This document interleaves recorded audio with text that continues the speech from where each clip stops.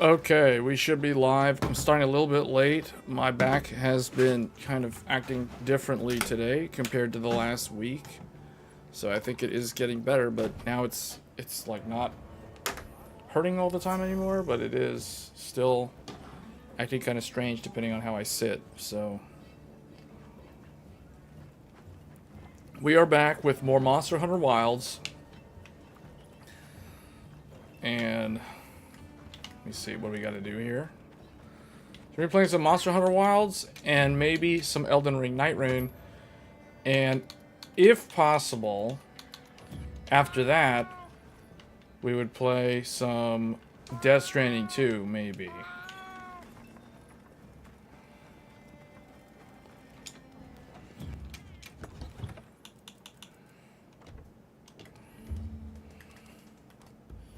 Oh, we have a full meal duration thing. I think there's an event. Yeah, New Udra, but hold on a second. Oh.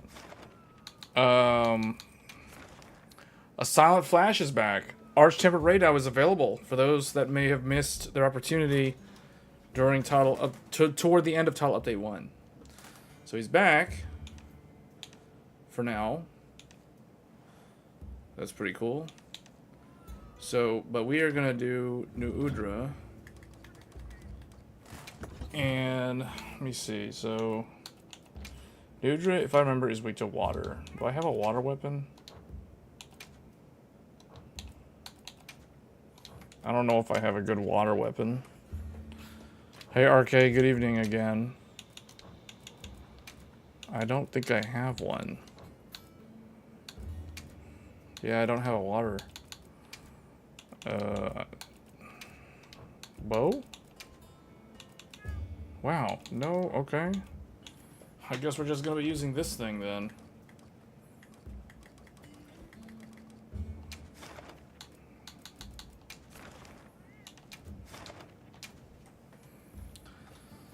I'll do a couple of these. My back is feeling kind of weird. It was feeling okay today, the first half of today, but this evening it's kind of acting weird. Let me see if I sit forward or like sit on the edge of the chair. That's better. I don't know if that's better. We'll see. Oh, the support ship has arrived.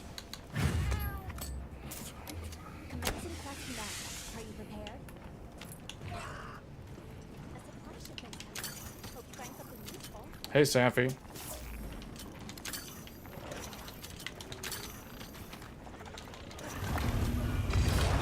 Oh, that must have hurt.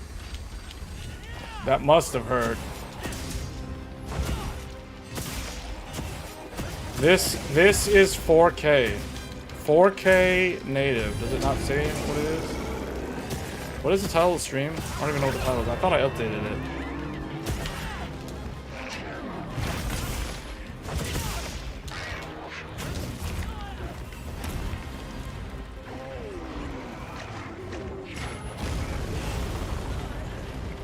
Oh man, that fire attack somehow managed to break my guard.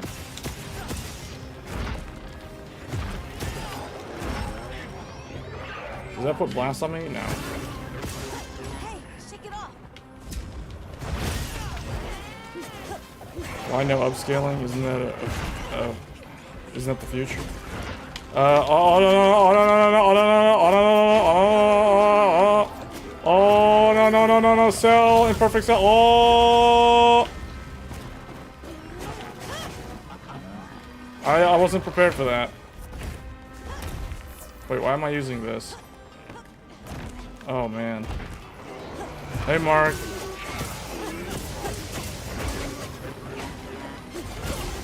Have you guys played this game? What do you guys think of Monster Hunter Wilds?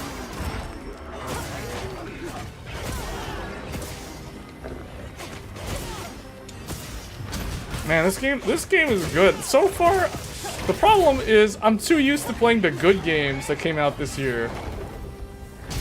It's hard for me to want to play any of the other games now. Because I've been playing all the good ones. I realize now that this channel is literally just turning into a channel that just streams Game of the Year contenders.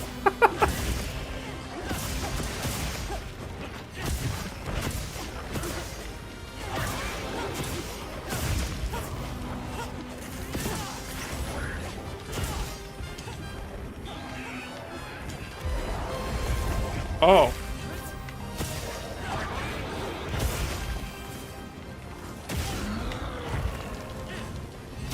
Is this on a weak point?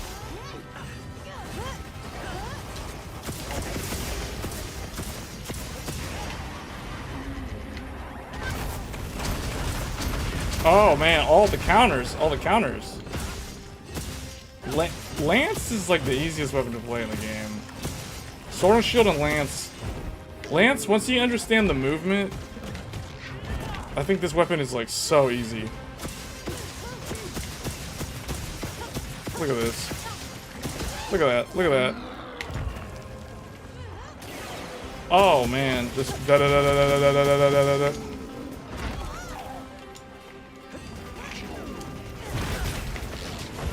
The counter attacking is insane. Look at that, paralysis activated. That's from the Lance. I'm using paralysis. You really enjoyed Monster Hunter Wilds? After reaching rank 125, you took a long break. Yeah, this game is very good, actually. I don't understand why this game has so many people that complain about it. I can't tell who is actually complaining, though, because if it's people that are not fans of the series, I don't really care what they say. But if it's like the hardcore fans, then there might actually be a problem that needs to be addressed.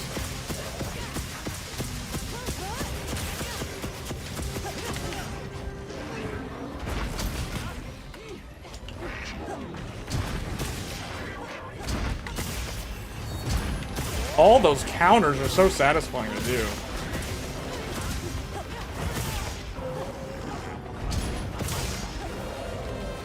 Oh wait, this is the other guy. What? This dude is here. Uh-oh. Turf war. Oh, he's getting burned by the flamethrower.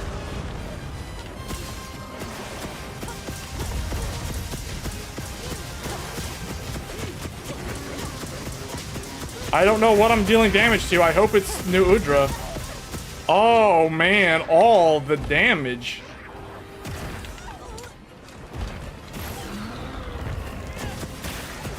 Oh.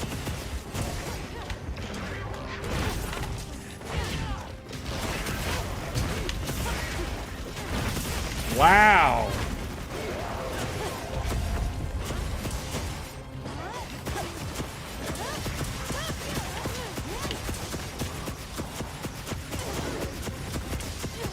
Oh, you have a confession to make? You don't even game.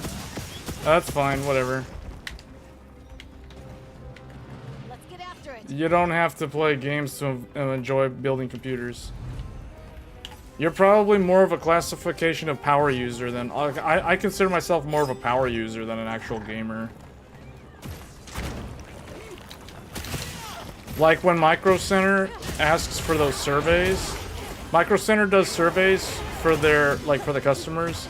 I filled out a survey the last time I was there. And basically they ask you to classify yourself, what category. And I don't list myself as a gamer. I list myself as a power user.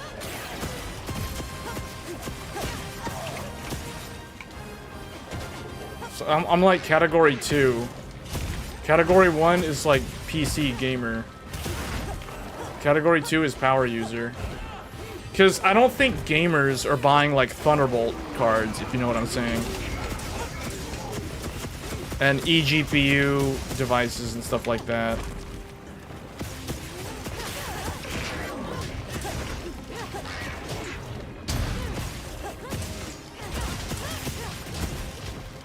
Wait, I'm a gamer, or wait, you're saying you are?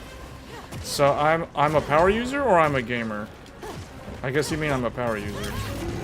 I mean, I guess I'm kind of a gamer, but see, I don't consider myself like a hardcore gamer because I don't play the type of hardcore, like I don't play the games that most of the PC gamers play. I actually play the type of games that console gamers play. Like, Monster Hunter Wilds, this game is more of like a console gamer's game. Elden Ring, Nightreign is also considered a console gamer's game. And I'll give you guys an example of why I say that, and why a lot of people, well, at least some people will agree with me. I consider this game a console gamer's game. And same thing with Nightreign. Basically, any game that you're using a game controller to play the game. Because I know people who will never play Monster Hunter or will never play Elden Ring because they refuse to use a game controller. They have to use a keyboard and mouse. And they will only play PC games like Baldur's Gate 3 or League of Legends or Minecraft or Counter-Strike. Basically, games that can be played with PC, with keyboard and mouse, and have a very good control scheme with keyboard and mouse. So that's why I consider this type of game, basically any game where the developers intended for you to use a game controller, these are more of like traditional console style games.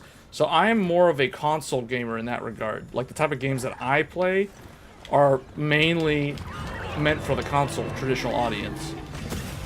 I don't really play a lot of like PC games that are meant for like keyboard and mouse. I used to a long time ago, like back in the day, like Age of Empires 2, StarCraft Brood War, StarCraft 2, Warcraft 3, The Frozen Throne. Those are examples of what I consider like the type of games that I would play on PC because those games were designed for keyboard and mouse.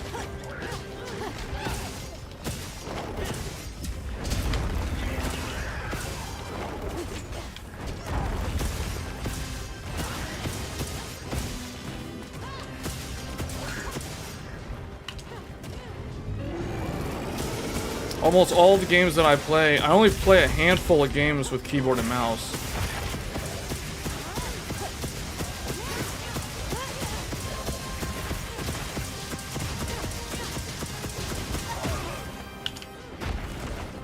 Okay, wait, I guess I could capture this guy. He's gonna attack. Yeah, hold on, here, let's just do this. Let's just do this here.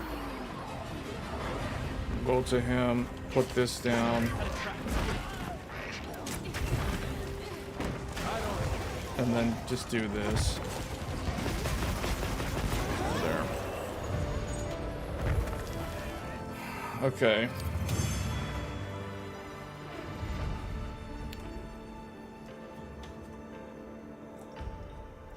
Because I feel like the people that are most of the people that complain about this game are people on PC.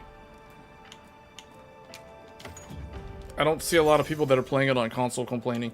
And the thing is, the game doesn't even run that good on console. It runs better on PC, and the people that are playing it on PC are complaining. Yet the people that are playing it on console, where it doesn't even run as good, are not complaining as much. So, yeah.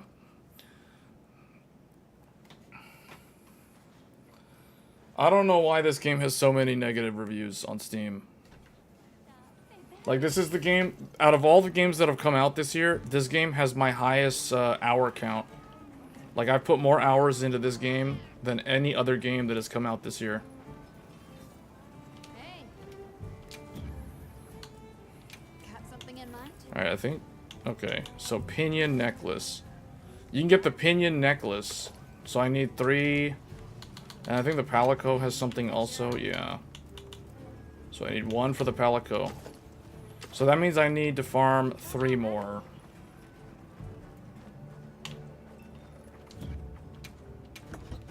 Console gamers are served humble pie with each cutting edge release due to hardware limitations. I don't understand what you mean.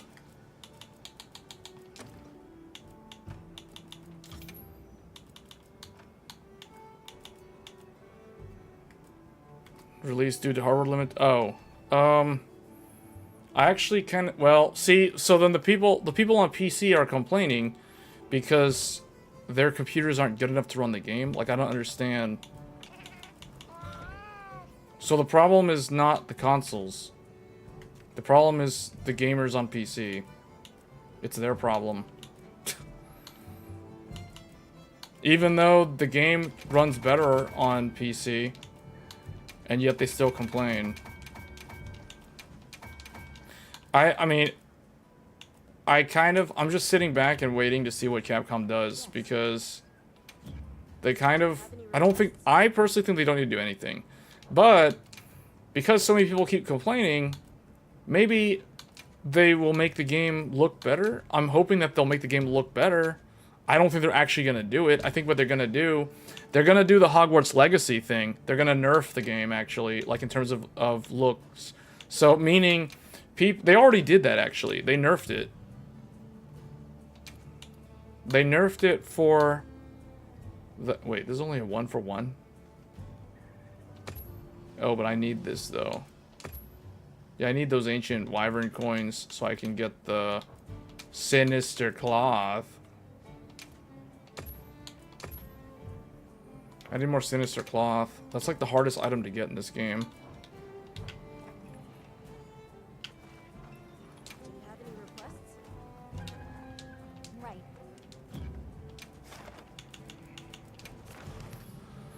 That's not the complaint. The complaint is that the game is much more demanding than it has any right to be given how it looks. Well, but see, here's the thing, guys. Like, the game is actually not that... Well, okay, no. Let me back up. The game is demanding.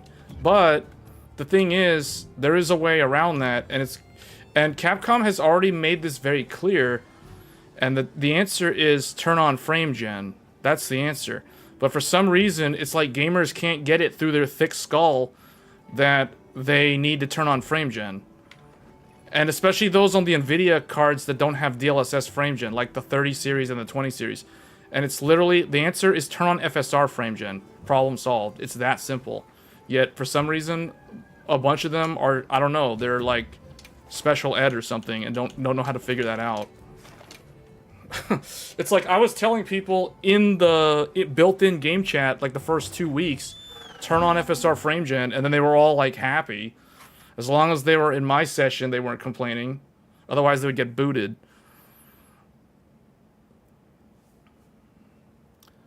There are better looking games that perform better, but that's irrelevant.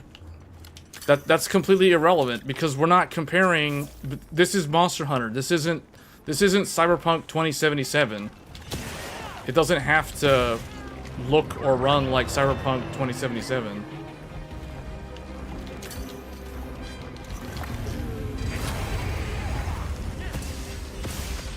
Oh, wait, did I do the thing? Hold on, I forgot to do this.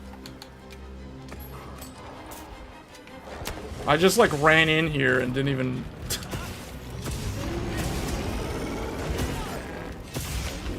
I think it's more they were expecting the game to look significantly better than World. At least for the people that played World, that seems to be a complaint.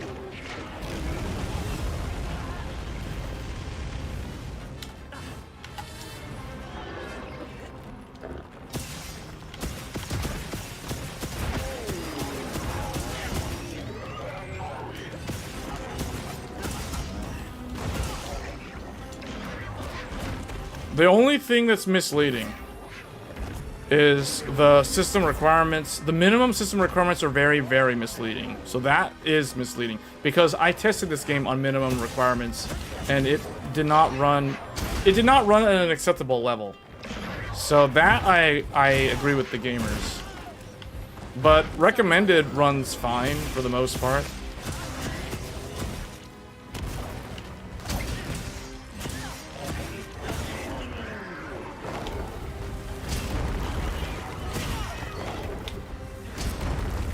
Yeah, but the thing is, all the problems with this game's performance with frame rate is resolved with frame gen. That's the thing. And they don't like, I guess they just don't like frame gen. But have they even tried frame gen in this game? Like, the difference between frame gen on and frame gen off is the difference between making the game actually enjoyable and the game not being enjoyable. And maybe that's where all the complaints are coming from.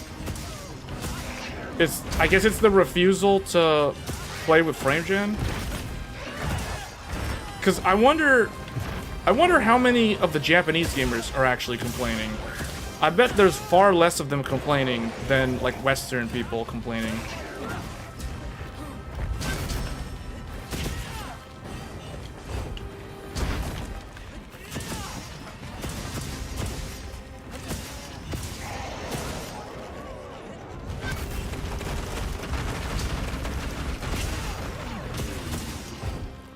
Hey Francisco. I'm just testing the new hunt. There's like a new hunt in Monster Hunter. This one right here for opinion item. It's a limited time event thing. Oh no, oh, this always happens to me. Oh no, I don't want to be Android 17. I don't want to get absorbed by Cell. Someone get me out of here, get me out of here. Ah!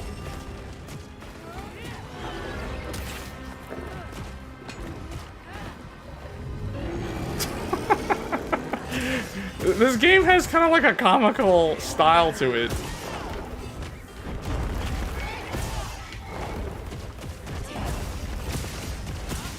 That literally looked like he was doing the cell imperfect cell absorption technique.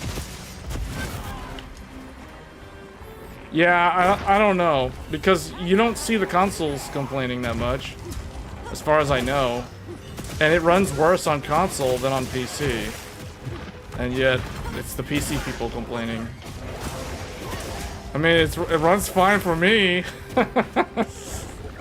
I don't know what everyone's talking about. It runs fine for me. Oh no, I'm about to die. Oh no. Oh man, I gotta get out of here. I'm about to die.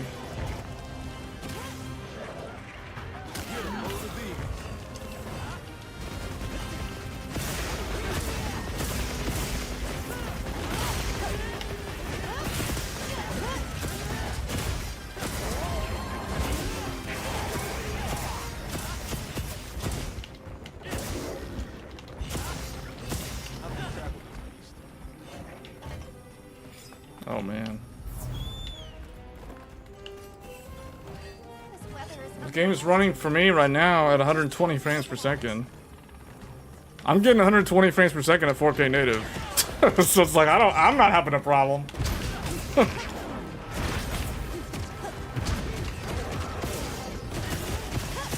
It's like those Steam, there's so many like Steam threads that are like, this game has terrible performance, and then there's always the people that reply to those that they're like, it's usually it's like someone's complaining with like a 3080.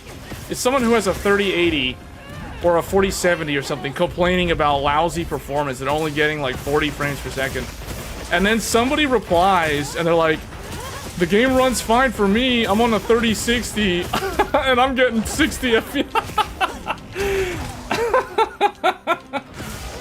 There's always somebody that does that, because the thing is, like, those posts are so hilarious to read, at least for like 2 minutes, just to see like how flawed those topics are. Because there's no context. They don't tell you what resolution, they don't tell you what their CPU is. They expect the GPU to handle everything, and it's like, the guy probably has like a 3080 with like a 9900K or some garbage, and that's the reason why it performs so bad, because they're so CPU bottlenecked, but they don't know any better.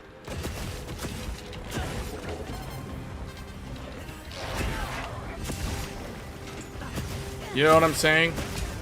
And then the guy who's playing on like a 3060 probably has like a 7600X, and that's why it's running better for them. Because they're on DDR5 and they're on Zen 4, which is like a CPU from 2022.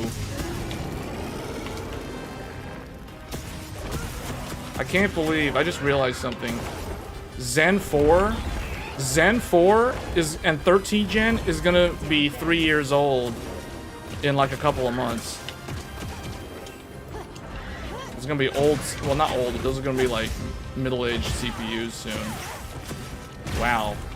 Feels like those CPUs didn't even come out that long ago.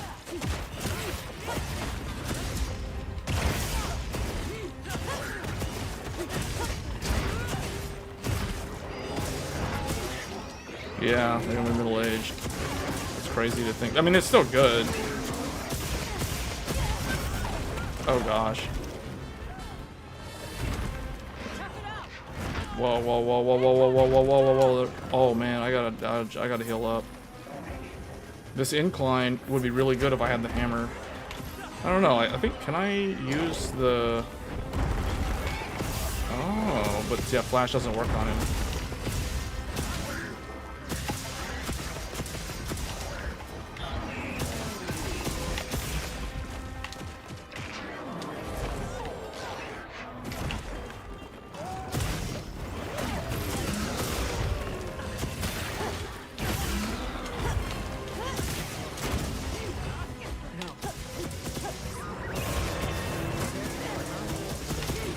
Someone told me that like when they watch me playing Elden Ring, Nightreign, it's like watching all the red zone plays in sports.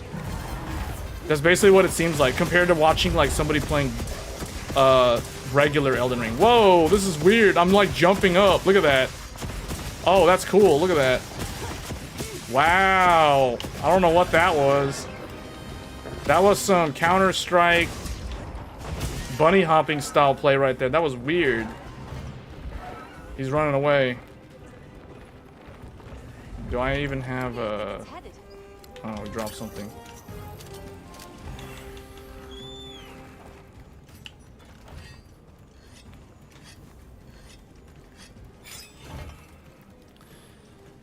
Zen 6 rumors? Zen 6, we might get something even in non-X3D space. What do you mean? Isn't that what they always do?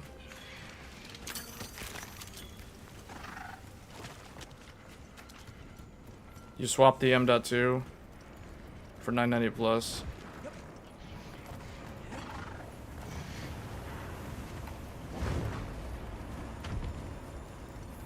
If you have SATA drives, they'll always... Wait, hold on a second. What is that? That's a weird looking... What is that?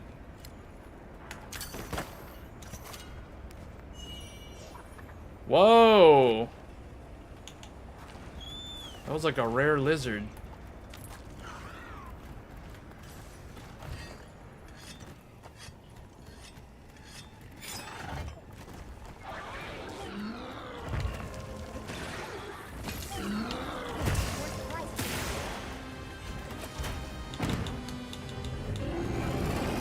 Oh, I can't set the trap because...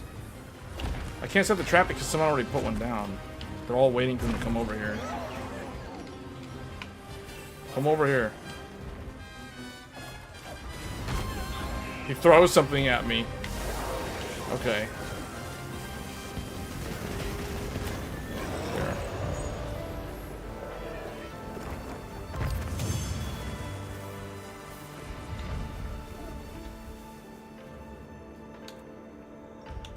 Man, this is going slow. I need 2 more of those little things, those little drops.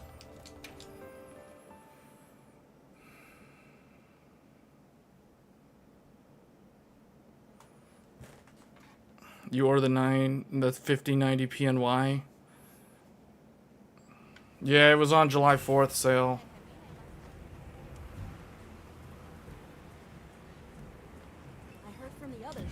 That is good that it's on sale now because it was very expensive a month ago.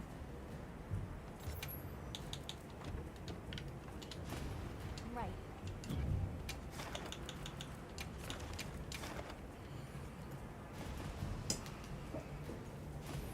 What are the rumors about Zen 6 besides the fact that it's supposed to go to like 12 core CCDs or something? Oh, the dual memory. I remember the dual memory controller someone was talking about. It's like, what does that mean? Like 1 memory controller per CCD? Are you prepared? Then it truly is like 2... It's like dual socket almost.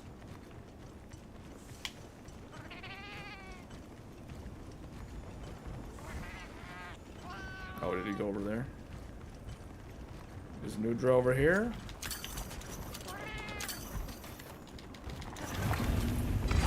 He walked right into it. That was like perfect timing right there. Over 6 gigahertz for the Zen 6.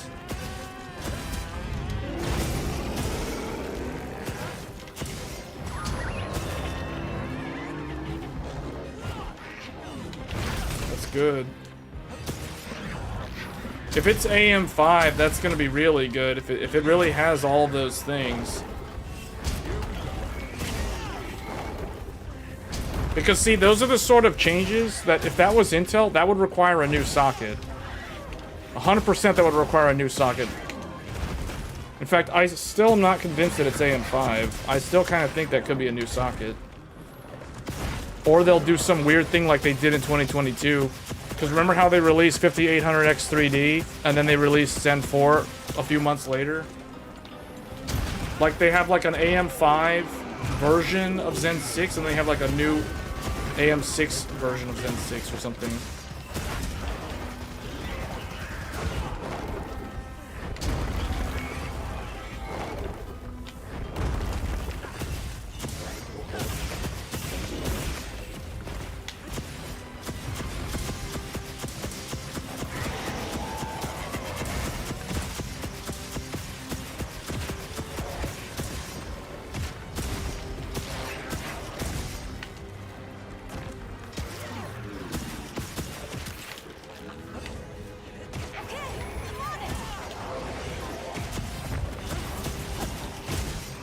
Isn't that what they said about Zen 5? Didn't they say Zen 5 was an evolution of Zen 4?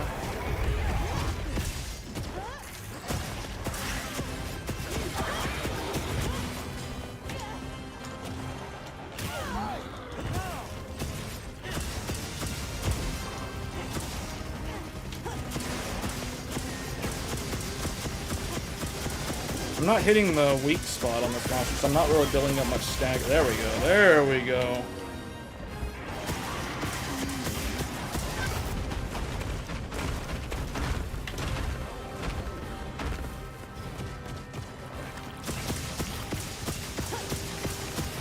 Man, Lance is pretty good against this thing. You have enough reach to, and you have enough speed to like run out. You can just do like this the whole time.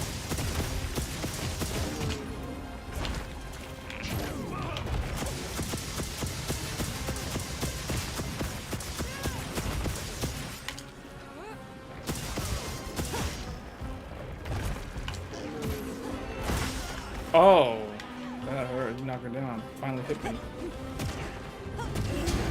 Oh, I bet he's gonna do the grab attack. He's gonna do the grab attack again. Oh, he grabbed somebody else, or he tried to.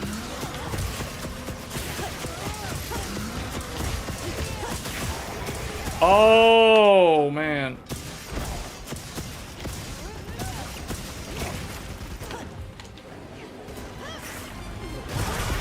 Oh. Ooh.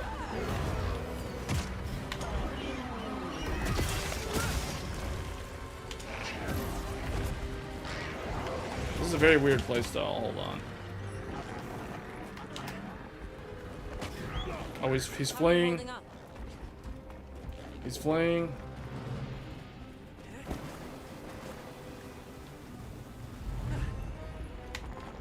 Oh, that would be so epic if I actually even landed on top of him. Oh, no, no, no, no, no. He's gonna try to do the grab. He's gonna try to do the grab. Oh, no, he's doing flamethrower. He's doing flamethrower. I like how the Sacred was literally standing there and not getting roasted at all and turned into fried chicken.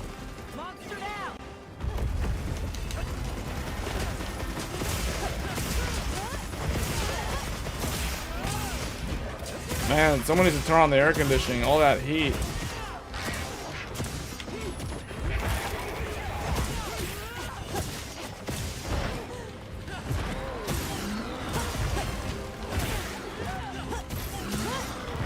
I think we have arch-tempered Duna is coming out soon, I think. Well, I don't know. I gotta look. I forgot. I know that it's the next arch-tempered.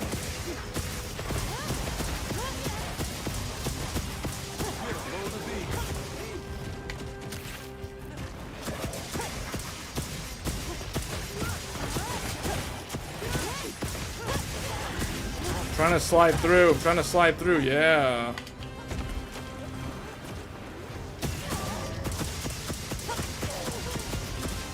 Man, that's so satisfying having the lance just do like that.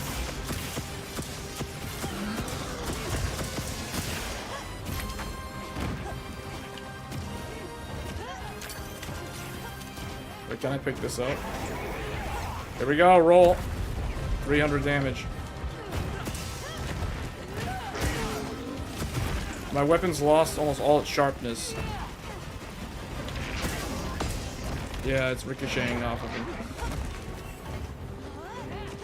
Let me see what else we got here. Nitro Toad.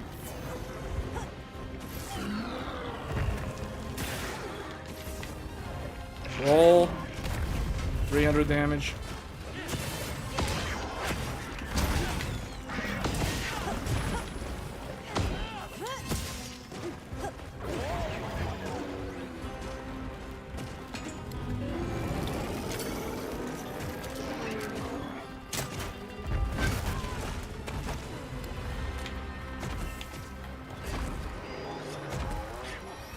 Yes, I'm using an OLED monitor. I think it's in the description of the video.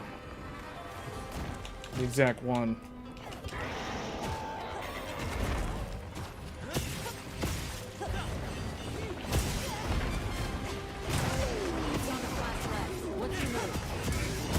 Alright, gonna do the cap. Why is he? Oh boy.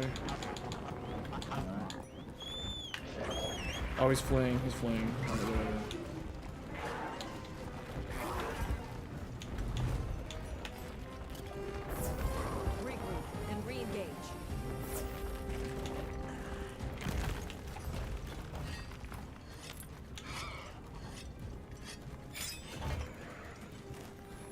Yeah, I know. This is 4K gaming. This game is playing. I'm playing this game at 4K native resolution. But see, this is as good as it gets. You can't really make this game look any better than 4K native. The game was designed for 4K output on the console, and that's probably why it has a lot of problems on PC, because if you're not playing the game at 4K, the game doesn't look that good. I mean, I've tested it at 1080p and 1440, and it looks terrible at those resolutions. It needs 4K output, meaning you have to use upscale if you don't have a GPU strong enough to handle 4K. And literally there's only one, so basically everybody has to play this game with upscaling. And that creates another complaint. Because not everybody likes upscaling. Okay, he's gonna drop. He's gonna come out like. Oh wait, he's right. Oh wait, whoa, whoa, whoa, whoa, whoa. Okay, he's gonna put. He pushed me here. There we go. All right. Hopefully, 2 of them drop. If I get lucky and get 2 of them, we're done with this. Oh, what? I said I could get 2. Hopefully, I get 2. I got 2. 2 necklace tickets. We are done with this quest. We're just straight up done.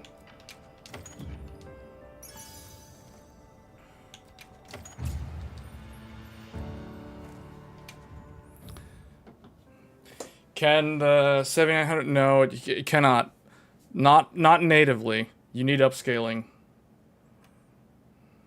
There's only one GPU that can actually play this game at 4K without upscaling. Basically, every GPU requires upscale if you're trying to play the game at 4K. And I wonder if people know how to set the graphic settings, because there's so many complaints on Steam. I wonder if people actually know how to set the graphic settings in this game.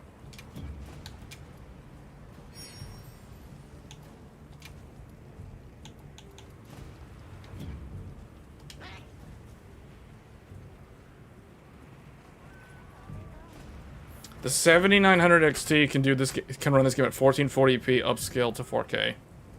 Well, actually, yes, it can. Yeah, I'm pretty sure it can.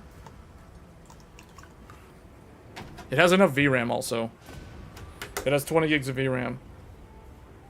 You need to have 16 or more for this game.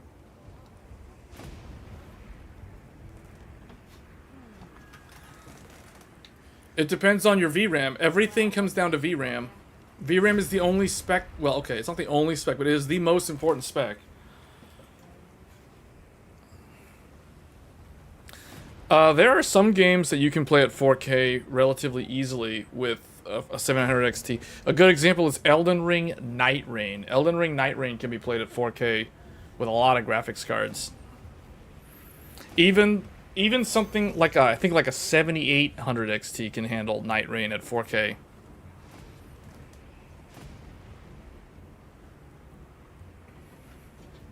Elden Ring Nightreign is actually easier to run than Elden Ring. Because Elden Ring, they added ray tracing. Elden Ring Nightreign, they removed ray tracing for some weird reason. I think it's because they believe that most people that are going to be playing Nightreign are going to be playing in co-op.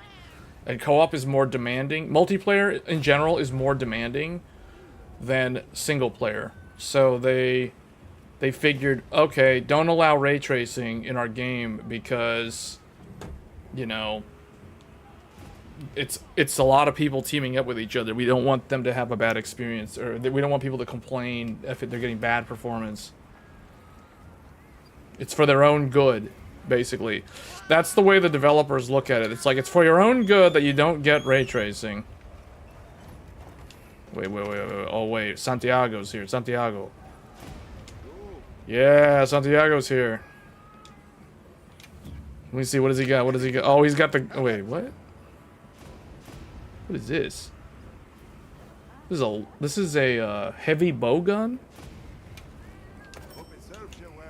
He's got the golden egg.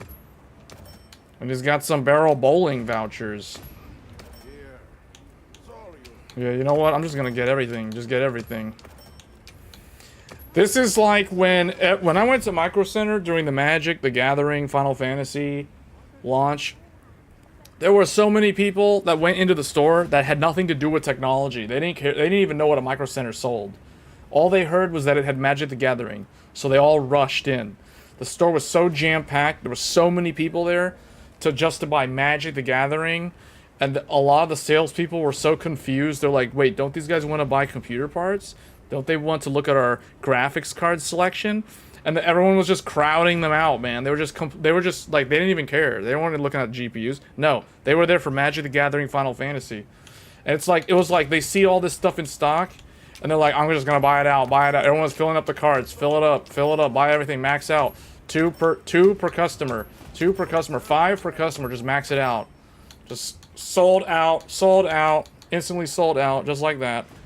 His whole stock is just sold out.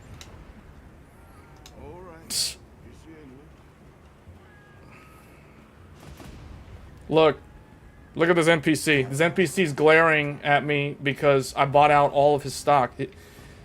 She was looking to buy Magic the Gathering, didn't get a chance. His entire inventory sold out, man. Santiago's literally sold out. Nothing left.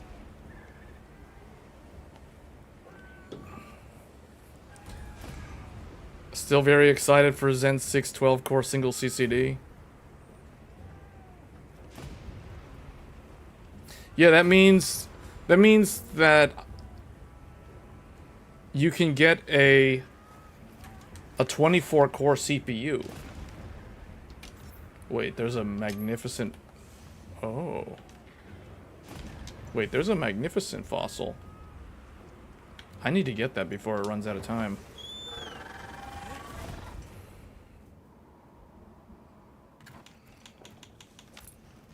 Let's go get that magnificent fossil.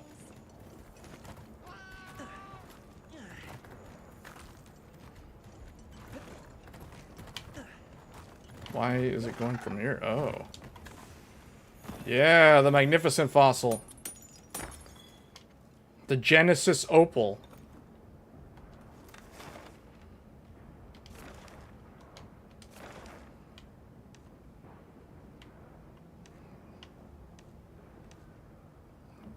There's nothing else. There's just a tempered radeon.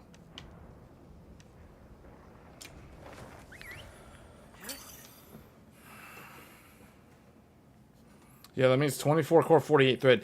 That means that a Ryzen 9 Zen 6 flagship CPU will have as much cores and threads as an entry-level Threadripper. That is actually crazy to think about, because the last time that happened was when there was a 16 core, the very first 16 core Ryzen, the Ryzen 9 3950X had the same amount of cores as the 2950X Threadripper.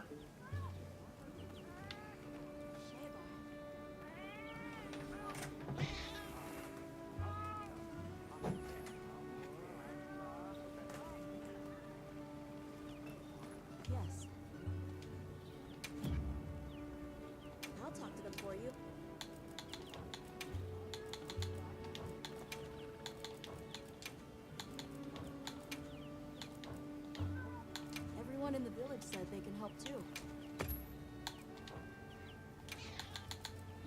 Well, do I need these? Oh, I kind of need Excite Room.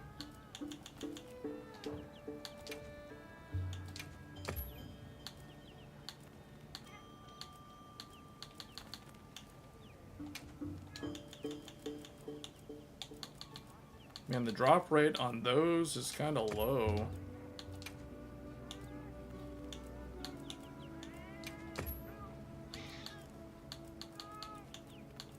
Got lots of sleep herb.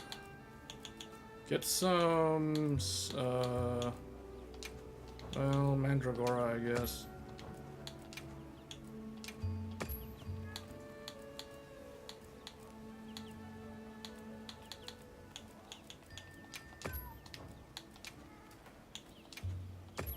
You wonder how revolutionary Intel's Nova Lake will be? Do we know?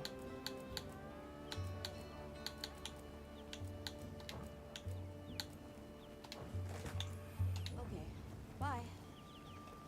Oh, they did add the item box. They finally added the item box from Monster Hunter World and the other Monster Hunters. Why this was missing from the base game, I don't know. This is like a... Yeah, see, these are the sort of things... Like, this... The item box not being in the game is something that I would complain about. But... Yeah, apparently nobody seemed to... Well, I guess people did complain. I don't know. Like, I never heard anyone complaining about the lack of the item box. They put it in, though. So you don't have to go in the tent anymore. But you still have to go into the tent if you want to change equipment, though. You can't, like, change your weapon from here like you could in World. The air cooler that I use is the Noctua NHD 15.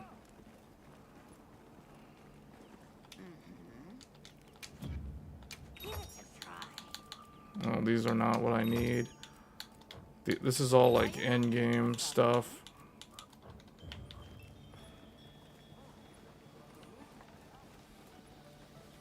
Okay, well, I think that's all that I need to do in this game. Well, okay. Got something in mind? Yeah, I needed 3 tickets for this, and then I needed 1 for the Palico equipment. Got something in mind? So that was it. That was all I need to do. Unless I want to farm Lagiacrus, which I don't feel like doing right now. And Saragio. You use the Arctic liquid freezer? Why do you want to switch to air?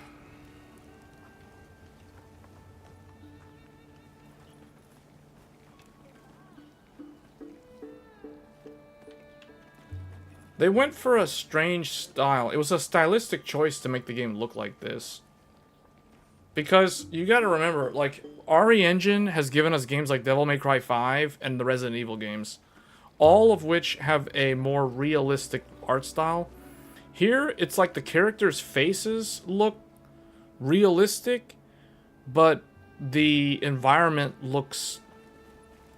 Like, I don't know, it's weird. Like, I remember a reviewer described it in a certain way that was like a perfect way to describe, like, the sort of style that they were going with for this game.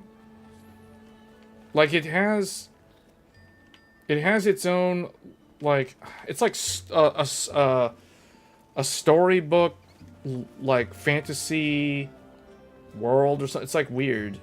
Like, the style that they were going with for this game. Over-the-top giant weapons. Like, look at the lance. Look at the lance. The lance is as tall as, like, a basketball. It's like the basket on a, what do they call it? The basketball net. It's like as tall as the basketball net. It's like 10 foot tall right there. Now, that's probably more than 10 feet tall. If the character's like 6 feet, then the thing is like, that's like, dude, that's like, 13, 14 feet tall right there, that lance. It's like a 13-foot tall lance. That's taller than the... Well, okay, the net... The actual board for the net is taller than 10 feet. The net is at 10 feet, but, like, I'm talking about the top of the actual... Whatever they call that thing. Man, I can't think right now. Yeah, that lance is pretty tall.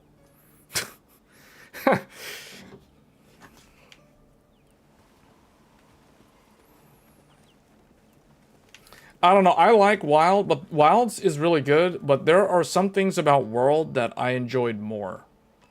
For some reason, when I think about, well, see, like, here's my thing. This is my take on it, because everyone's saying how, like, oh, the graphics. I think this game, if you're playing this game at 4K, this game looks better than World. Like, if you take World at 4K and Wilds at 4K, assuming the hardware can pull off the 4K with everything maxed out, this game looks better than World. But what I like about World, I like the World's story progression was better. It was more interesting. Although this one's story had way more like voiced dialogue compared to World. World literally felt like I was watching some over-the-top shonen Dragon Ball Z style crazy. This game felt like I was watching... This game's story was more like, what does it... Well, okay, I think I'm understanding. So World felt like the Cell saga or the Frieza saga. Wilds feels like the Majin Buu saga, because Arkveld is literally Majin Buu absorbing all the power of the ecosystem. And then at the very end, it's like, okay, the hunter didn't want to kill Arkveld because what was his kid's name? Nata didn't want him to die. He felt sorry for Arkveld, so he didn't want you to kill Arkveld. So the way I see the story of this game is like the hunter, your character, is basically Goku. Like when because everybody remembers in the Majin Buu saga, Goku could, if he wanted to, he even said so. Goku says at a certain point in the story, he states that back when Majin Buu was the Fat Buu and Goku had Super Saiyan 3, he went Super Saiyan 3 for the first time. He revealed that he had the ability to go Super Saiyan 3. He says later on that if he wanted to, he probably could have defeated Majin Buu then and there. But it's kind of ambiguous whether or not he could really back up those claims.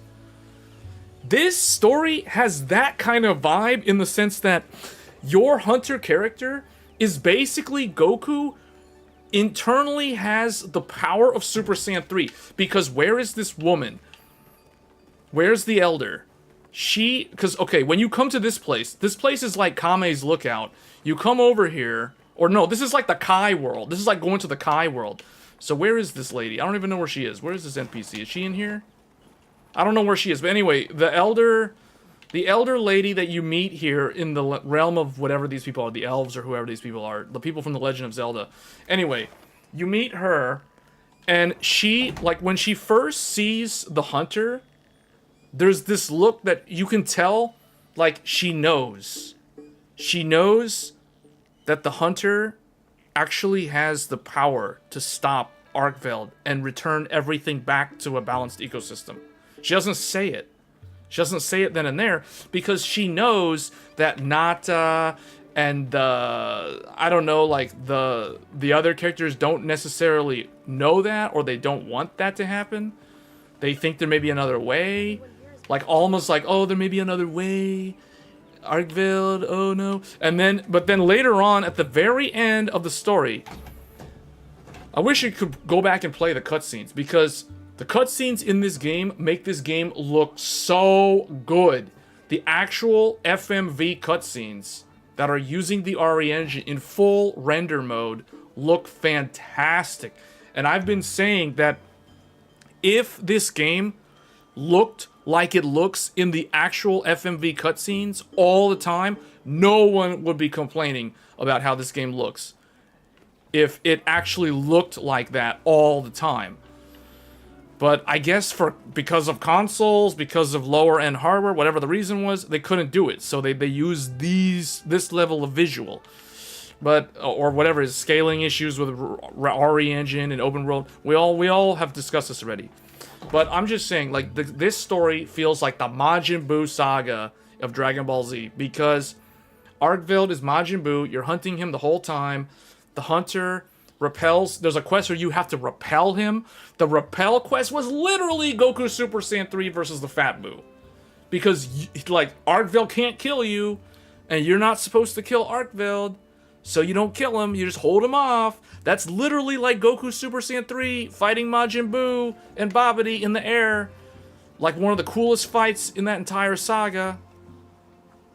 So this, yeah, see, this game is legit good. Like, if it wasn't for all the stupid negative reviews from users, this game is definitely in Game of the Year list. There are few games that have come out this year that can match Monster Hunter Wilds in terms of quality. World's cutscenes look exactly like the gameplay. Yeah, that's because they're all just rendered in-engine. But if you watch the cutscenes of this game, the cutscenes of this game look nothing like the... Well, okay, they look still like the game, but they look significantly better than the in-game. But it's like, man, if the in-game graphics looked like the cutscene graphics, wow, this game would be good. This game would be super... It would be like on a whole nother level. It would be on a whole nother level. It would be like Nightreign Step Aside. Well, I don't know about that, but because Nightreign is really, really good. But yeah, there's a bunch of people already declaring Nightreign as Game of the Year, which I think is hilarious. It's like From Software can do no wrong.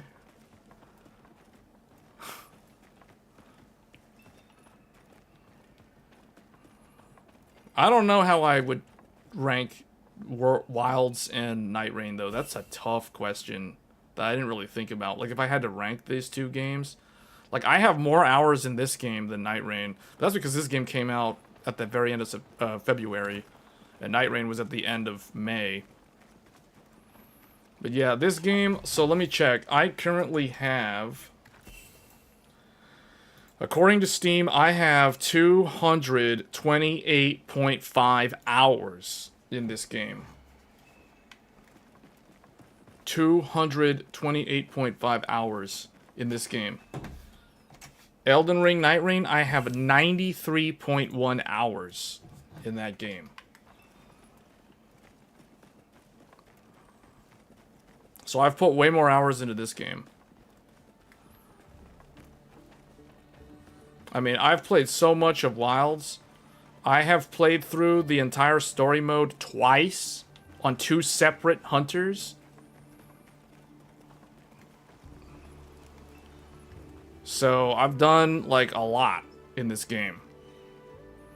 And I was thinking of playing Nightreign, starting all over again in Nightreign on PlayStation 5 Pro. And see how that goes. But yeah. Because the consoles don't have the weird traversal stutter that you get on PC. I mean, there's even instances on my stream that show the traversal stutter. You like Nightreign better? Have you played Nightreign yet? I know you haven't played this game yet, but okay, so I guess I mean it's a different kind of game, but yeah, like it's I will say this game. See, the thing is, both games are actually quite similar in terms of the gameplay loop. In Wilds, you basically hunt monsters over and over and over and over again, and it's all about skill, and it's all about the weapons and the armor. It's all about weapons and armor. Literally, the whole point of this game is to get weapons and armor. You go here and you forge weapons. It's all about hunting monsters to get their body parts and turn their body parts into weapons or armor. That's literally what this game is all about. Weapons and armor. That is what it's all about. So it is very repetitive in that regard. Elden Ring, Nightreign is very similar. It's all about farming the bosses over and over and over and over again in expedition, in 3-player expedition mode. Monster Hunter is up to 4-player co-op. Nightreign is up to 3-player co-op. Well, okay, Nightreign is not up to. Elden Ring is either 3-player or solo. Monster Hunter is up to 4 players, but you can do 3 players, you can do 2 players, and you can do solo. So basically all of them are viable in this game. You can go by yourself, you can do duels, or duos, which is cool because a lot of people like duo because you get your palicos, so it's like two hunters and 2 palicos. As soon as you step up to 3 players, you lose the palico or the palicos, so it's just 3 hunters. And so 3 hunters is usually the rare one that like no one ever really does in this game. So it's either like 4-person co-op or 2-person co-op or solo. Rarely do you have like 3-person co-op. Usually you only ever have 3-person co-op because the 4th person disconnected from the session or their game crashed because they have an unstable overclock or something. Like that kind of stuff. 3-player is not very common. Nightreign, it's most of the time it's 3 players. If it's not 3 players, it's solo. It's literally single player. The only time you'll ever see 2 people in a session is because the 3rd person disconnected. So it's different style in that regard. But very similar loop. Monster Hunter is definitely the easier game, I would say. Now, that's not to say that Monster Hunter doesn't have its challenging hunts. The 8-star hunts are quite challenging. The Arch-Tempered hunt is quite challenging, which is available now. The radeon one has returned. So, and then we're soon going to get Duna is going to be Arch-Tempered soon. So this game does have its challenging combat. And the Arch-Tempered fights in multiplayer are actually, I don't know, some of them can be harder. Some of those hunts can be harder in multiplayer than in single player, because if you have a bad group and people keep carting, then you're just basically going to fail the hunt.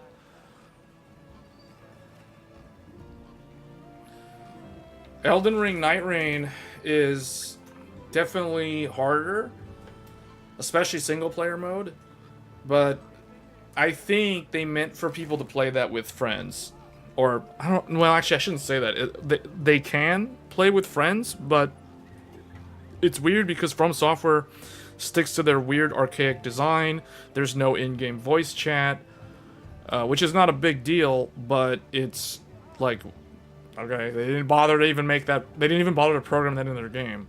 So it's like, and the weird thing is, what I'll say is, I've played with friends, and I have had better matchups with randoms than playing with friends. And that's because, frankly speaking, my friends that play this game are not as good as some of the randoms that are like significantly better.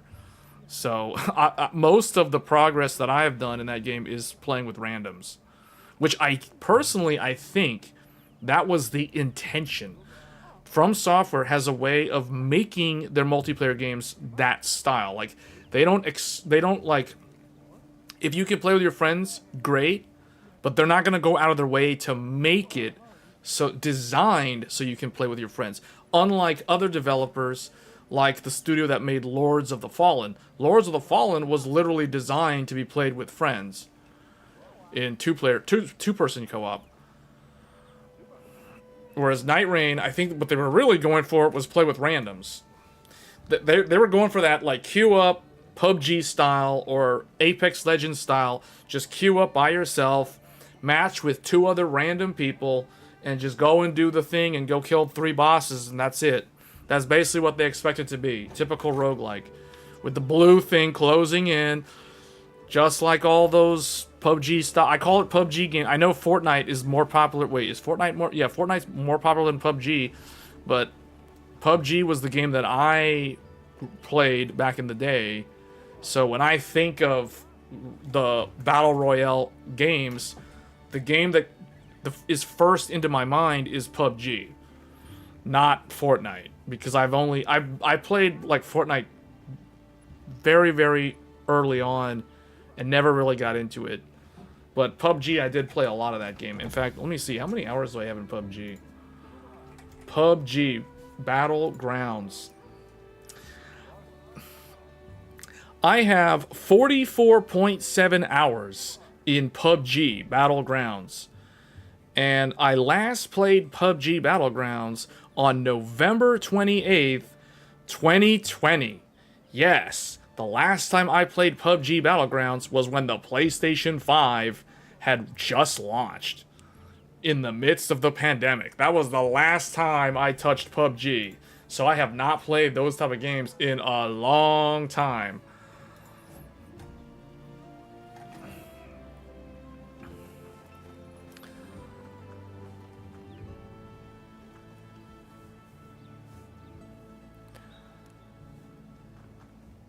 No, this game needs frame gen though. That's the thing. This game is, you're supposed to be using frame gen. See, that's the thing. Capcom always tried to tell the gamers to turn on frame gen. Like, literally, when you boot up the game, the first thing it asks you to do is to turn on frame gen.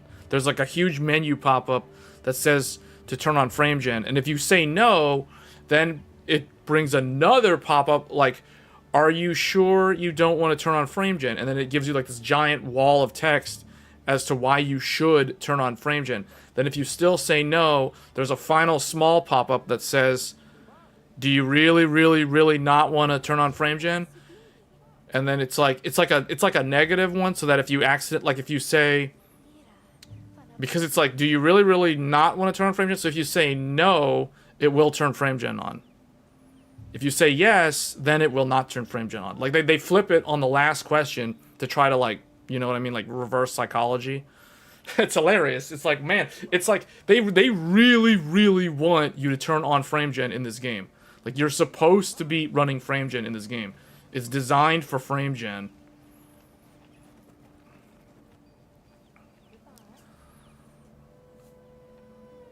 You have a fear of the AIO. Air cooling is supreme for peace of mind. Yeah, most people should be on air coolers because it's less.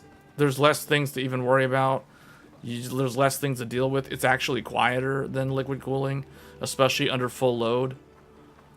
Unless you're like letting your CPU run up to like 95 degrees or something under full load. Because if the AIO's fans are not pushing the heat away from the radiator fast enough, it's just gonna still heat up.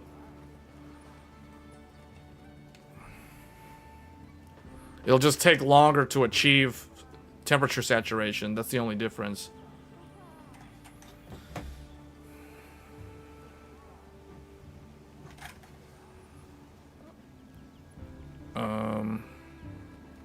You'd argue RE engine works better in non-open world games.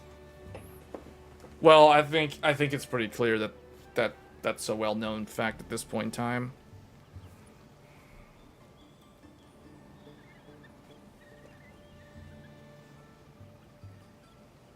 We've already explained why RE engine was utilized.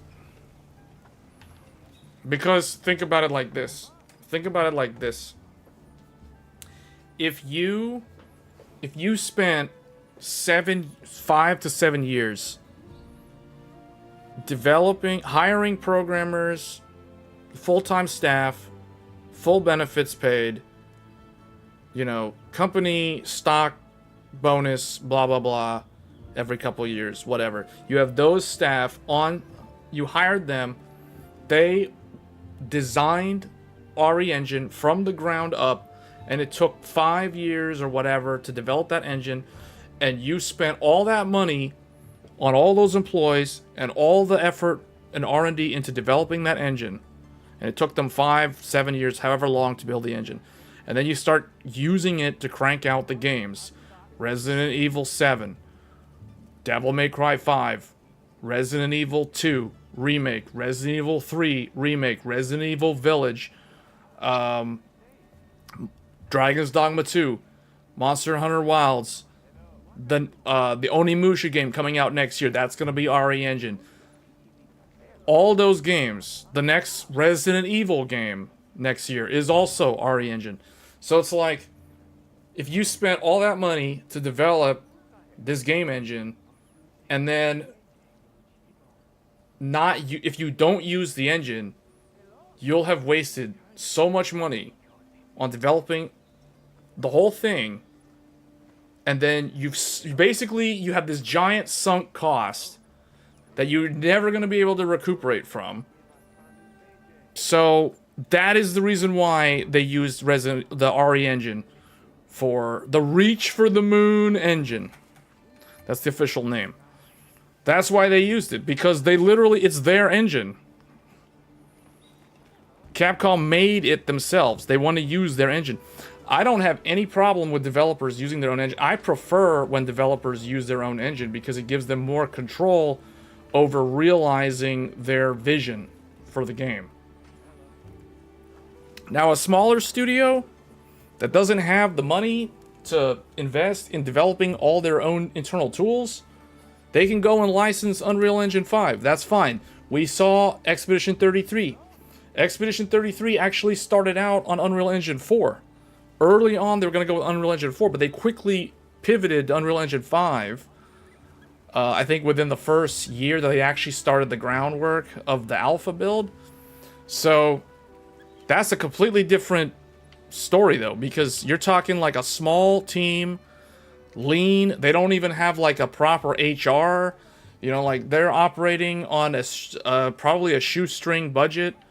Microsoft probably threw some dollars at them at some point when they saw that it was going to be as good as it is. Well, before anyone knew that, actually. And that's the reason why it ended up on Game Pass. But, yeah, you're not gonna, like, spend all this, like, millions of dollars to build a game engine and then not use it and go and license somebody else's engine and pay them money. No, dude, that's not how it works. That's not how game design works when you're a big, giant company like Capcom. Especially Japanese company. Japanese companies don't function that way, traditionally. But a lot of them are being forced to change, though. I'll give you a good example.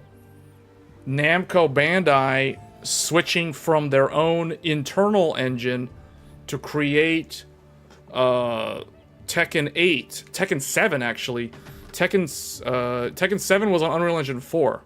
And then Tekken 8 was on Unreal Engine 5. But prior to Tekken 7, all of the Tekken games were on Namco's internally developed engine. I don't know what the name of the engine was, but all the Tekken games were on their own internal in-house engine. And personally, I like the way... So, I remember when Tekken 7 first came out, and that was UE4. Tekken 7 had terrible load times. You would run the game at like 25 frames per second when it was like loading the match on the character, like Xiaoyu versus Jin Kazama versus the splash screen of the versus screen. The game would run at like 25 to 30 frames per second on Unreal Engine 4. Then no matter what computer you had, you could have the highest end hardware on the planet and you're still getting 25 to 30 frames per second stutterfest on the versus splash screen. Because that's how the game behaved, and they never fixed that. Even to this day, it still does that. Now, Tekken 8 on UE5 doesn't do that, but the old Tekken games that were natively on their homemade engine never did that, and they ran so much better. And the games on the PS3, so Tekken Tag 2, Tekken Revolution, I'm not Tekken Revolution, Tekken 2, Tekken Tag 2 looks better in a lot of ways compared to Tekken 7. Tekken 7 didn't age as well as some of the older Tekken games because they weren't used to developing on a third-party engine. And that's the reason why Tekken 7 at release ran kind of janky and didn't really look that good. I mean, it looked good because it was like the first PlayStation 4 era Tekken game, but compare that to Tekken Tag 2, man. Tekken Tag 2 loaded way faster, felt way smoother, and just looked a lot like it aged better compared to Tekken 7. Tekken 7 did not age well, and that was their first time they built a game on a third-party engine. So some of the studios are making that decision to do that, to license someone else's engine to create their game. But they're getting mixed results. Some of them are very successful. Look at Expedition 33. Although I shouldn't use Expedition 33 as the example, because what we're really talking about here are large companies that traditionally have the budget and resources to create their own engines. So it's like, why do they need to license someone else's engine when they can create their own games or their own game engine? Like, I'm so glad From Software has kept making their games on their own ancient engine from like 2006. Because a lot of people don't know that. Now, the thing is, they keep updating their engine. The engine is still not... It's fundamentally the same engine that they used to make Demon Souls on the PlayStation 3. Yes, that's right. Elden Ring Nightreign, a game that came out in 2025, is built on an engine that was made for a PS3 game in 2006. But they have updated it over the years. And you look at Elden Ring, and you look at Demon Souls PS3 edition, Elden Ring looks a lot better than Demon Souls. So they can update their engines.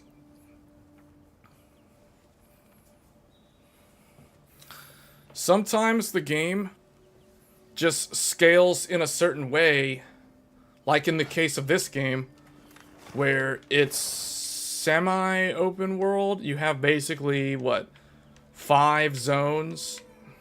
There's 5 zones, plus some extra other stuff. Like, what's going on over here? Let me see, let's go over here.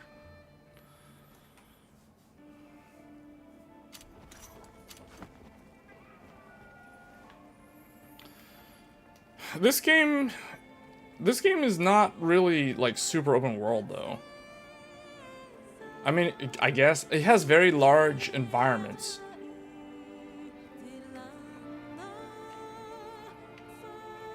It has a large environment, but I don't really know if this is, like, a huge open world. Dragon's Dogma 2 is an open world. Like, a true open world. This game is, like, semi-open world.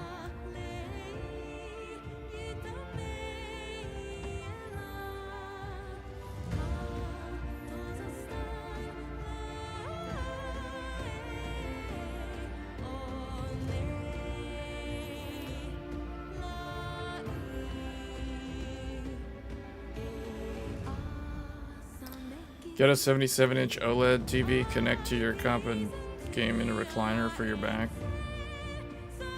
I don't know if a recliner is what I need though, because if I recline, if I actually use the recliner, I think it'll actually be worse for me. Because straightening my legs, having my legs lateral, it's not good. I can't do it right now.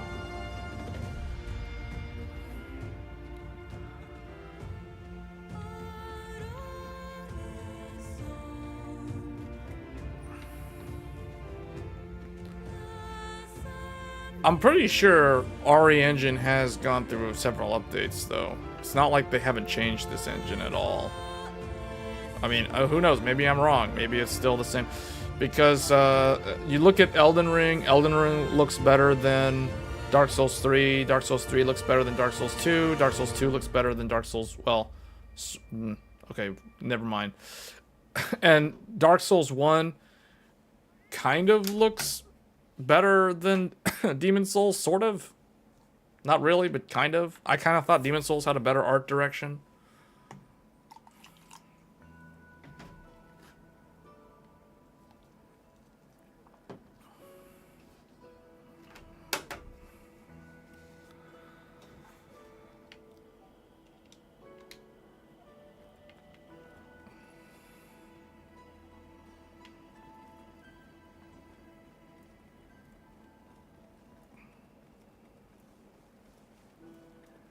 Alright, well, I did what I needed to do in this game, so we're kind of done with this game. Here, let's, hold on, let me see something here.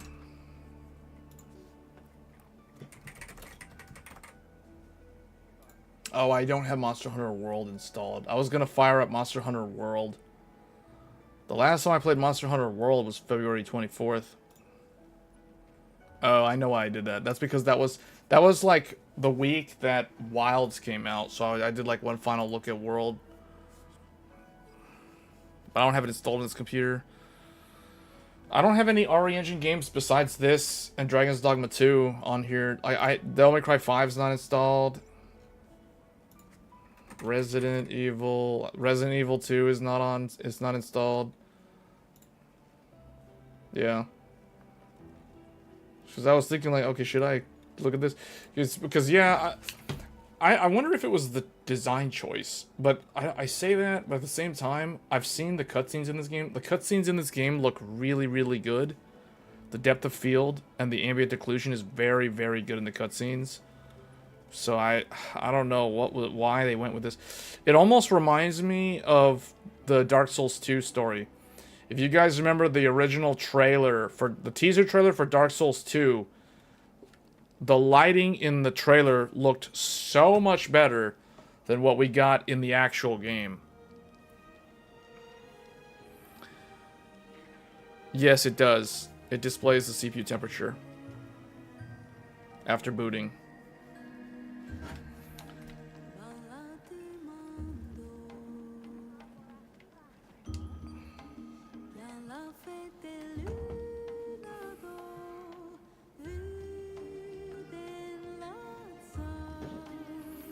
That makes me so. You mentioned Onimusha earlier.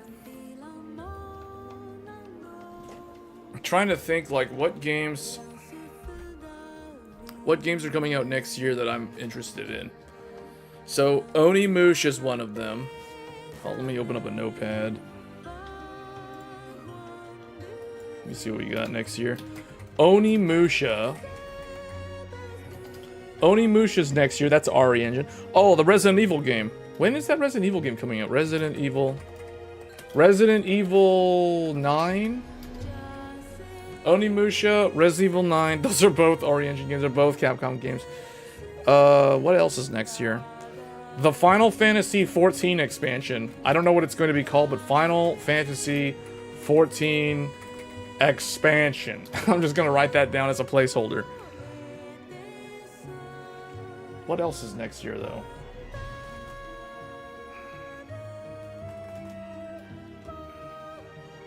Oh, the Dusk Bloods. Dusk Bloods on Nintendo Switch 2. One of the reasons why I bought the Switch 2 was for that game. So we got Onimusha, Resident Evil 9, Final Fantasy 14 expansion, the Dusk Bloods. What else is next year?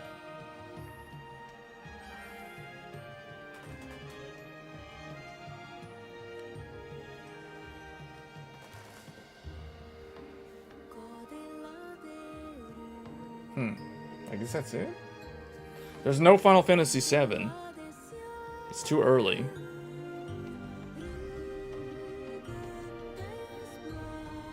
Ninja Gaiden 4 is later this year.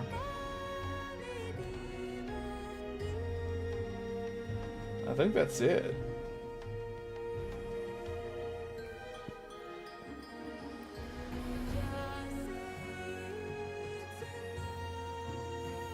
There's no big, like...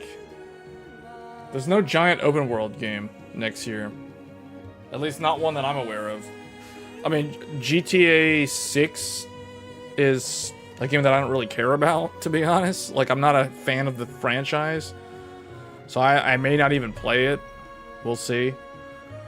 That's assuming it comes out next year.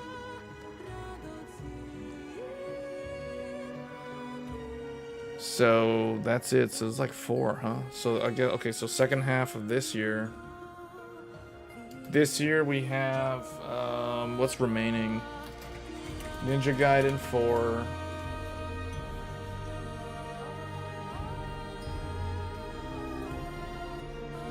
Snake Eater is later this year. That's actually, isn't that next month? Yeah, that's next month.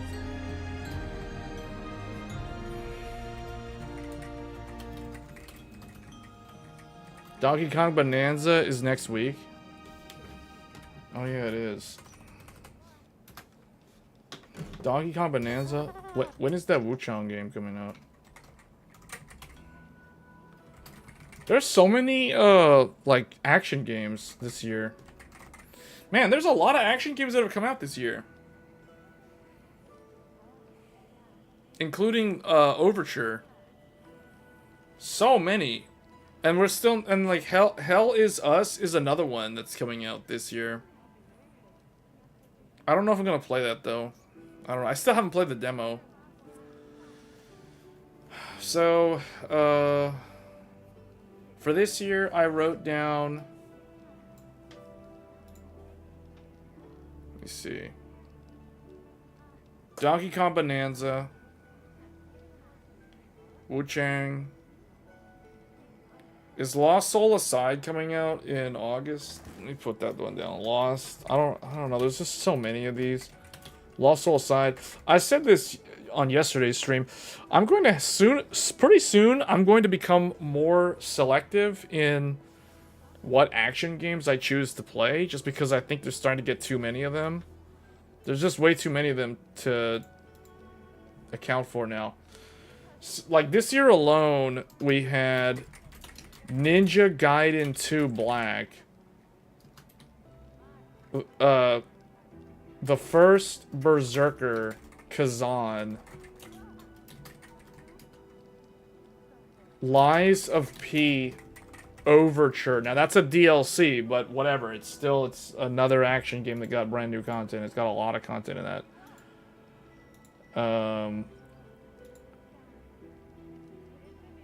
Elden Ring Nightreign, although it's not really the same style because it's a roguelike, but you can technically play it like that if you're playing solo play. Lost Soul Aside, Wu-Chang. I mean, there's like so many. Ninja Gaiden 4. 1, 2, 3, 4, 5, 6. If you count Nightreign, 7 action games. Oh, Hell Is Us is another one, isn't it? Hell Is Us is another one. Hell Is Us. Hell Is Us. That's another one. So it's like 8 games. And they're all action games. You know what I mean? Like, they're all the same, like, no, they're not the same, but they're the same, similar genre. Oh, Ghost of Yote is another one. Ghost of Yote also. Ghost of Yote. That's another one. Silent Hill F, although that's kind of different. Silent Hill F. It's another one. There are so many of them. Dying Light the Beast next. I don't know what that is. I've never even heard of that. That's what I mean. Like that's what I mean. There's too many of them. I can't. I'm not even keeping track of all of them. Dying Light the Beast. What is that? I've never even heard of this. This doesn't look like the type of game that I would play, though. Yeah, just by looking at the screenshots, this is probably one that I will not be covering. There's too many. There's too many that have higher priority. If I get Snake Eater, I'm definitely not getting that thing. That's a zombie game. Yeah, that's a different genre. That's like Left 4 Dead and Days Gone.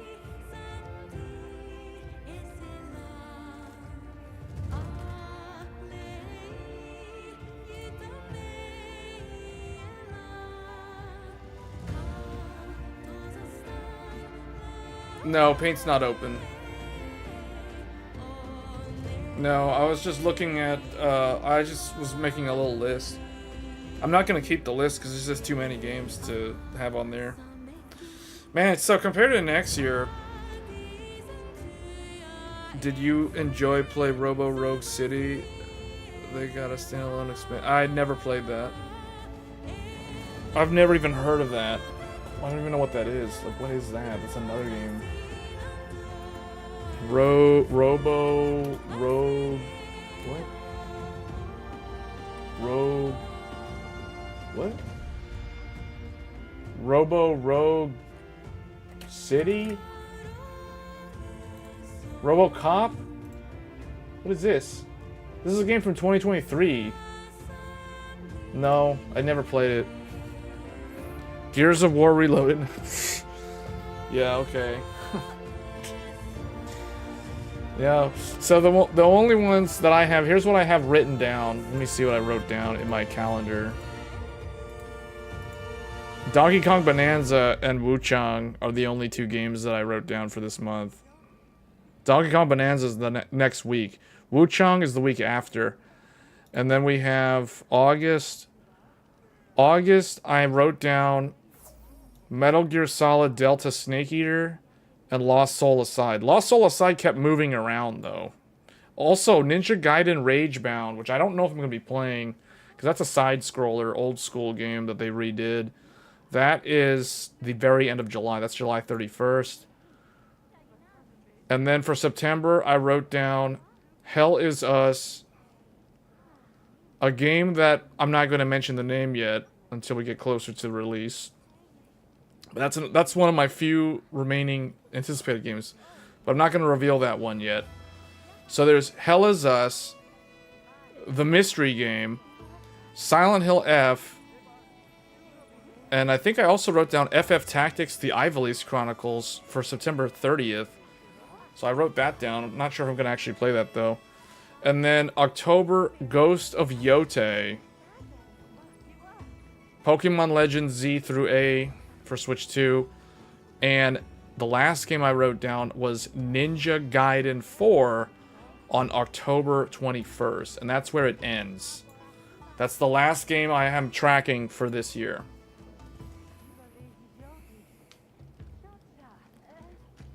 Blood Message, another Chinese lore-based game. I honestly think that we're starting to get too many of those. I would like to see them try something different besides the same style of super punishing action.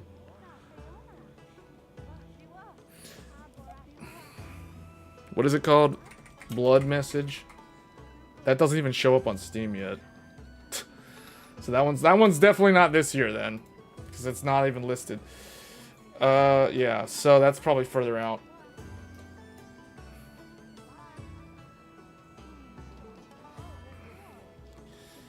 You're hyped for Final Fantasy Tactics? See, that's the type of game that I'd probably get for the Switch 2. To be honest, that's a game I probably would rather play on Switch 2 or have the ability to play it on the go.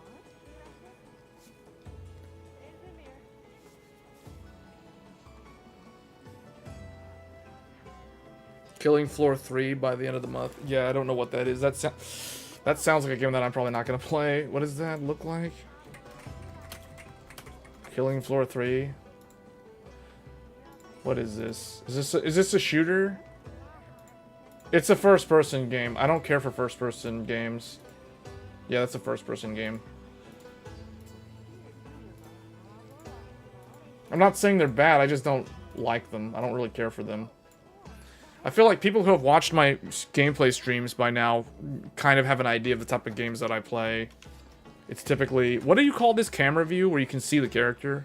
Over the shoulder? This wouldn't be over the shoulder, right? Most of my games that I play are like this camera style, where you can see your actual character on the screen. Third person? Yeah, third person, thank you. Yeah, most of the games that I play are third person.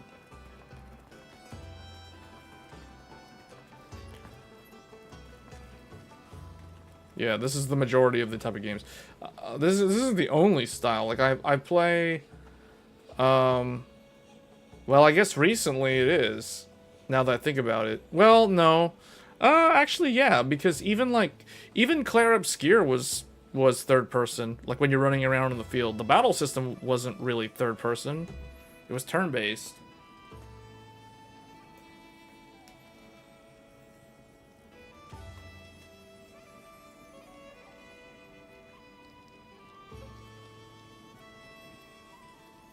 Yeah. Okay, well, let me switch this over to... Whoops. I don't want to kill that off so fast. Let me quit out of that. Let's see. So the first half... there were lots of games. I feel like the second half, for me, has less. There's a lot less compared to first half. I haven't played Dota 2 in like, I don't know, like 10 years or something. It's been so long. Sometimes I'll randomly like I'll make references to the original Dota. Like I made a Dota reference one time in one of the Elden Ring matches. Like I was playing as Iron Eye and I was like, man, this feels like I got that Bariza. Or I was playing as Duchess and it was like, oh, I got BKB. Throwing out random Dota references. Like, no one knows what I'm talking about because I guess none of my viewers play Dota 2 or Dota 1. Does anyone still play Dota 1? Like the original Frozen Throne? Does anyone actually... Is that even a thing? Oh, I wasn't even sharing my screen. Just now noticed that.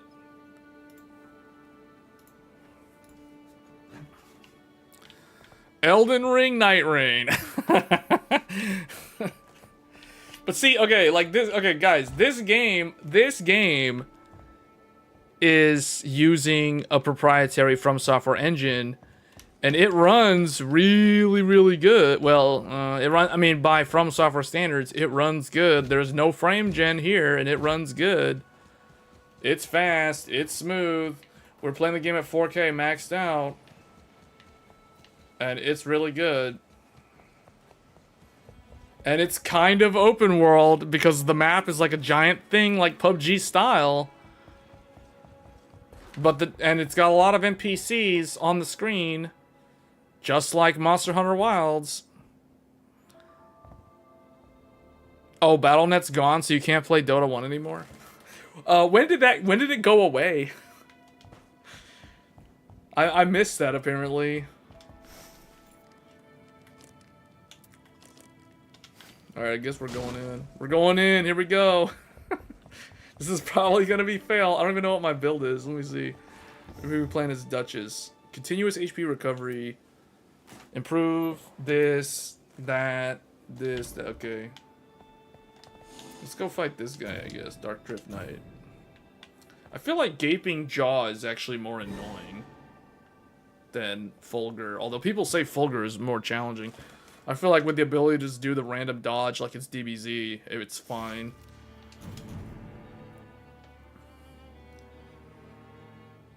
Oh, we got Raider! Yes!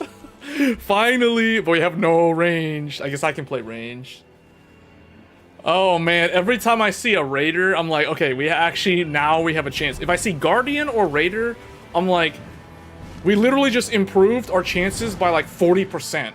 For success. If you see Guardian or Raider, your chance with randoms of victory went up by 40%. I mean, I was looking at my match history, I did the math, and it's like, every time I match up with a Raider or a Guardian, it's almost always victory. Not all the time, but most of the time I'm victorious. Oh, we got the Scarlet Rot Forest. Oh, look at that Scarlet Rot in the distance. This game, man, look, okay, this is a big open world, and it runs so smooth and so good. Elden Ring, Nightreign. Oh, it's so fast. Let's see. Oh, negation. Well, oh no, that should go to what's his name actually, but he don't care. He's the Raider. He just don't care at all. He just goes in. He just goes in. Oh, I can use that. Yeah, I can use that. All right, let's go. Let's go.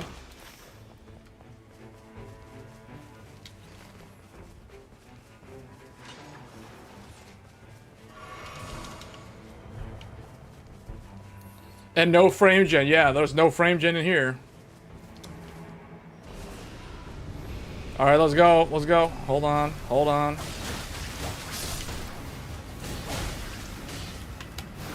Oh gosh.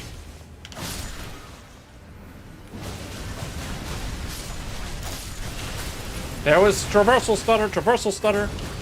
This game has traversal stutter though. That's a game that Monster Hunter does not have. No, Raider died to poison. Get Raider up, get Raider up. He's team captain, he's team captain. Restage. Drink Estus Flask. Get this thing down, get this thing down. Get up, Wilder, get up. You're not allowed to go to sleep. Wake up. Alright, get this one over here. Get this one over here. Okay, we got him good. Ooh, oh, wait, what? Bloody slash. Okay, I can't use it yet, though. Now I can.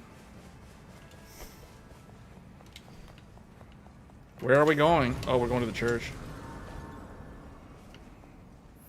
Finally, I'm playing as a different character. I've been playing as Wilder for so long. I've made like a thing where I won't change characters. I won't change characters. Ooh, this is good. I guess I don't need her original dagger. I won't change characters until I can get the darkness outfit. So now that I got her darkness outfit, we're just gonna play as her until I can afford someone else's darkness outfit.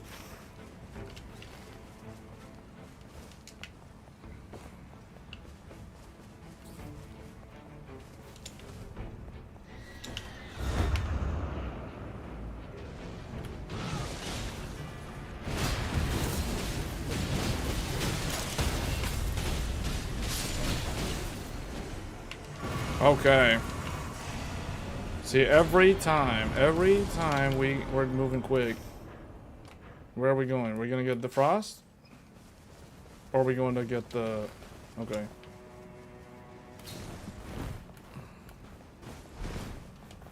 Yeah, let's get frostbite. Let's get the frostbite weapons. Let's go.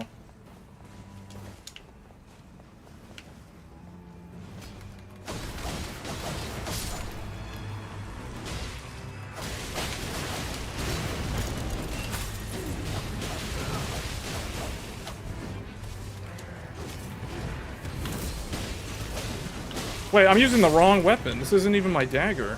There it is.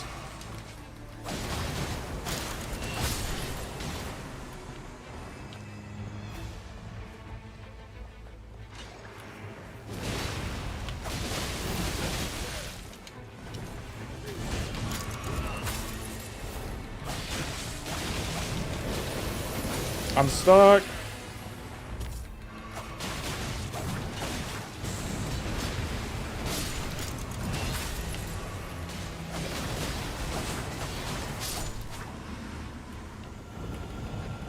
See, this game feels like it's Dragon Ball Z because it's like they're fighting at this intensity constantly. It's like everything is so high stakes in this game, and I think that's what makes this game so enjoyable to play. Because everyone, it's like you're going all in, you're going all out constantly. Like everyone's just going 100%. It's insane. There's like no downtime. There's like barely any downtime. I think we're gonna get the whip. Improves crit, improves jump. Alright, let's go.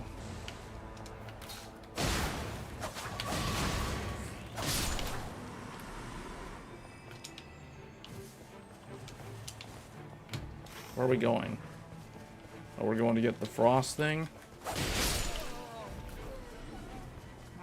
You can see the stutters in wilds. I don't see any stutters in wilds with frame gen.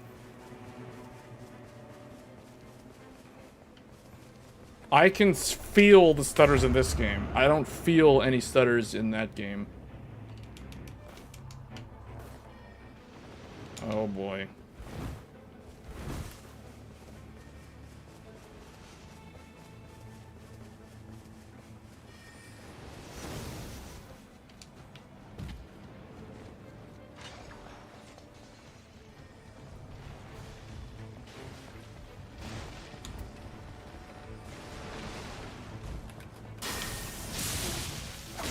Hey, that'll come in handy. Oh, this is holy damage though, isn't it?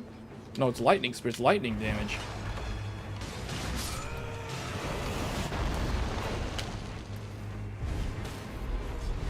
Alright, I'm going in.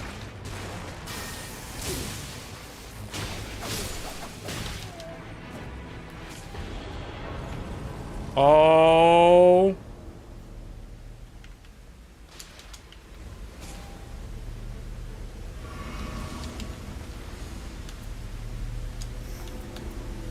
Okay.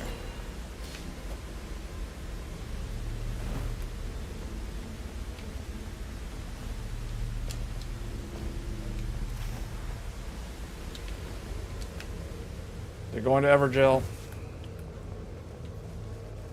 We're moving pretty fast. We're moving at a good pace. Already level 6 on the first close up. On the blue.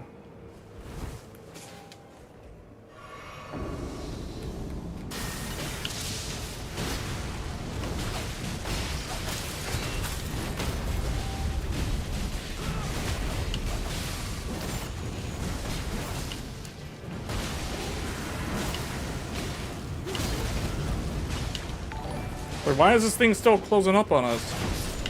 This game is more addictive than Wild. It always gives me the incentive to try again. New monsters and wilds come out. Beat them first try, then move on. Well, Wilds is more about farming the armor and the weapons, though. So if you don't want to farm weapons and armor, then yeah, once you beat them, there's not much incentive to fight them again.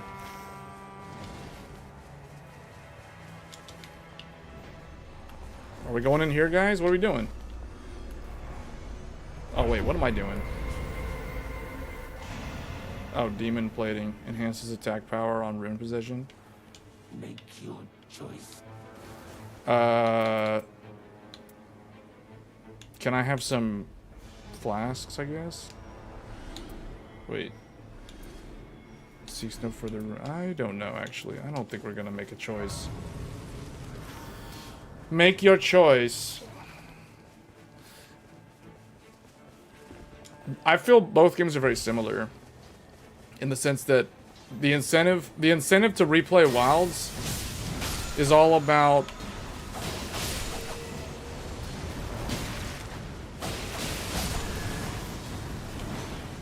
Oh boy. Man, these guys are really weak to bleed. They bleed so fast. Wow, 2 hits.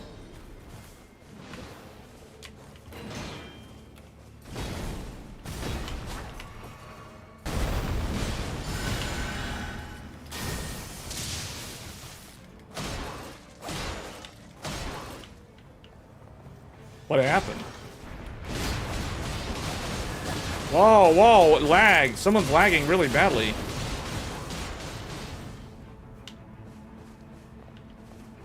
Me and him aren't lagging. Is it a server problem?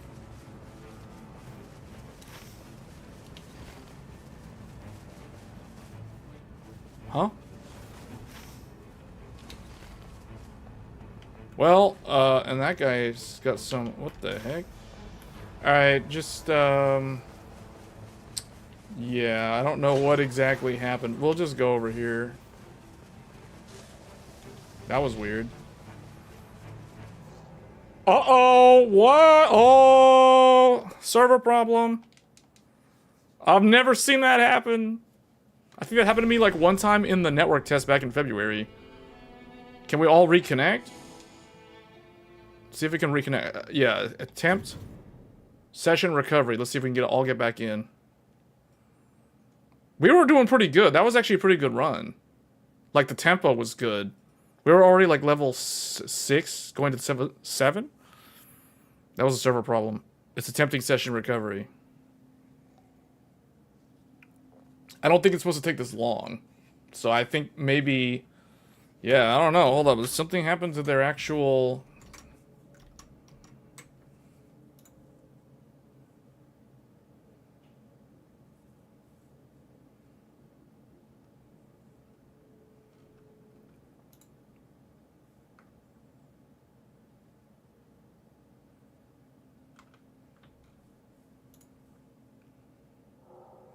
Unable to restore. Press OK to attempt again. Let's see if it'll work.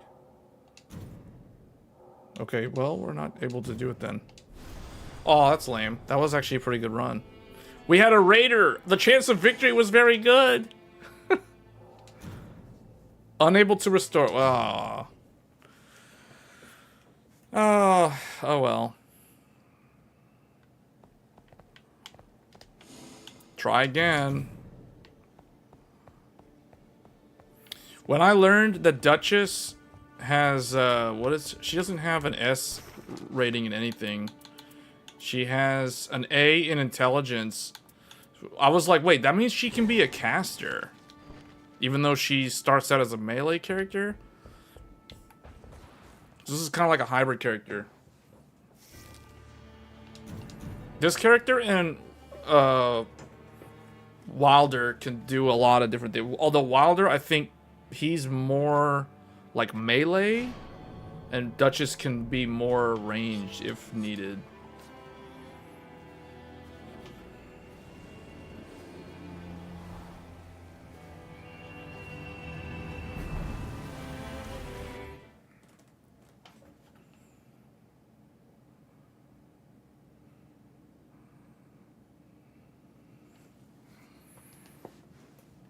Alright, here we go. Oh, we got Guardian. We got Guardian. So, and we got Revenant. And okay, depending on the Revenant, Revenant can be either really, really, really good, or it's like, I would rather have Wilder in, or Iron Eye, if this Revenant doesn't know what she's doing. But Revenant can be so good. Like, Revenant can come in and save the day. Oh yeah, and this Guardian knows exactly what to do. We're back in business. We're back in business, and we didn't really lose too much progress because we weren't even at like a day 1 boss or anything.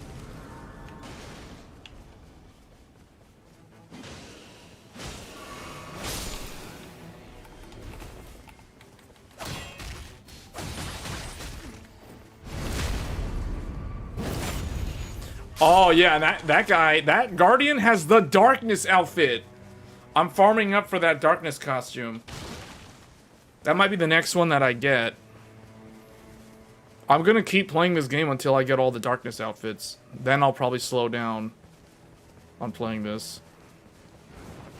But see, I'm playing this game the same reason why I play like Monster Hunter. Monster Hunter, I'm playing it to farm up all the weapons and the armor. This game is the exact same way. Like, I want the costumes. And the runes, the relics are also the reason.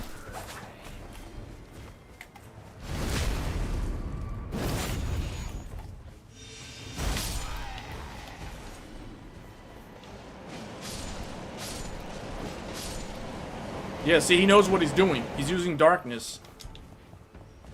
This is like Kingdom Hearts. It's all of a sudden we're playing Kingdom Hearts. So good.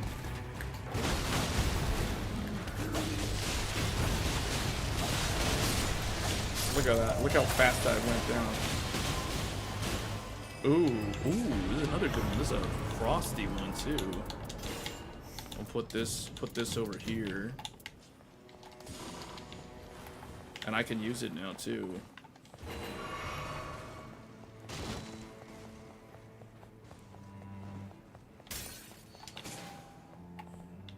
Yes, she can play as a caster. Oh wait, this one gives me improved sorcery. Okay.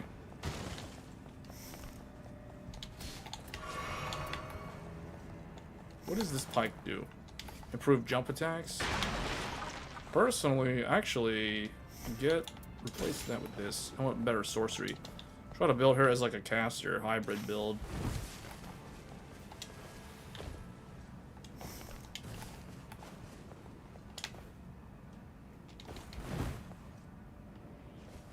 I never played much of Neo 1. Who has the key? No one has the key, apparently.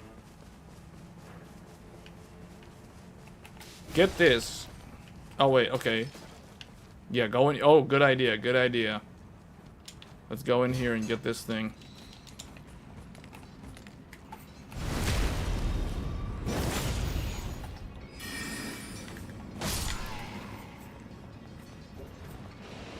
Yeah, get this, get the purple, get the purple. Okay.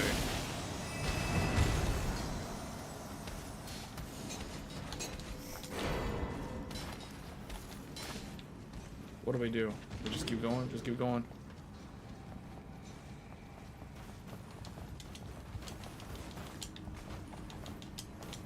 See, like, okay, I'll give you guys an example of when I would prioritize Monster Hunter. Because see, right now, there's nothing really going on in Monster Hunter. But when Monster Hunter has its festival, when the next festival comes in, then I'll be playing that, and I will not be playing this. Same thing with Final Fantasy 14, but I consider this year like the off-season year for Final Fantasy 14.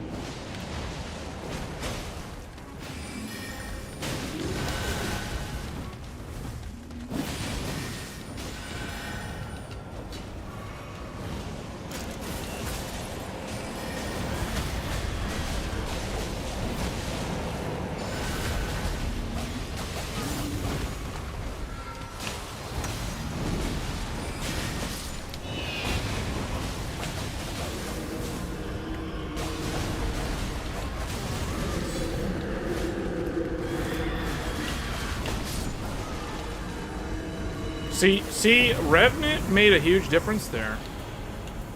Revenant did really good.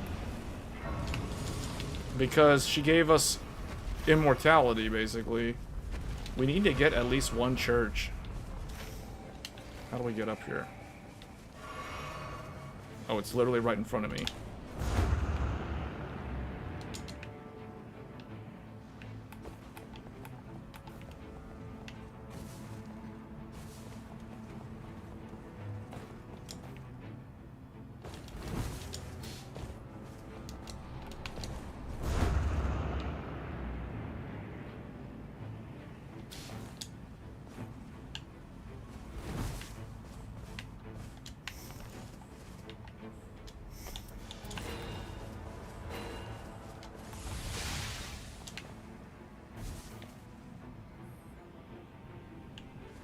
Alright, this is about as far as we got with those others before we got disconnected. Everyone got disconnected. That was really weird.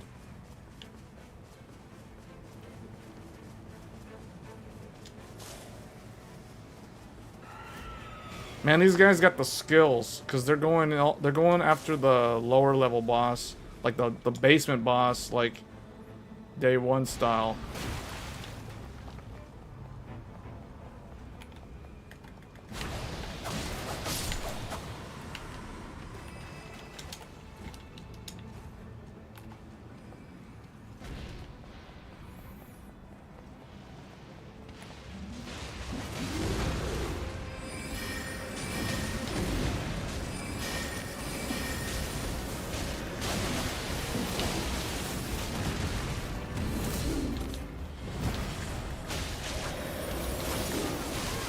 Oh no. I gotta get him up.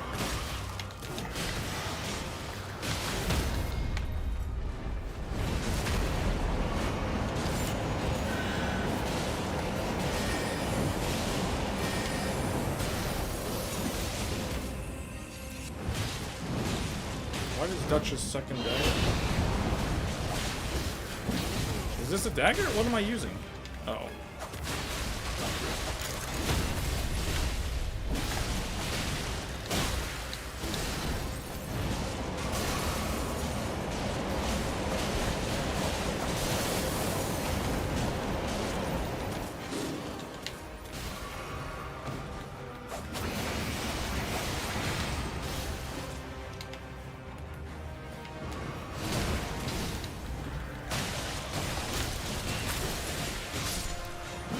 Man, that was close.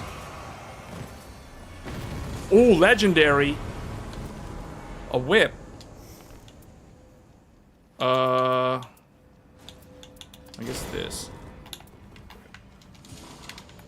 I need to be, what, level 10? I'm not gonna be able to use this for a while.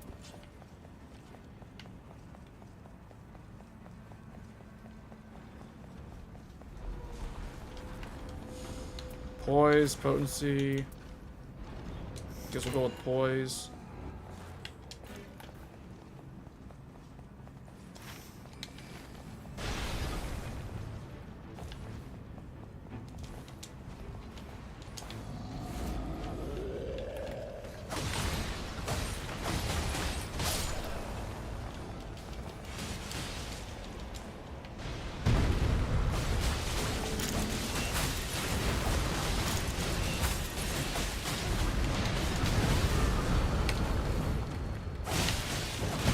Oh, I didn't get her immortality?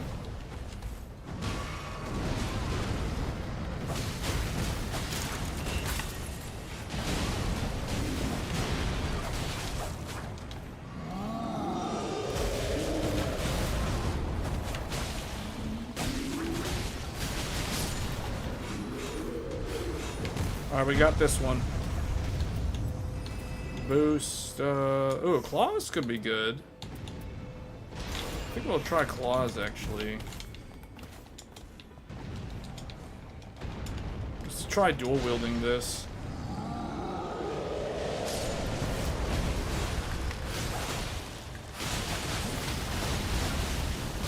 Yeah, this is good. This shreds him and does bleed damage. This is, unfortunately, all these daggers are like holy daggers.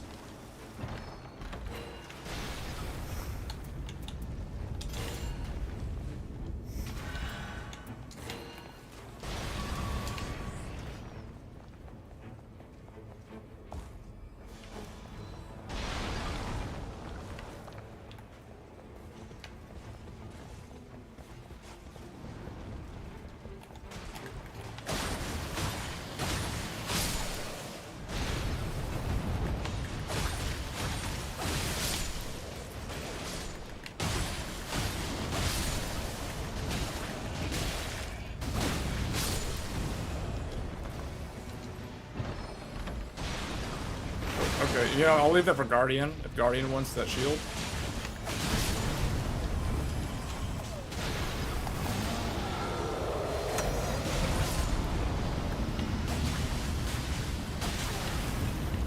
Yeah, the guy who's chucking those stupid... Oh dear. The guy who's chucking the pots is causing that problem.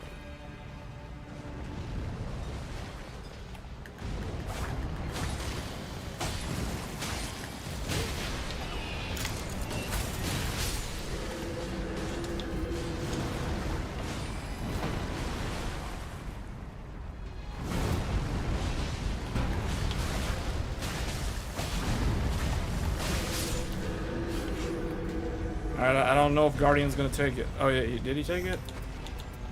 I'll get this one. There's another one. We'll take this.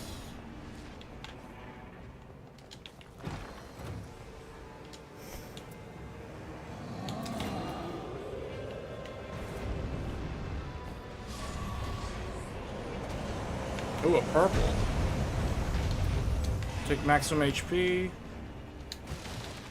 Expedition is a good game. We need to get out.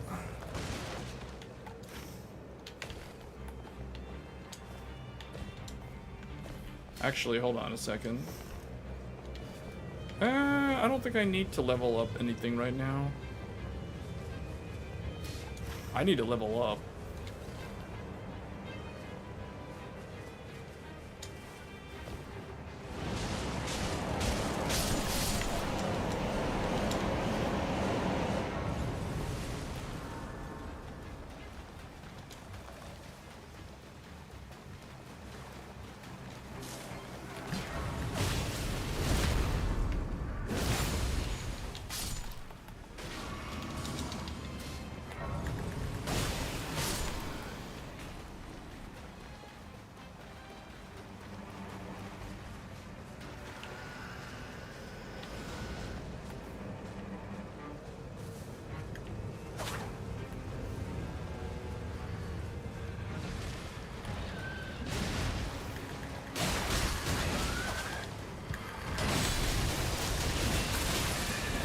Yeah, that's good with bleed.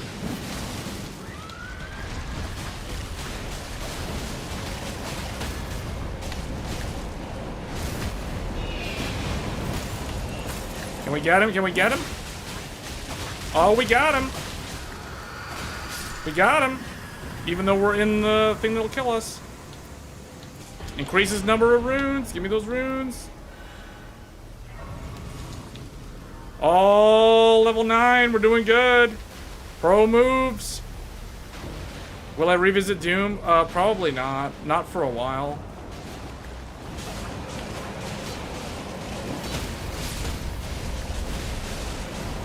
Oh, it's gonna be Wormface. It's Wormface. If it's all these rats, well, it might be Gaping Dragon actually.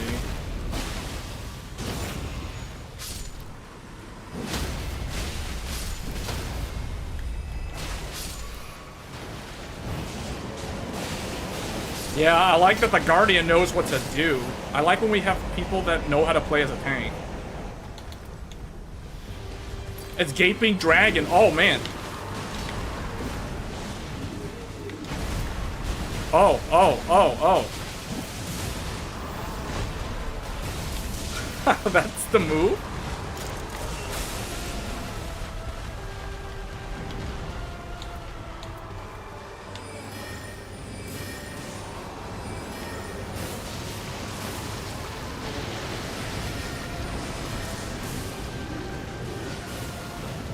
See, the nice thing about Dutch is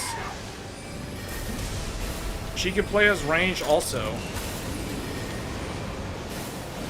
Until she runs out of MP.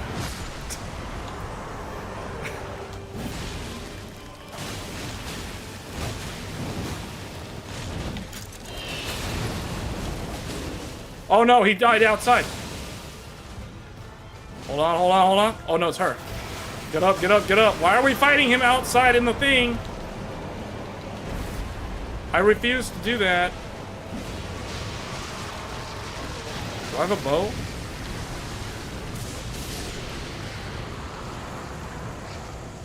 Okay.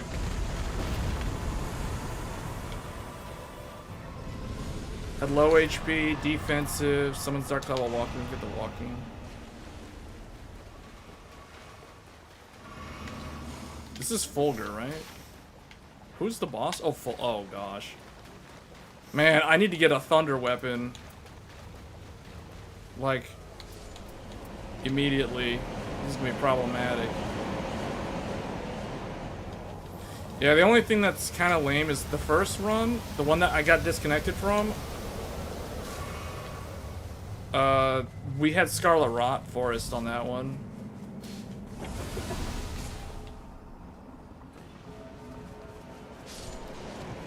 That's some good farming right there. That's some good AoE.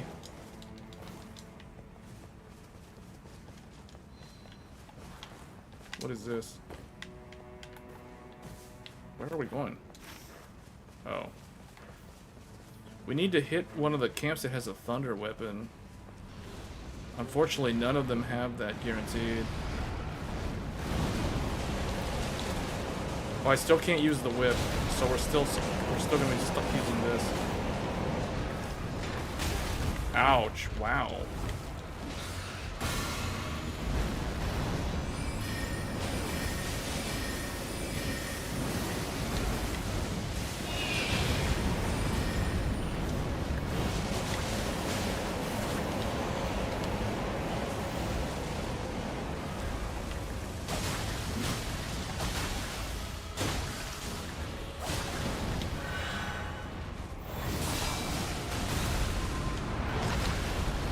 I shouldn't have done that. That move is kind of dumb. She doesn't have the HP pool that Wilder has to survive that.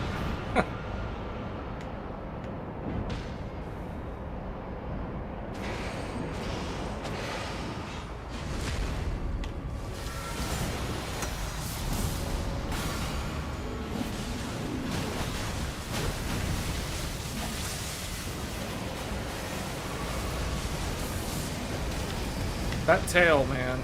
That tail swipe.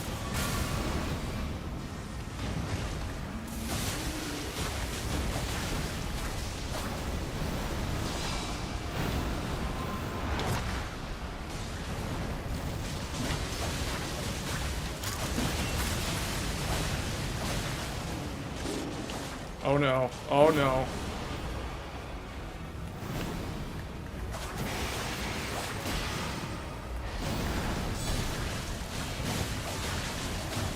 This is like literally no refuge from Raccoon right now. It's like Earth Special Forces versus Raccoon. Oh, whoa, whoa, whoa, whoa, whoa, whoa.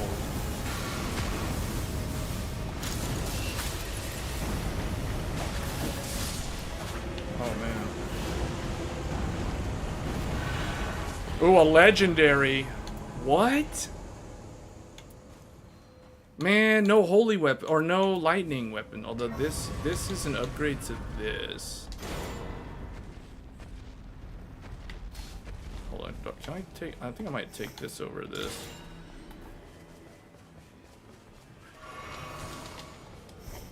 Oh, I just realized I'm still holding my original dagger, which I don't need.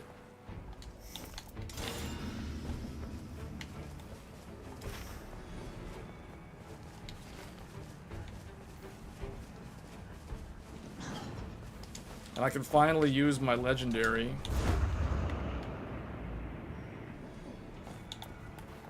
Which is a whip.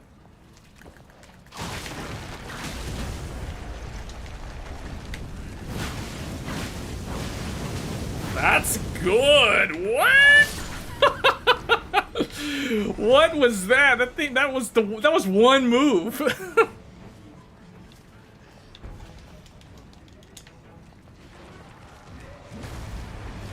Hold on, let's use this on Worm Phase. Wait, where are they? Oh, they're not even here. Hold on, I probably need to go find them.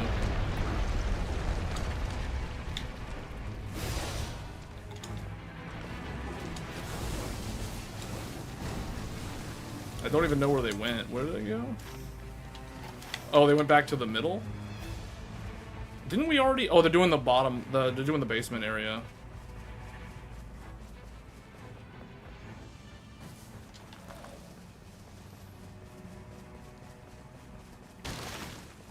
We still need... We kind of... Oh, we're not going to get the last church now. So we're only going to have like 6 flasks for this day 3 boss.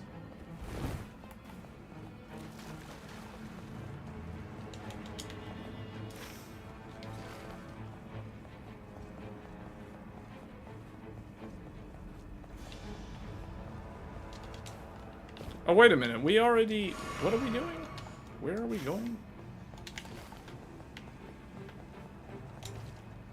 Oh, yeah. We did this on day 1. What am I talking about? That means they went to the roof.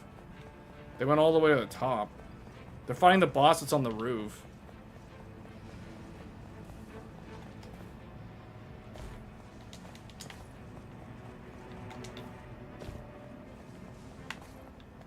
Hold on, if I remember how to get there from here, the standard way. Yeah, they're fighting the guy on the roof.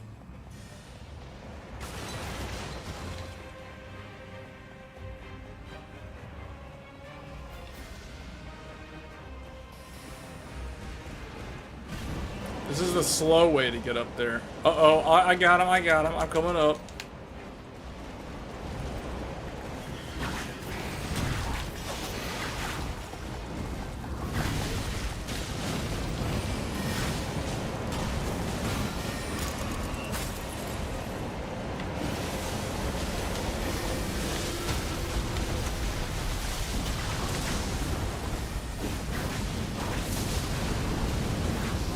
Man, that does a lot of damage.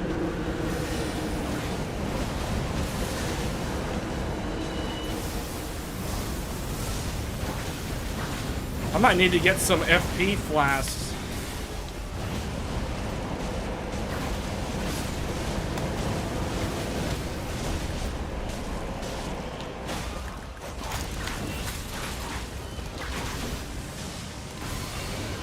What?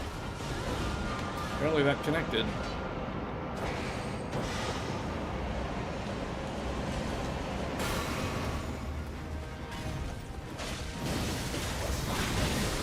There, yeah, this legendary is pretty good. I don't know what we're gonna do against Fulgur if I can't find a lightning weapon. Ooh, okay, hold on. That's a dagger, so I can actually use that with the other one.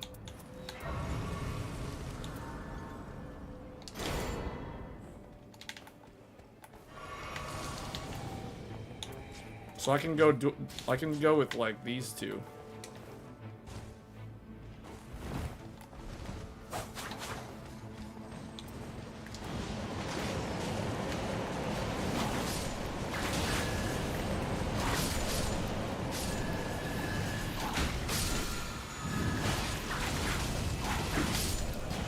Is this good? Oh, that's lightning damage animation.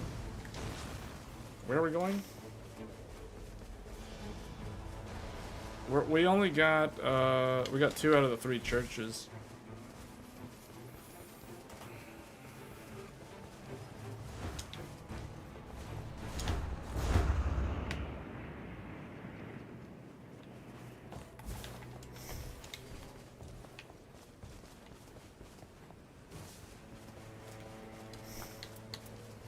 I need another one of these things. I only got one.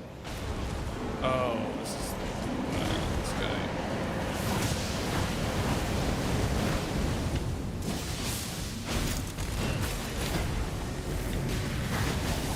Yeah, I knew that would happen. Problem with this guy, he has too much poise.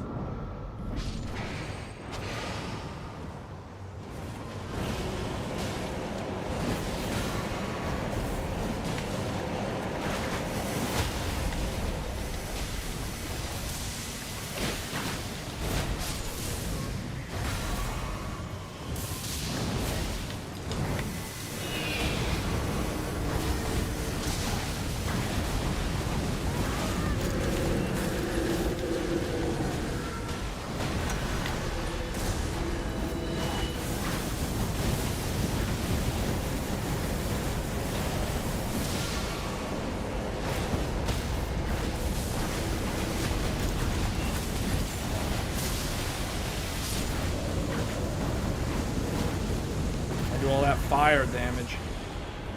Oh yeah. Okay, here we go. Here we go. This is a fist weapon. I'll have to replace my claws. Finally got a thunder weapon.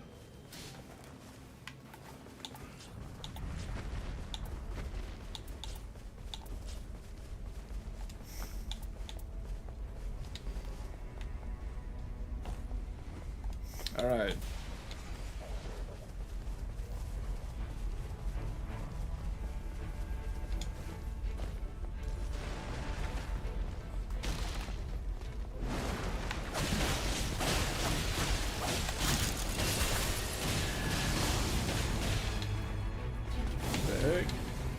Oh, it's one of these?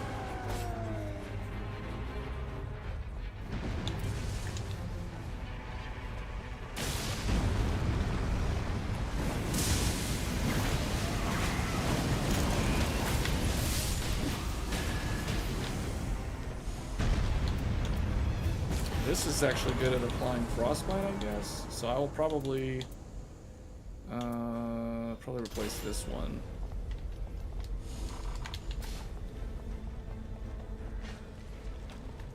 Where are we going now?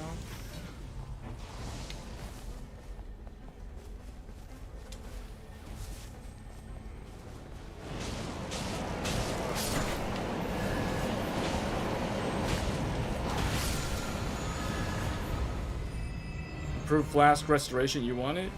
You can have it, dude. Oh, whatever, I'll take this one. He's the tank. I give him priority on restoration items. What the heck?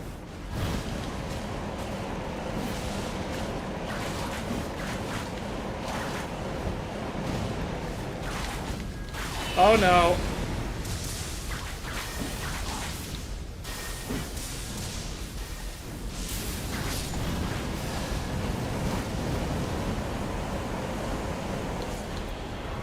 Lowers FP consumption, that's good.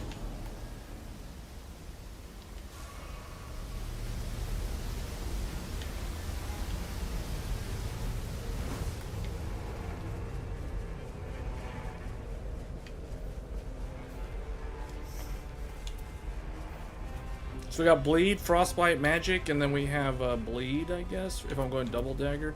But I'm probably gonna fight Fulgar with this thing, the fist weapon, because that's what he's weak to. He's weak to the thunder.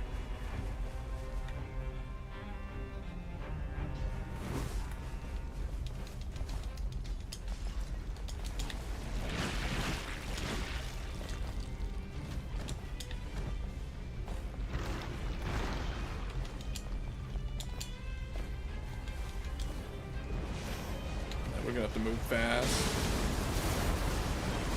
Where is this thing? There he is. There he is.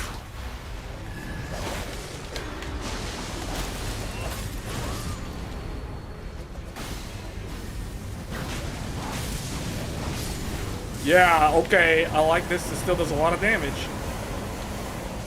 Oh, a whip? What? Another one? I guess I'm not going to use my shield then. Here, if he wants that shield, you can take that shield. We gotta get out. We gotta get out.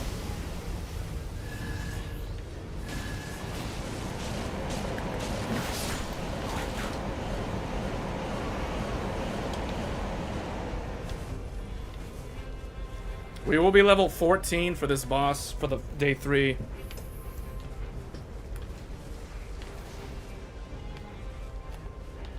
Oh no, don't tell me he got disconnected.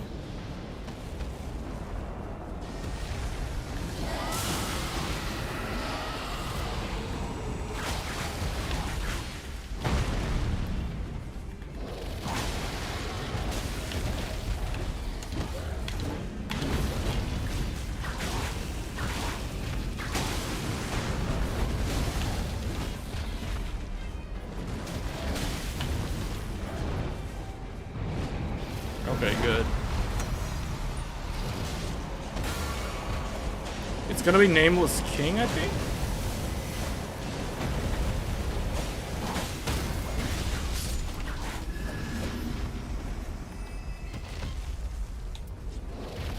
Let's see what dual whips do. Oh, dual whips!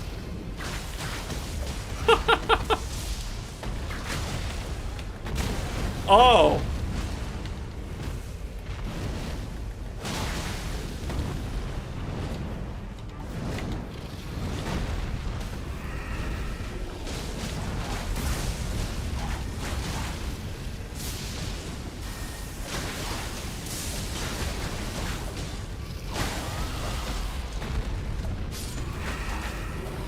Alright, it's probably gonna be Nameless King. Yeah, it's Nameless King. Dual whips on this Nameless King?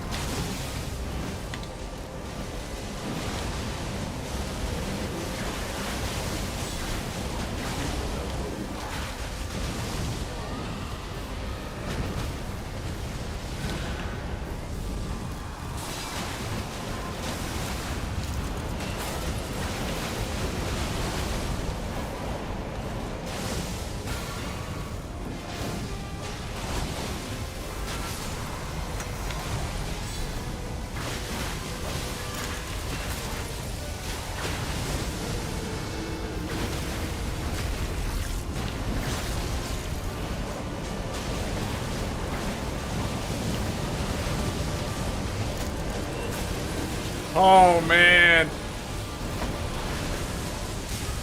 Oh, he got us good.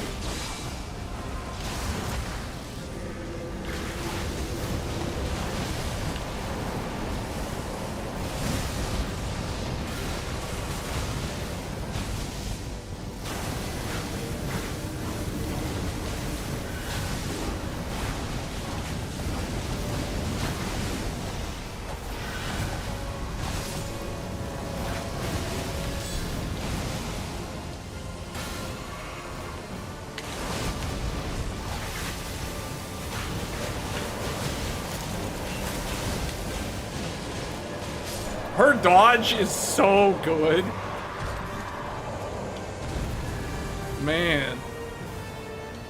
Okay, maximum stamina, shortens character skill cooldown time, boost negation. We're gonna take negation. Fist weapon. Does you want that? I don't really need that. Taking damage boost negation. He probably wants the taking damage boost negation. What is this one? Okay.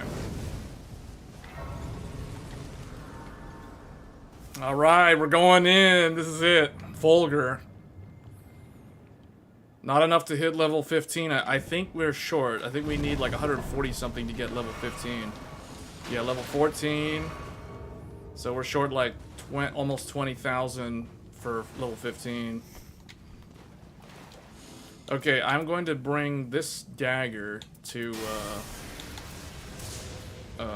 purple. Even though, for this fight, I will be probably... Hold on, I gotta test this. Wait, is this the thing? Oh wait, I have a Thunder Whip though, so I don't need to use that. I can go dual whips, yeah, but I think. Hold on, this is just Thunderbolt, so yeah, okay. I need at least one of these, and then I guess. Hold on, I don't need that. I'll take this and then that, I guess. Alright, let's do this. I've never done this before. Dual whips. We got a Thunder Whip.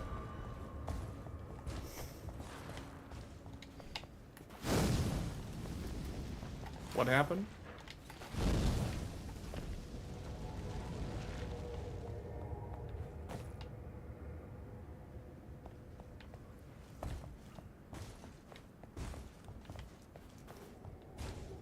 Alright, this is it. The darkness build. Here we go.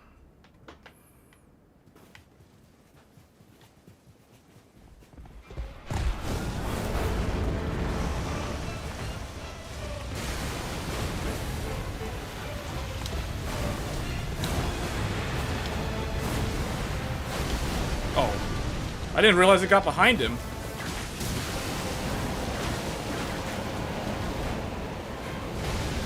What? Huh? The reach is that long?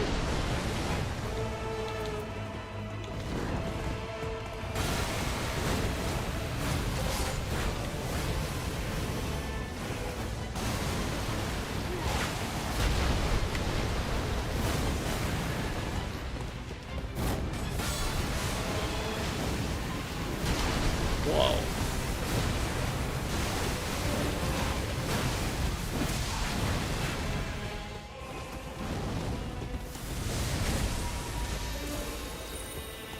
Thunderbolt comes in clutch there.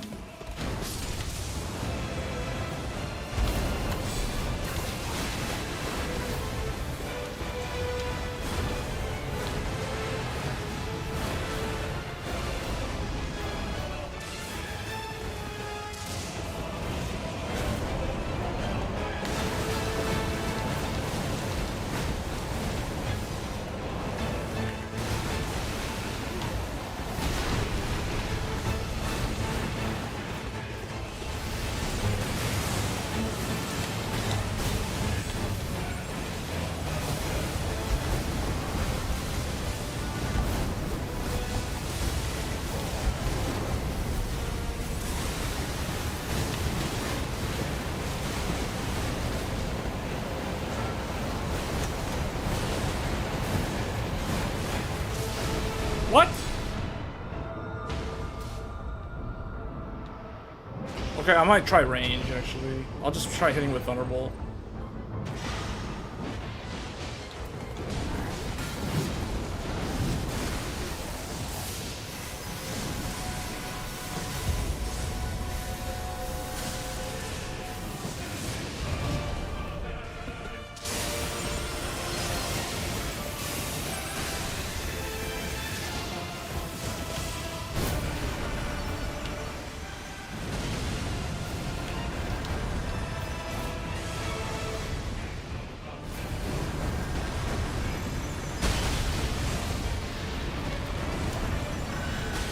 What the heck?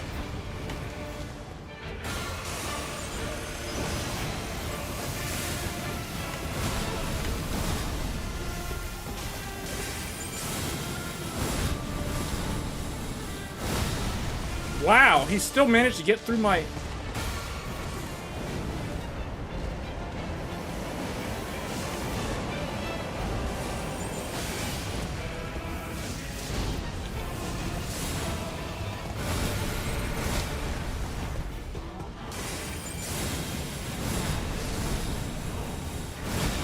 Oh my god, dude. Get me up.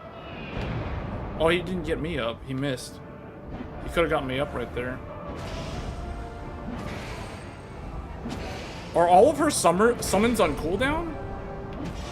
Wait, did he already kill all of her summons? Watch out.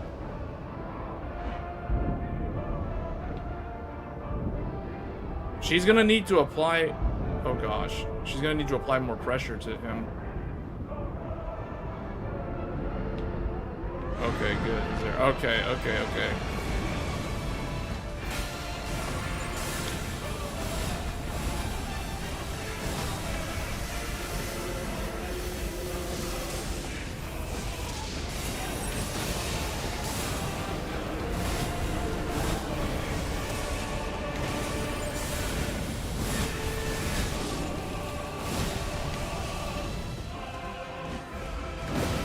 Oh my god.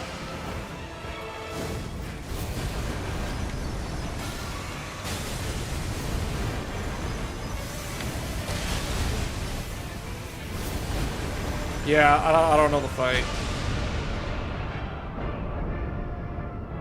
I still think that this guy's easier than Gaping Jaw, though. Because Gaping Jaw has way too much... Like, the stupid part where you have to jump in the air. I don't understand what you're supposed to do there.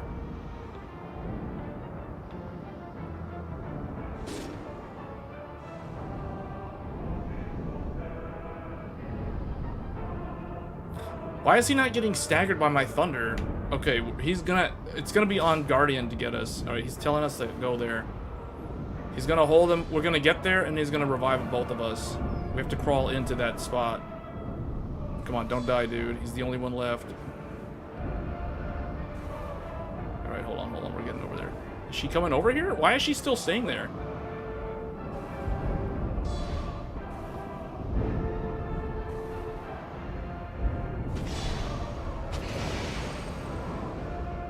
Crawl to me. He can get us. If he can get his ult, he can revive both of us. He just needs to build up meter. Yes, yes, yes. This is why Guardian is good. Okay, we're back. We're back. This is it. Oh, we're at the edge of the map. Where is the guy? I don't... What the heck? I don't even know where he is. Was he in the... Oh, he was in the air.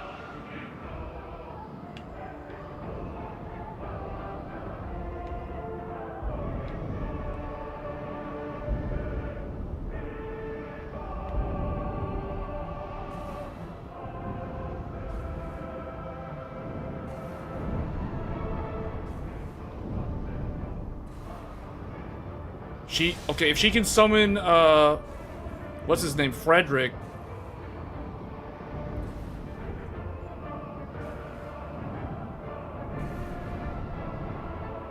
If she can summon Frederick and get her ult.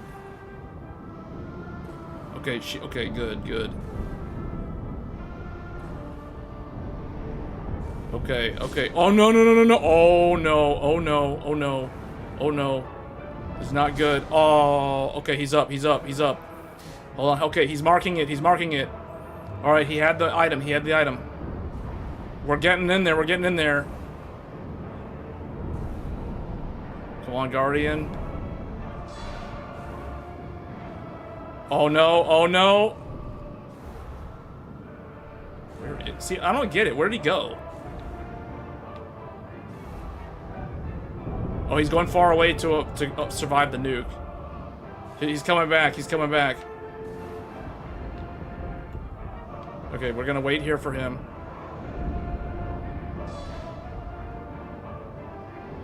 Come on, come on. Oh my gosh.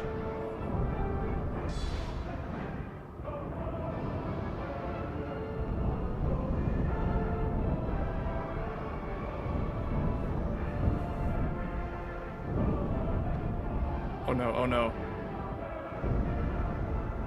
Okay, he's got it, he's got it, he's got it. He just needs to get that meter. He just needs to get that meter. We'll create a wall. We'll block him. We'll block the guy. We'll block Fulgur. Here, I'll block him.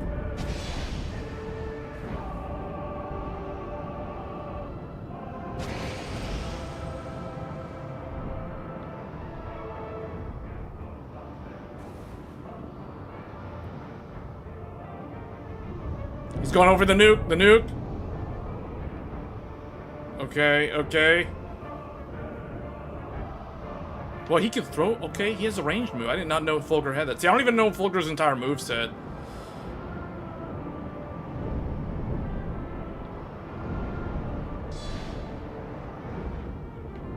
Oh man. Oh man, this is epic. This is epic. Okay, get us up, get us up. All right, here we go.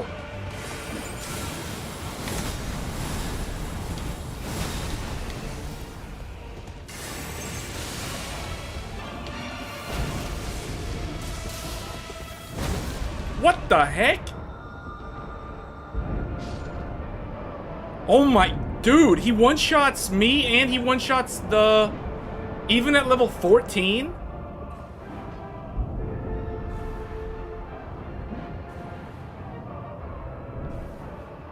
He's gonna do the nuke again.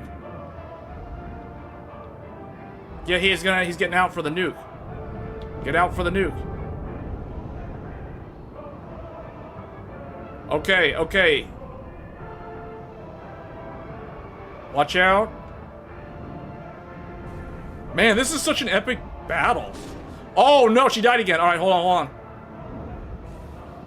Alright, we're coming together again. Dude, that guy's gonna get, this is the sort of person that's gonna get on a Steam friend request.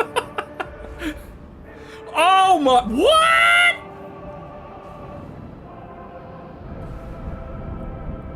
Here, I'll block him.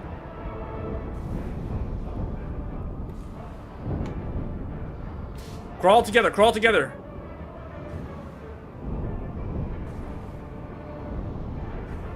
This is like a battle. This is like a World War IV battle. Like, what's going on here? He's gonna do the nuke. Get out, get out, get out, get out. He's getting out for the nuke. Get out for the nuke. Oh man, this is amazing.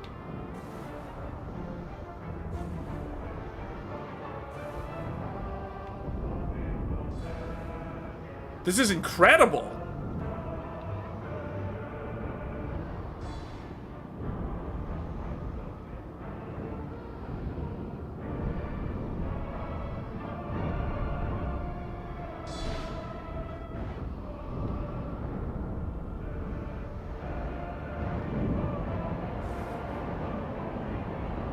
Oh man. Okay, we're coming up, we're coming up. This is it. This is it. Get him. Get him. Yeah. Oh, whoa. What the? Oh, her immunity. Luckily, she did that all. Wow, dude. That was incredible.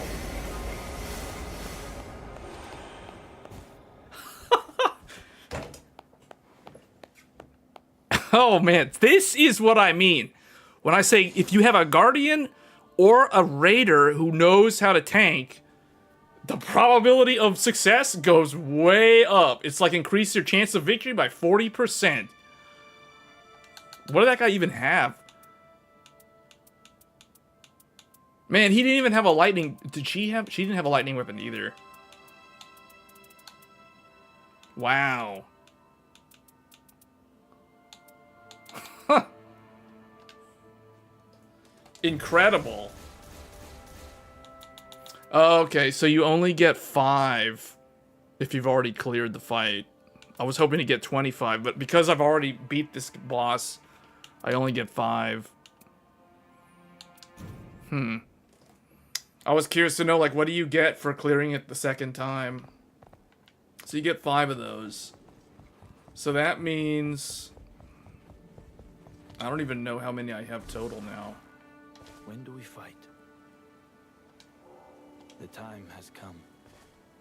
Let's finish. Wilder this. in Darkness.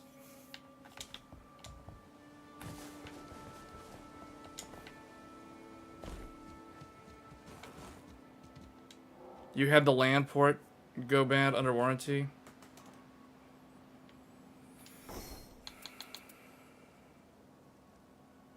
Wait, what happened?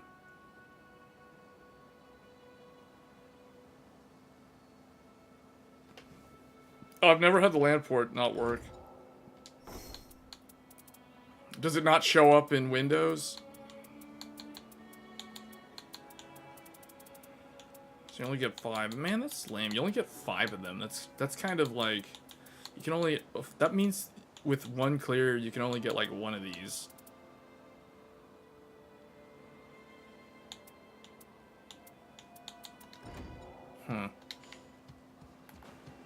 That means that over time, there will be less incentive to play. Well, I mean, that's natural for these type of games, but I see why they do it. They do it so that you don't farm Fulgur or whoever's on EX and just, like, max out all the stuff from that shop. Oh, man, that was incredible. I am saving that one. I am saving that one. That one. Tiger. Dude, that guy was incredible. That was probably the best tank I've ever seen in this game. That guy literally tanked Fulgur EX. Fulgur Extreme for like 7 minutes. I'm gonna go back and watch the replay of this. I'm so glad I got that on stream. That was amazing. That guy was epic. I need to learn how to do emotes. I don't even know how to do emotes in this game. Because Revenant was like clapping. I wanted to clap, but I don't even know. What is the button? What's the button to do the emote?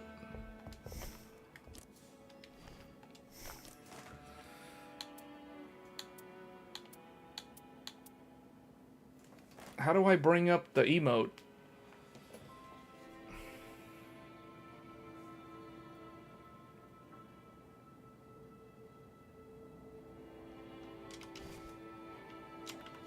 Is it like a sub menu?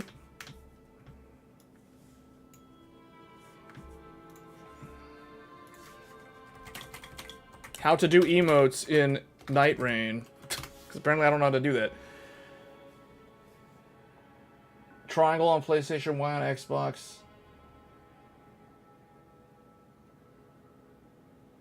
What? It doesn't do anything. What the heck?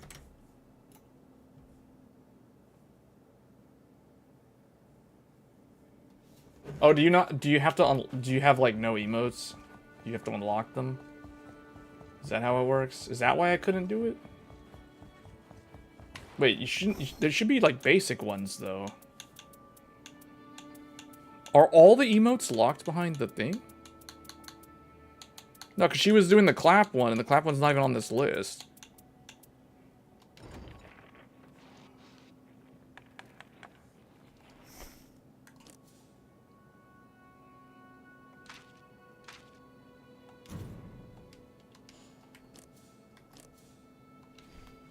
Do you have to be in a match?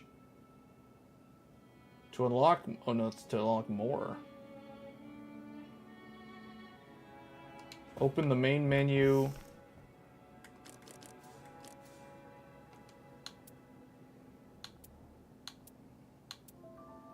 I don't get it. I don't see a button anywhere for emotes. Do I have to go into a game?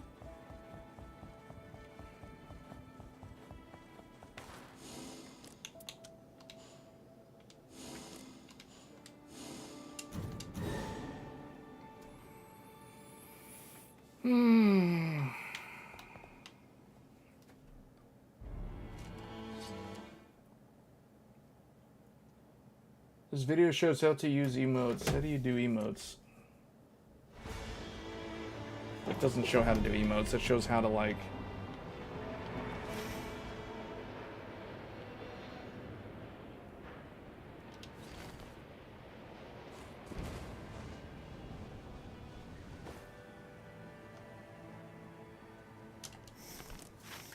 Where is it?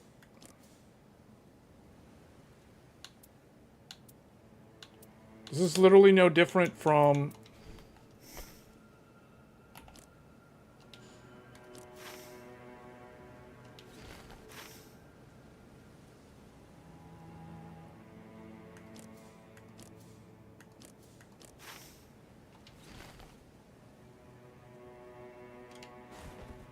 No, that's not how to do it either. How do you do emotes? What the heck?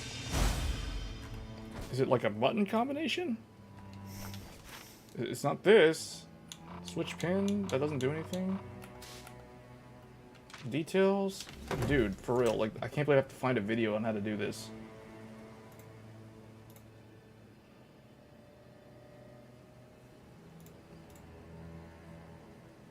How to use emotes in Elden Ring.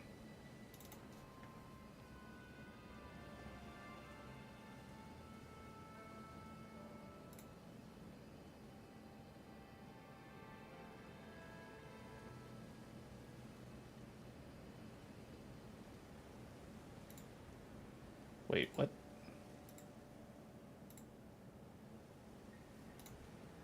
Okay, you open the menu.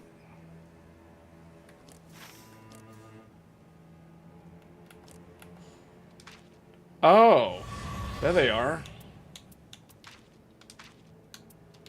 Oh, you don't even need to be in. Alright, so, okay, let's get out of this.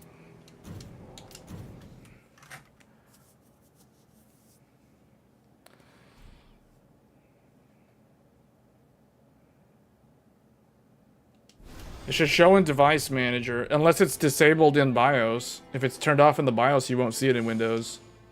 But normally, it's enabled by default. It would show up in Device Manager as a device, like a network device. I can't believe I didn't notice that. Wait, I wanted to do this the whole time, man, and I couldn't even congratulate that guy. I felt so stupid.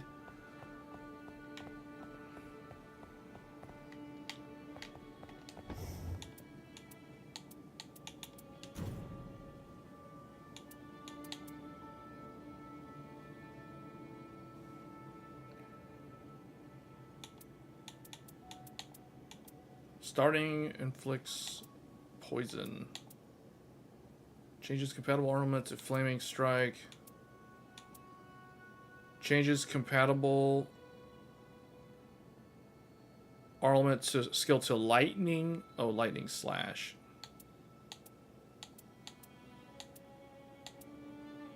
Starting armament deals lightning damage.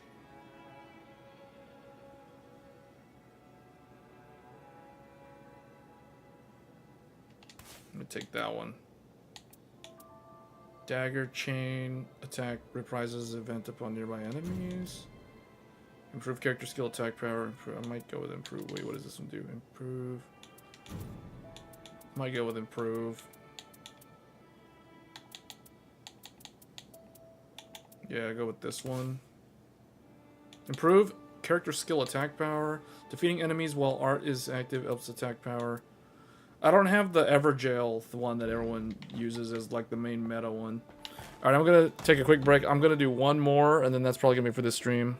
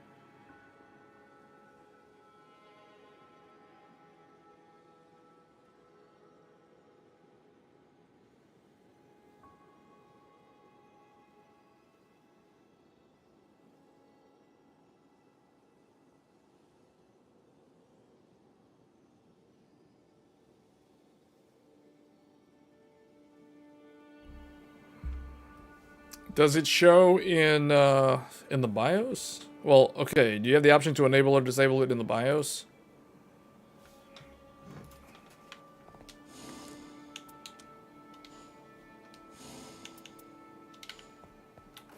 Well, we're not fighting Fulgur again. I'm gonna fight the other guy. Oh, this one does lightning damage.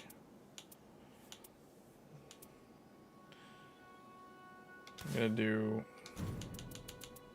inflict poison.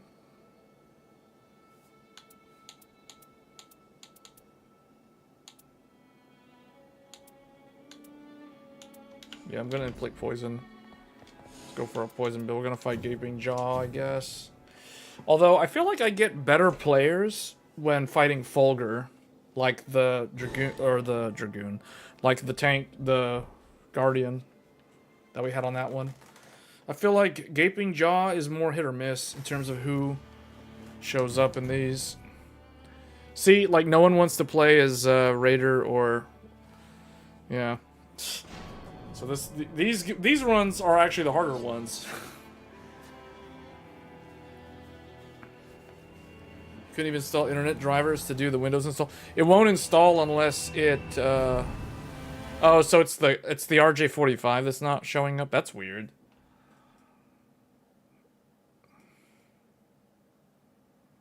Does it show up in what do you see in Device Manager? The network device doesn't show up at all. Oh wait, this guy's weak to. Oh, we got the Frozen Mountain. Yeah. Yeah, we got the Frozen Mountain on this one.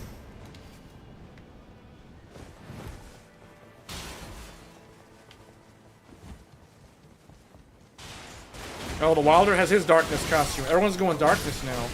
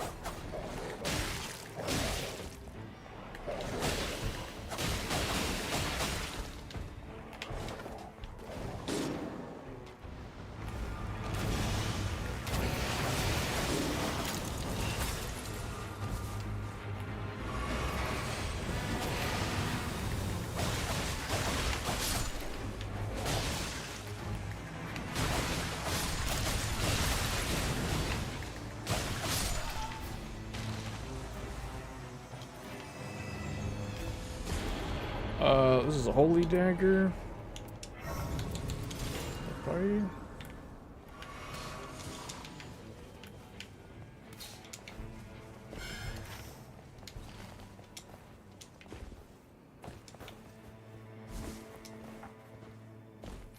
Yeah, if it doesn't show up at all as like an unknown device, then I don't know what to tell you. Then that means that it's not shown to the operating system.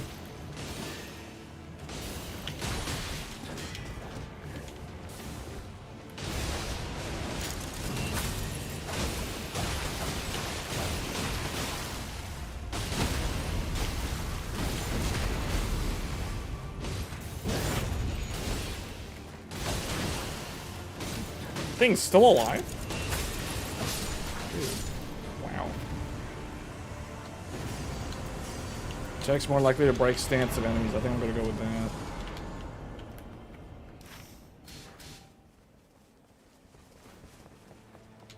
The heck? Why are they... Oh, are we supposed to have already gotten this one?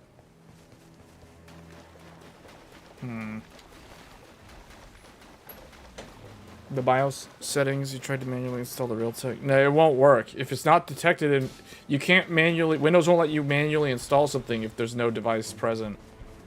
It just doesn't know what to do with it.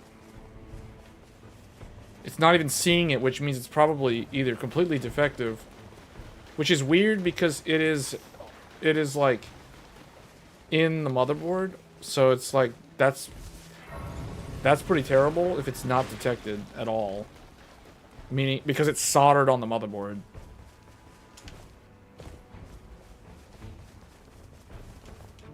What motherboard is this?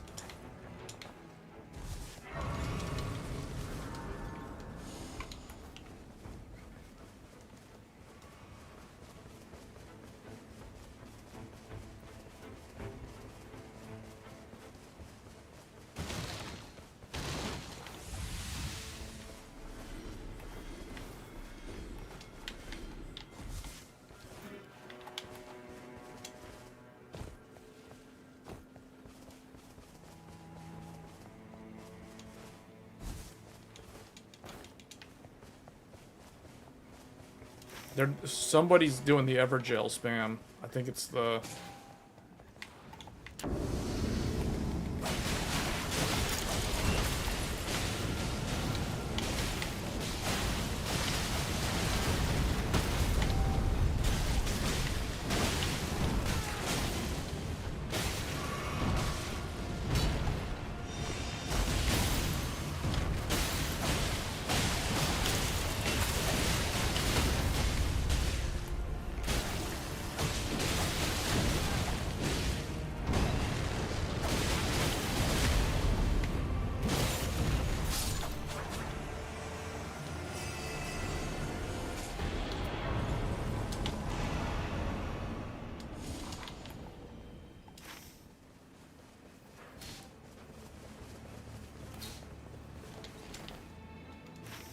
We don't want to grab the thing that's in here?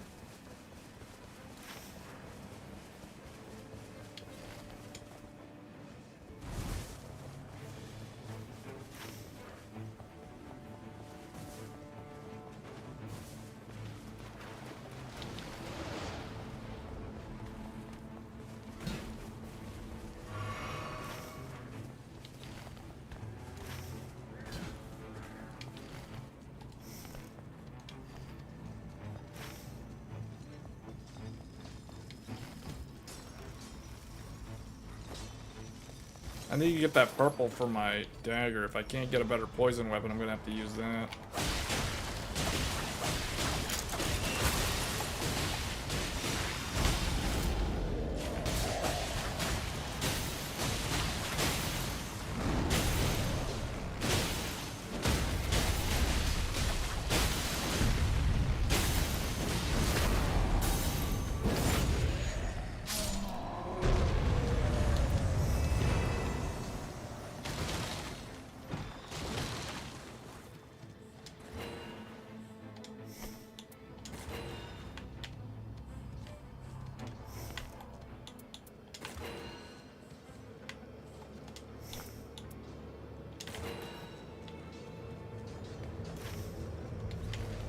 Oh boy.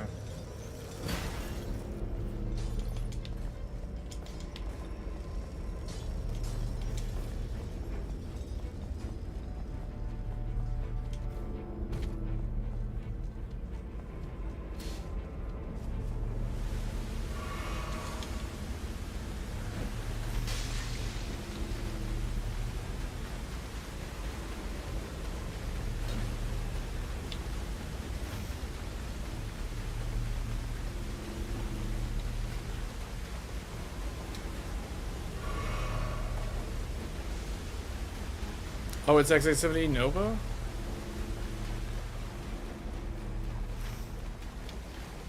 Huh.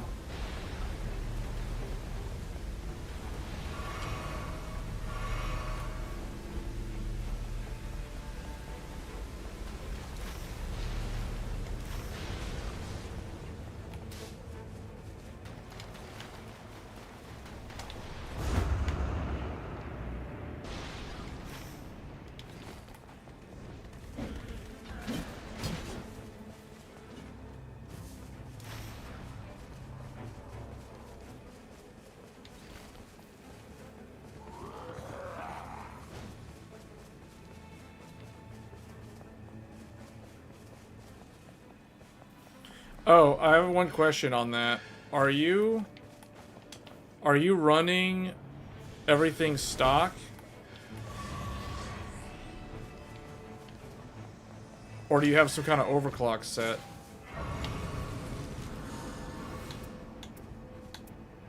Katana.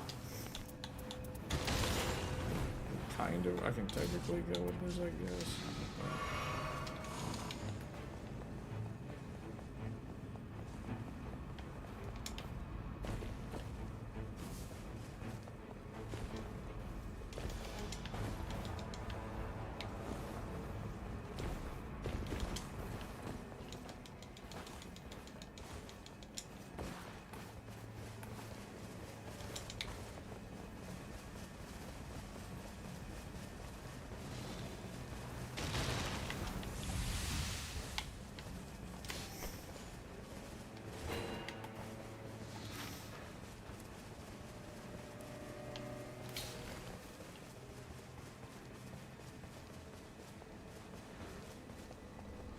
But yeah, having motherboard problems is never fun.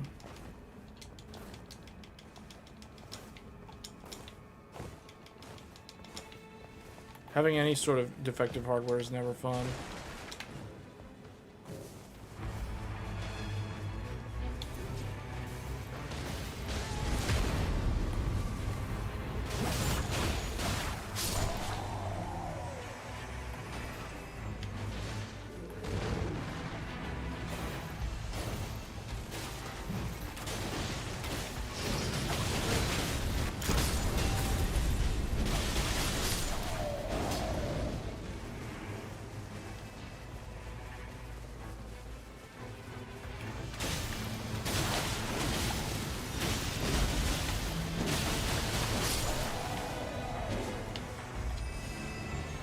Curved sword, lightning, raises physical attack.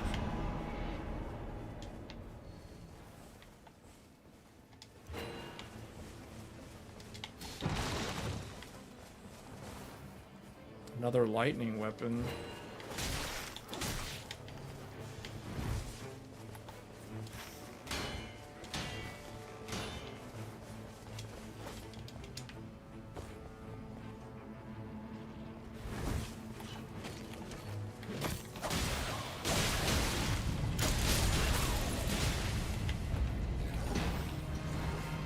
Oh no.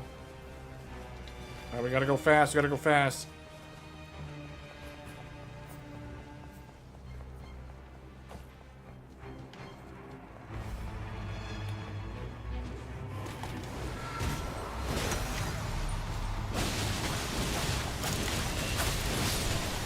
That's what I mean by fast.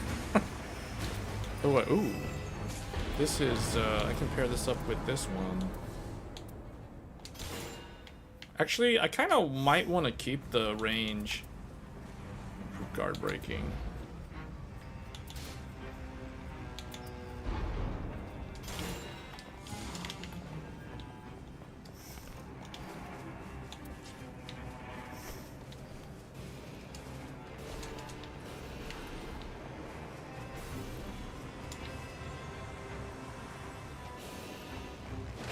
Yeah, so if it's not an overclock that's causing it, because sometimes unstable memory can cause problems like that.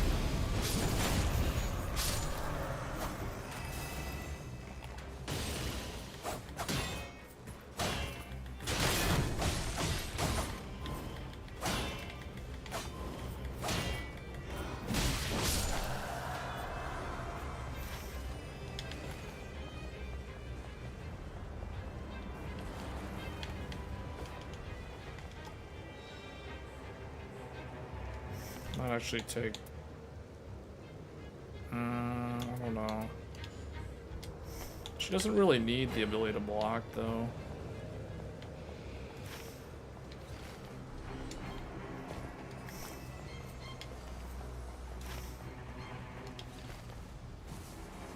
I forgot to level up.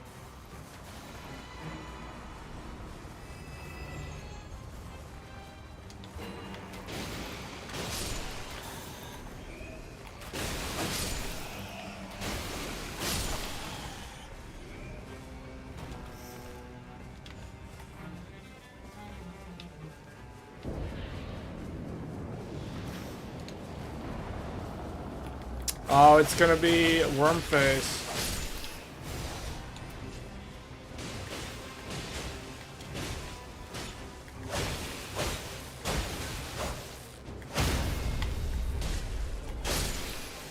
Yeah, this doesn't seem... I don't know, like, hold on, what about this? Try this.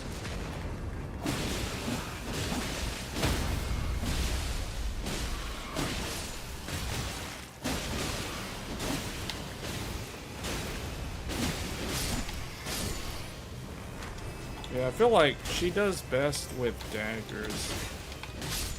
Oh, I need to give her this one.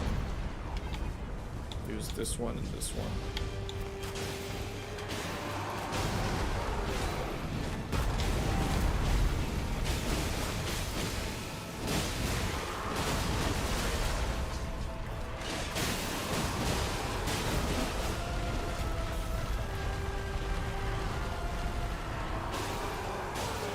Oh, that's what this one is? Those weapon art's bad.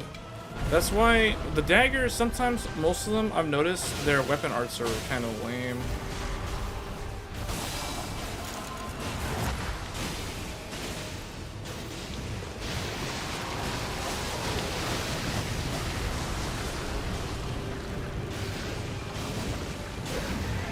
Ooh, they cut the tail off. Does it drop something good? No. Unlike in Dark Souls 1. Oh, wait, what? What the heck? What the heck? It did drop something. Wait, what? I guess I will try. Oh, it's a claw. Hold on, let's try. Oh, poison claw, huh?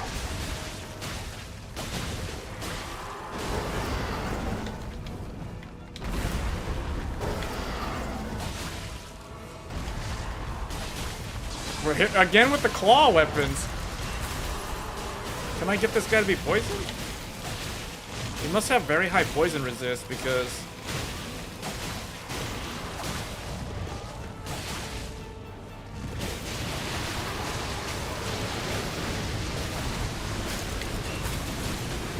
Oh gosh.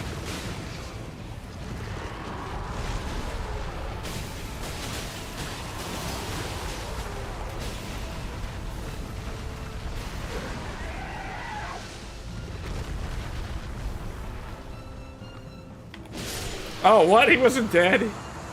He like was just laying there. He was playing dead. He was pretending to be dead. He wasn't actually dead. Blast slowly. Guard counters. Trigger. Hold. Activate. Summon. Guard counters. Gradual restoration. I guess. I don't know if this is a good thing for her, but it will heal her more. It'll just heal slow. Okay, we need to get. Oh, he's doing that thing? Okay. And don't forget, we need to go into the Iceland. Like in the Death Stranding 2.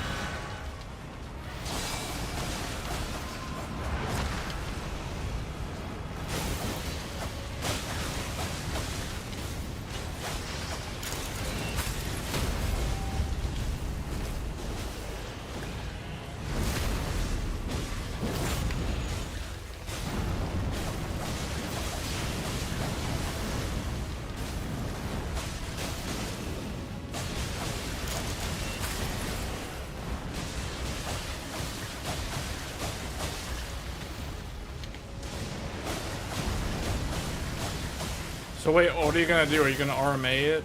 For another one or what? When did you buy it? Did you just buy it?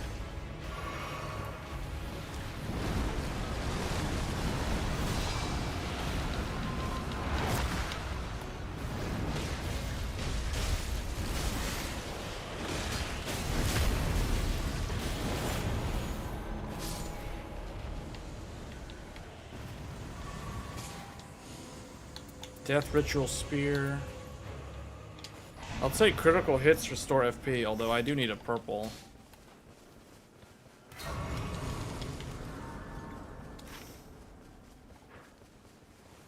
Don't we want to get... Whoops. Don't we want to get this?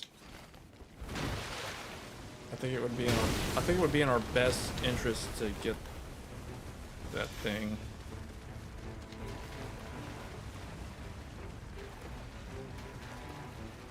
In fact, we should probably head in there now.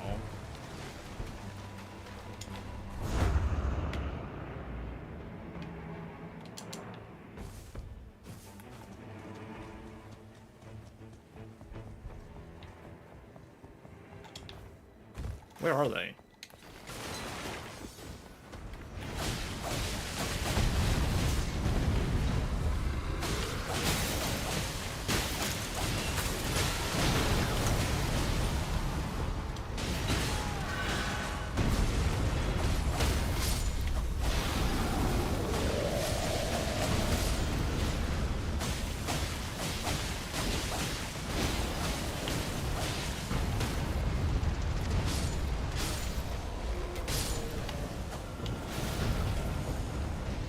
Improve skill attack, but increase the number of runes obtained.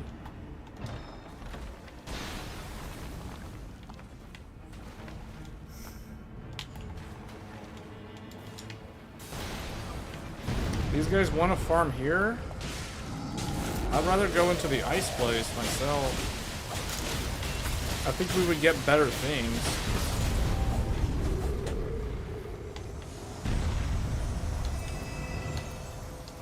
Get more runes.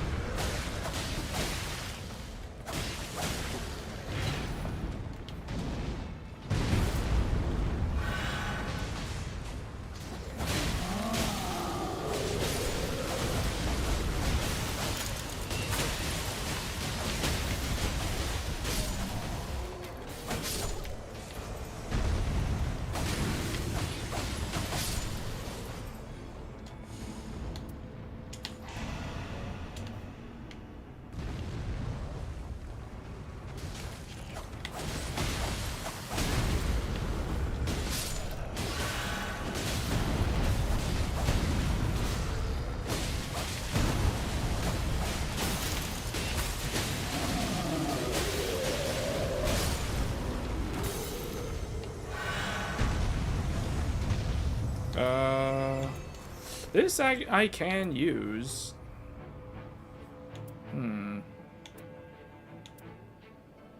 This one has thunder, I guess. I guess this one. Where are we going? We're going up there?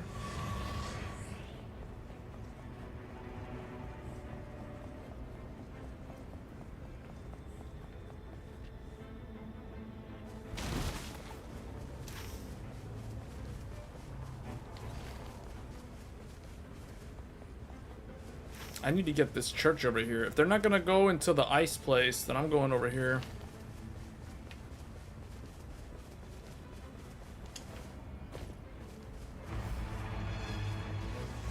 This guy sells good stuff.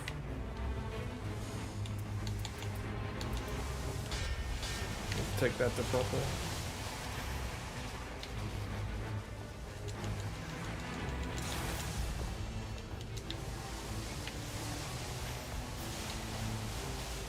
Well, this church is way out here. What the heck? Those two died?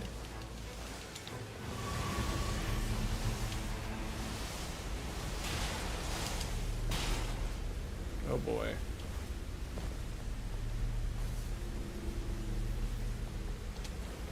I just realized I should have like leveled up before doing this.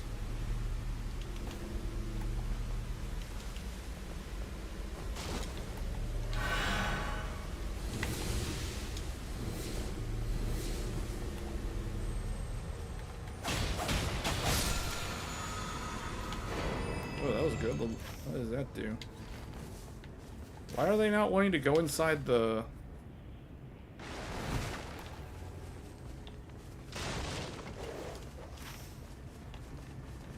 Don't we want to go over here? Like, I don't understand why we're not over here yet.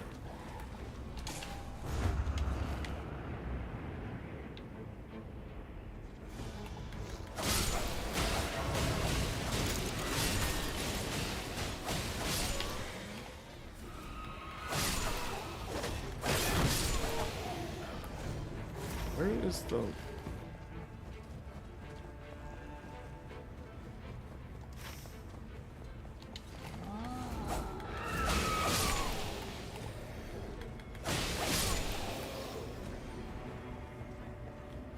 You only had it 2 days? Yeah. Just swap it. Where did you get it from?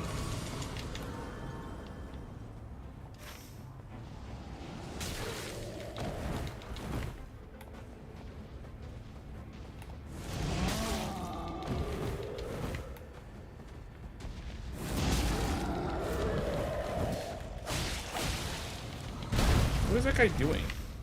Oh, he's... okay.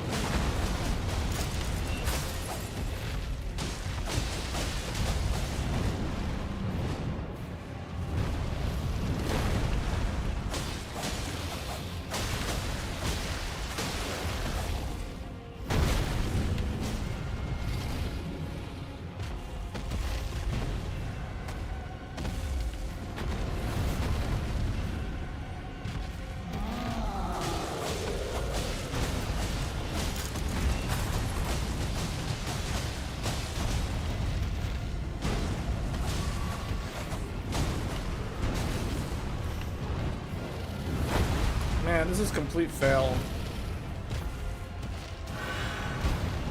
Those guys should have gone with me to get to the top of the mountain. But no, they didn't want to do it for some weird reason. Okay. That will replace this.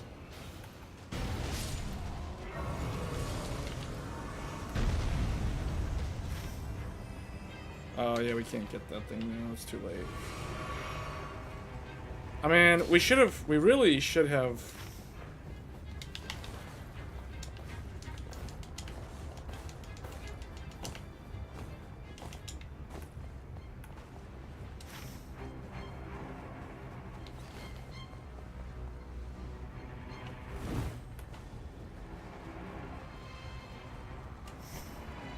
Well, we'll be using this dagger, I guess.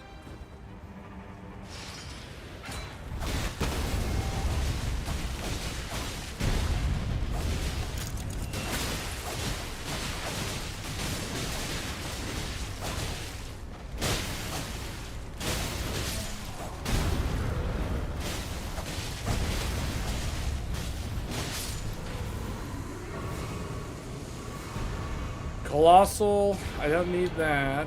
reduces? I don't know. This is not really gonna matter. I don't need the colossal. I guess I could have gotten that for a passive or something.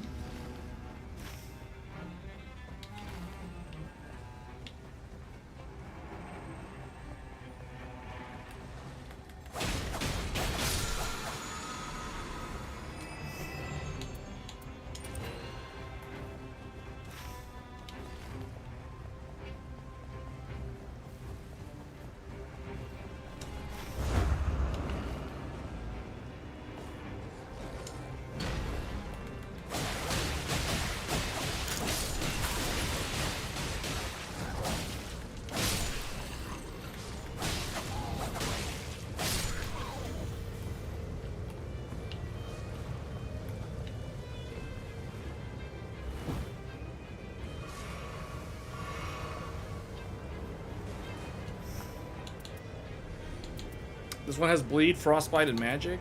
This one has poison. That's because I leveled it for my starting dagger. Probably flip those two.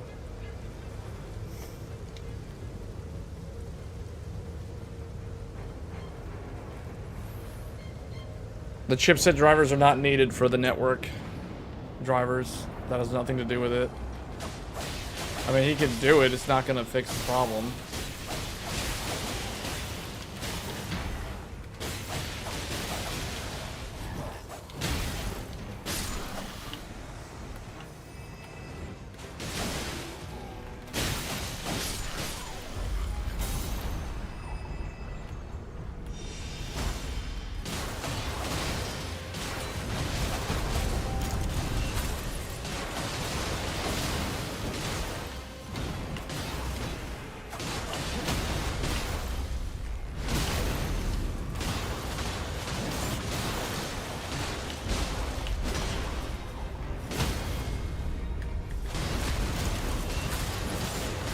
There, finally, he got poison. Get poison. Get owned.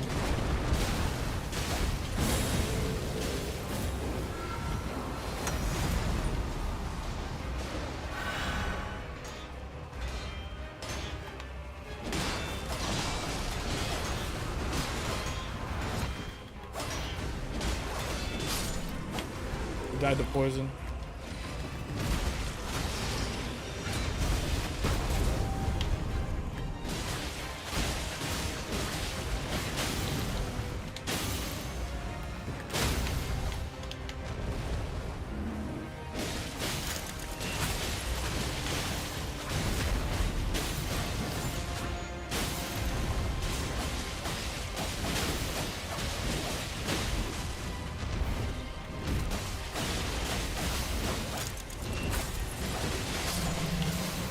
Yeah, okay, she's good at applying status effects. I think that's one of her good things. She can apply a lot of status effects.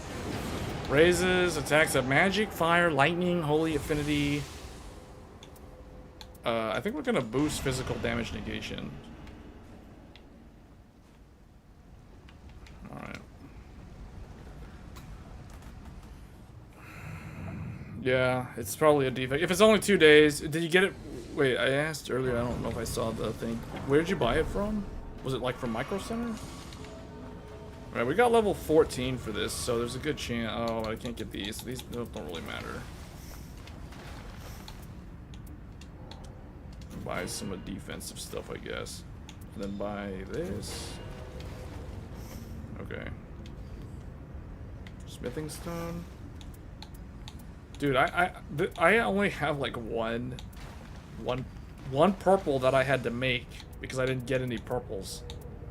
I got like nothing on this run. Yeah, we got bleed, frostbite, magic damage, and then poison damage for this fight. Probably swap these two. Wait, hold on. Swap those two around. I'll keep this one as my main.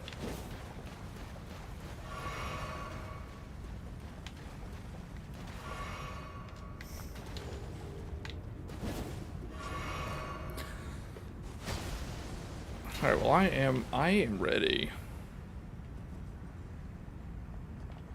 Oh, wait, hold on. What is he? Oh, is he bringing the poison claw? That's not even the... Dude, these people with like no poison are making this so hard. Extend spell duration. Okay. Well, I brought poison via Relic. So, at least we have that.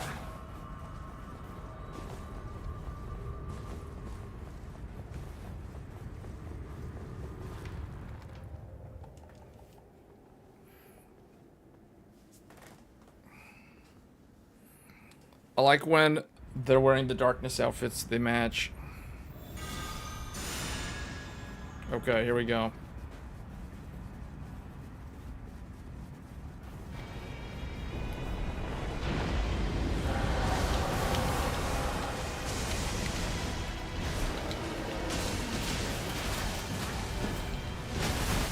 Yeah, that was some traversal stutter lag. Alright, because... oh boy. I need to try to get poison on him.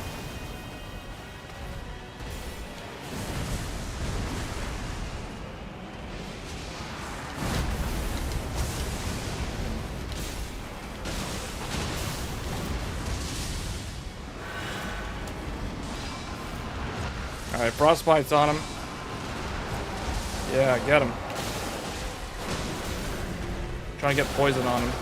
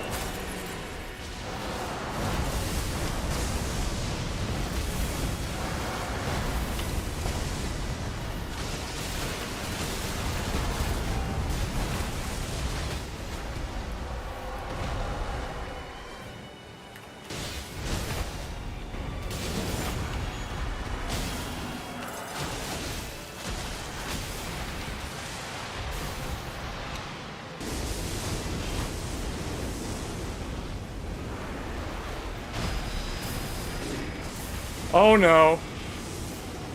Oh, I'm gonna need him. Okay. Alright, here we go. Here we go.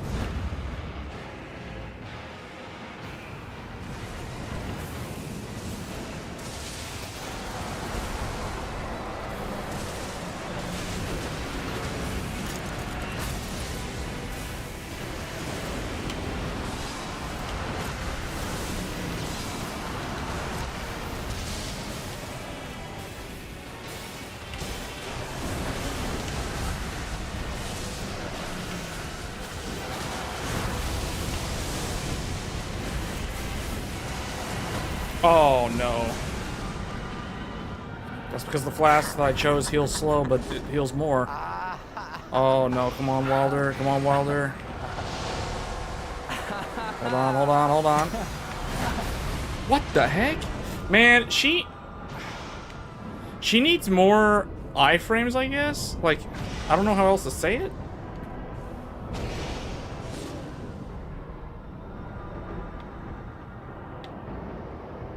When doing her cape thing?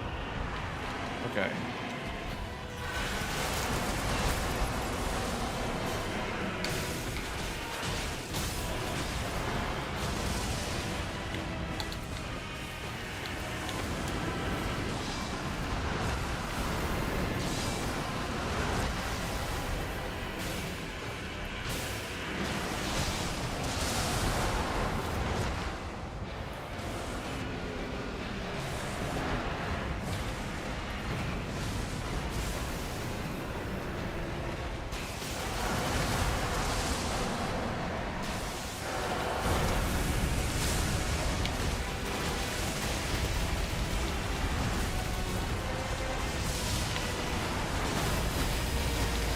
Oh my god, how are you supposed to...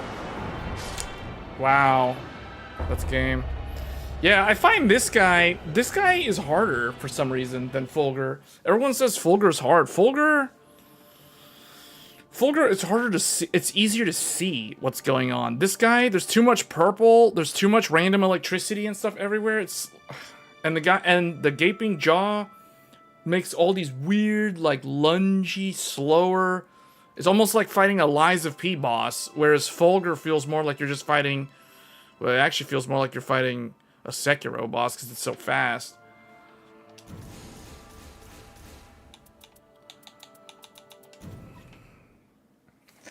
Yeah, the chances of winning there was like very, very slim because no one except me. My starting weapon had poison. I managed to poison him once. Iron Eye kept pulling aggro, so he kept like running away from me and Wilder. So we're literally chasing him and then getting hit by damage over time. So that's just how it goes. Nightreign is amazing. You have almost 500 hours. 400 hours only as Recluse. I guess we'll do another one. I almost kind of want to do like the regular ones because these two get so boring after a while. And I honestly feel like Fulgur is probably the harder fight. But it certainly doesn't feel like it because you have tanks that actually queue up for him. Like, tanks for some reason don't queue up for Gaping Jaw. So you end up with a bunch of squishies and maybe a Wilder. Nova has a 5 gig. I think it has a Realtek 5 gig or something. Well, since that was so fast, I can just do another one. Although I really don't want to fight Gaping Jaw. Although I really don't want to fight Dark Drift Knight as her either. But I kind of want to farm the thing. I actually, you know what? Hold on. My starting weapon is poison. So I guess we'll have to do Gaping Jaw. I actually feel like I did better against Gaping Jaw. I guess he's easier to dodge? I don't know. I feel like Fulgur, if everyone's melee, there's not as much movement in that fight required. Gaping Jaw just does whatever he wants. It's super annoying. So you know what? Hold on. We're not going to fight Gaping Jaw. I don't feel like fighting him again. He's boring. He's annoying. Let's get,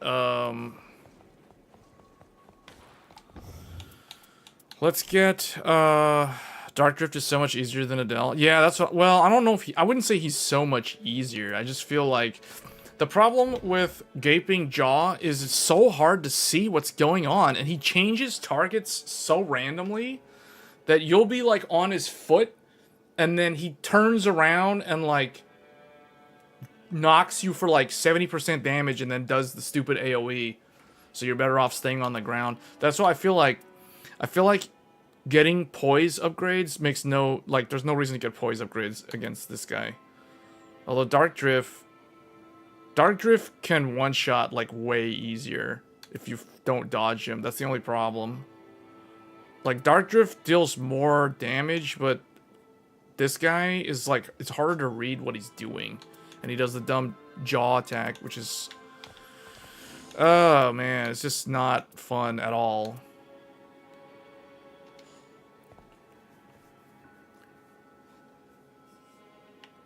Do you play as a tank? There was a tank earlier.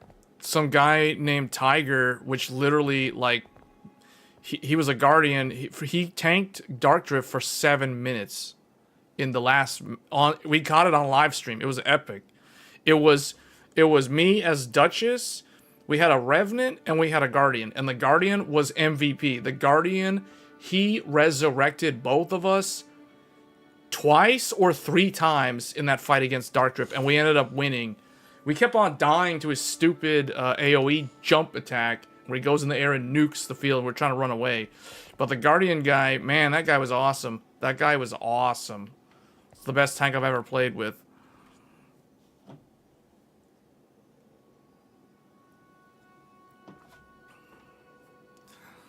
Yeah, I don't know. I guess I'll queue up for one of these again. Still not even sure, like, hold on, do I have the, if I'm going against Dark Drift, I'm not going to use poison.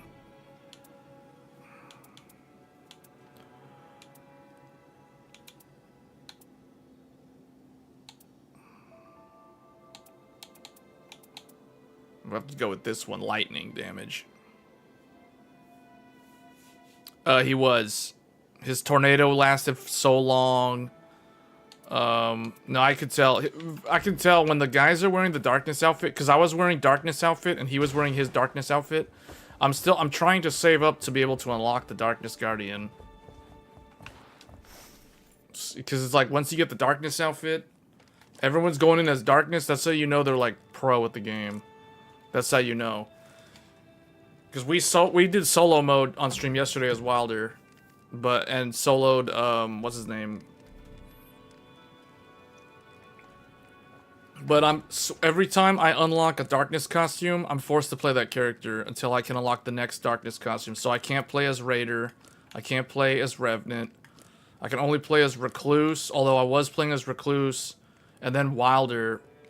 We got Darkness Recluse, Darkness Wilder. I want to get Darkness... Oh, and the Guardian guy who basically carried me and the Revenant so hard was wearing the Darkness outfit. That's how you can tell. The Darkness. It's all about the dark. The Darkness outfits, in my opinion, are the best looking outfits in the game. The Darkness... They look way cooler, like, out in the field than all the other costumes. They got these, like, oh, you beat the final boss. It's like, oh, you get Solaire. You get the Dark Souls 2 guy, or Dark Souls 3. I think this is Dark Souls 2 or something. And then you have Dark Souls 2. You have Artorias, Dark Souls 1. I mean, that's cool. You get the random Dark Souls, what is this, 2 or 3? Dark Souls 2. Dark Souls 1, 2, and 3, technically, but I guess it's the original one. This is the Dark Souls 1 thief, I think. Maybe it's Dark Souls 3? Havel, Dark Souls, basically the Dark Souls cameos in here. You got the classic Dark Souls. Dark Souls 1. Dark Souls 3, Ashes of Ariandel DLC. No, the Remembrance costumes are cool. I mean, you get the Remembrance costumes for clearing the story mode. Yeah, I was using Remembrance costumes when I got them. But then I'm like, okay, now it's time to get the coolest costumes. The 35,000 costumes. The Darkness. This one looks like Sekiro. Because this one, like, okay, see, like, her Darkness outfit is the most sophisticated. This is like the it's like you go into an MMO, and it's like, you see who is, like, max level. This is like going into Ironforge in WoW Vanilla, and seeing people who are, like fully specced out in, like, devout robes, or tier 2, whatever. You got your judgment set going on. Yeah, the Darkness outfits are the best ones. They look the most sophisticated, and they look the most original. Okay, obviously these are original, but these are not original. You know what I'm saying? Like, these are like throwbacks to fans of the old games. Recluse Remembrance. You use the Recluse. I was using the Recluse Remembrance was the first one I unlocked, and then I had like no runes or no merc to buy anything for the longest time. When I looked up how much, you gotta farm, like, what, 500,000 merc to get all the costumes or something like that? I still think the Darkness Wilder is the best looking Wilder. This is the best looking Wilder. Darkness, Guardian also is the coolest one. This one, I don't know, I guess this one is okay. I still kind of like Sellsword from Dark Souls 2. But yeah, this one... See, the thing is, the Darkness outfits have the most going on. Like, they got a lot of stuff going on with the costume. Like, see, Duchess? This looks like a max level Duchess. This is Duchess. This is Duchess doing the fashion show in the Gold Saucer every couple of weeks in Dawn Trail. Like, legit. You know what I'm talking about? Like, that is exactly what I mean. These are like, okay, this is like, okay. This is like a level, this is like your leveling, your power leveling in an MMO. This is like your final tier 3, whatever. We've cleared, like, the Molten Core, all that stuff. That's what these are all about. Iron Eye Darkness. Yeah, man, Darkness outfits all the way. I like how they make it so that these are not locked behind clearing the game. Because not everybody will be able to beat the final Night Lord, so not everyone will be able to unlock the throwback costumes.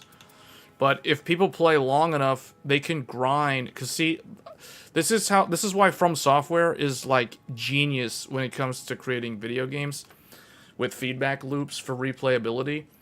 Because I remember when this game was coming out, people were like, man, this game's going to have like no replay.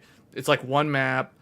It's gonna get super repetitive. People are gonna quit. People are gonna quit faster and go back to Monster Hunter Wilds.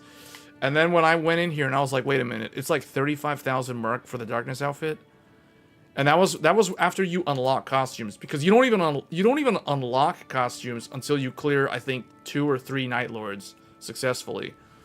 And then you see these 3. You see like their default, and then you see Dawn and Darkness. Everyone has a Dawn. Everyone has a Darkness. And then when you see how much it costs to unlock them, it's like, oh man, that's going to be a lot of grind. Win or lose, that's a lot of grind. So even casuals, if they play long enough, they have access to Darkness and Dawn. But here's the thing. The best costumes, in my opinion, the Darkness costumes, hence the reason why they're super expensive, they are available to casuals because even if the casual players can't clear the final boss, they can still grind out the Darkness outfit. But here's the big brain genius psychological aspect of this. By making the Darkness outfit hard to obtain in the sense that it's very expensive merc cost, people who are not as experienced at this type of game, they have incentive to grind it out for the costume. And it's basically the story of Karate Kid. Through repetition over and over again, as they will gain experience playing the game naturally through repetition, and they will get better and better at the game, and then they'll start clearing bosses. So then they'll eventually have a shot at successfully clearing the final boss, getting these final costumes. On top of that, they can be progressing the Remembrance quest lines. So it is a genius system. Like every time I analyze the way a From Software game is structured, there is so much attention to detail in every little aspect. Like the way they even put the costumes. They didn't lock the best looking, the most original new design costume behind a boss wall. Okay, it's locked behind, like, you gotta clear, 2 or 3 bosses? But most players will be able to do that. Everyone's gonna be able to kill Cerberus, the 3-headed dog. That's like the easiest one. That guy is soloable, pretty much by even casuals. Okay, I don't know about casuals, but if people get enough of the revival item, they can probably clear the Tricephalus, no problem. As long as they get a holy weapon. It's doable by everyone. But then getting the second and third clear, so like Gaping Jaw or Augur or whatever, Pestilent or whatever those, basically 2 more or 3, whatever. I think you have to clear 3. Then you finally get the costume. When they get the costumes, and they're like, oh wow, man, I kind of want these. These look cool. I'm gonna keep playing this game. So it's so well designed. And then there's like hidden costumes, and they'll group up with some rando, and the rando is cosplaying Guardian as Solaire, and they're like, oh, I remember, that's the guy from Dark Souls 1. That's the Sunbro guy. Wait a minute, how did he get that costume? So they're gonna want to like figure it out, So it creates this ingenious system of wanting to keep playing the game just because it's basic costumes, and it isn't even DLC. It's literally just in the game, classic style, classic unlocking costumes. Oh look, it's not behind a paywall. You don't have to buy skins. They're literally in the game. And this is 2025. This is so refreshing. Everything that I just said are reasons why, and we haven't even talked about gameplay, but all the things that I have said are reasons why you can pretty much guarantee that Nightreign is going to be a candidate for Game of the Year 2025. Pretty much guaranteed. I'm not saying it's going to win, but rest assured, this game is going to get nominated for Game of the Year. It is definitely going to get nominated for Game of the Year.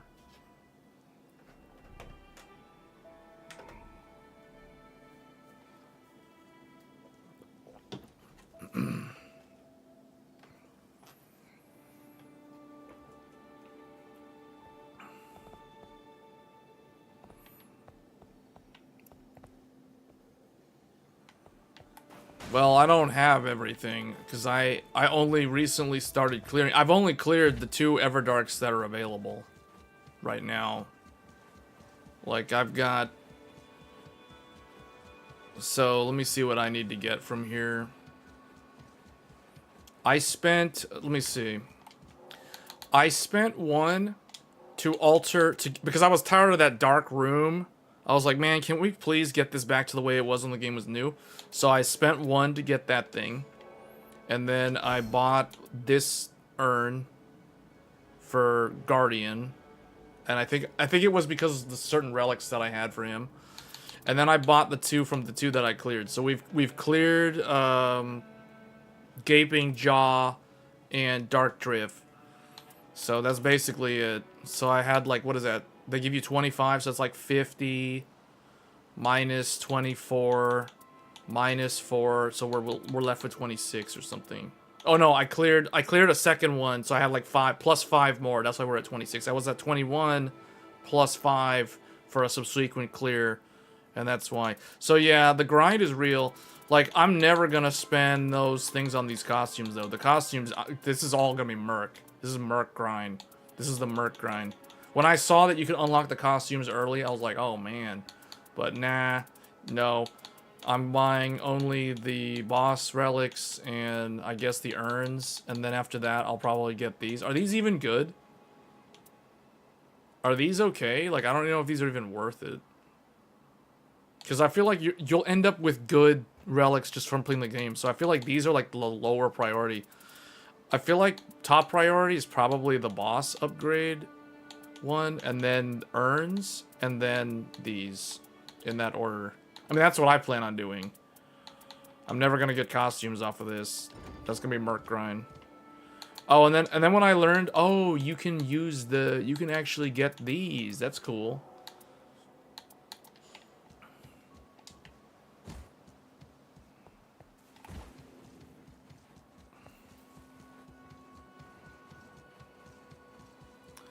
I got a long way to go. I've only got 8,518 Merc.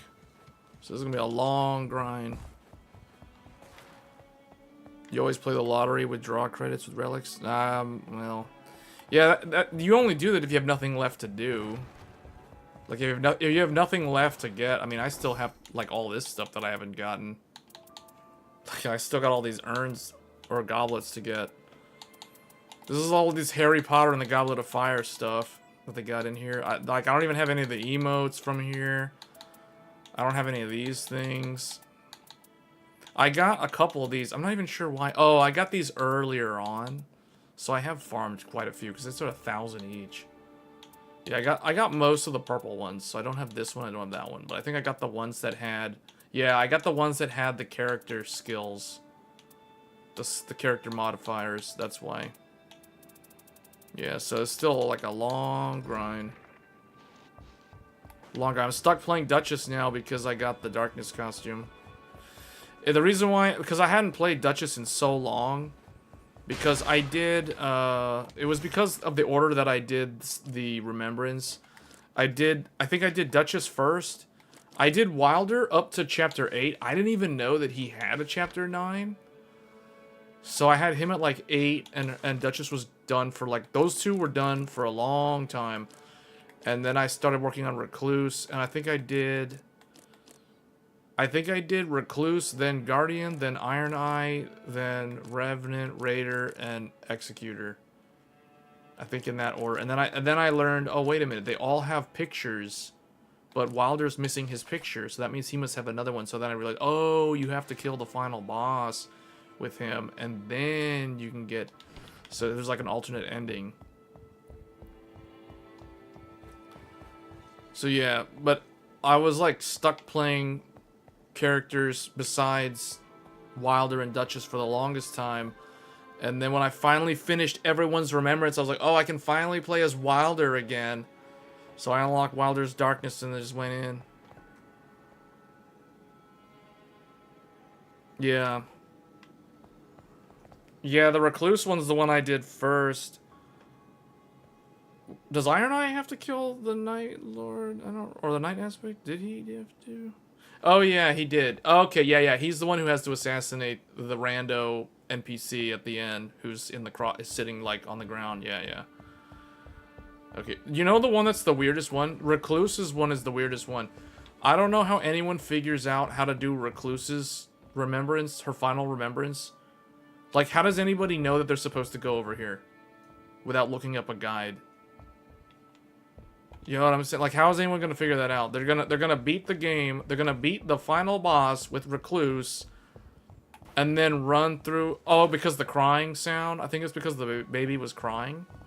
That might be the why. Because I think they did the Bloodborne thing. Yeah.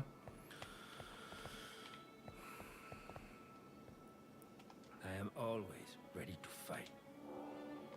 Rest up, one. The funny thing is, this game plays exactly like it did in the network test.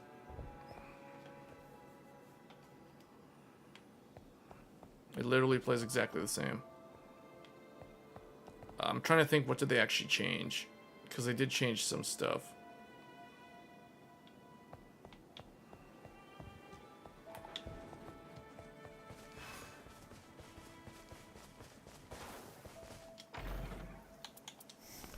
I just think this game is so cool because, like, in Elden Ring, you can never do this. You can't just, like, go, oh, I want to test this thing. It's like, no, you can't do that. You have to actually craft it. But in here, it's like, no, you have access to it. There's no legendary dagger, though.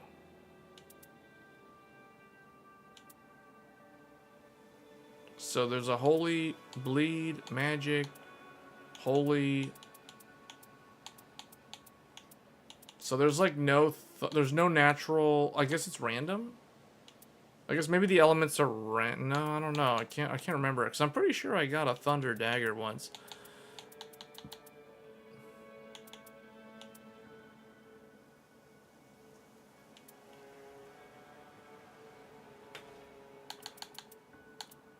Let me see. Sword of the Night and Flame. I just realized I never updated the stream's game title. We started the stream with Monster Hunter Wilds, and then we transitioned to Nightreign, and I never bothered to update the thing.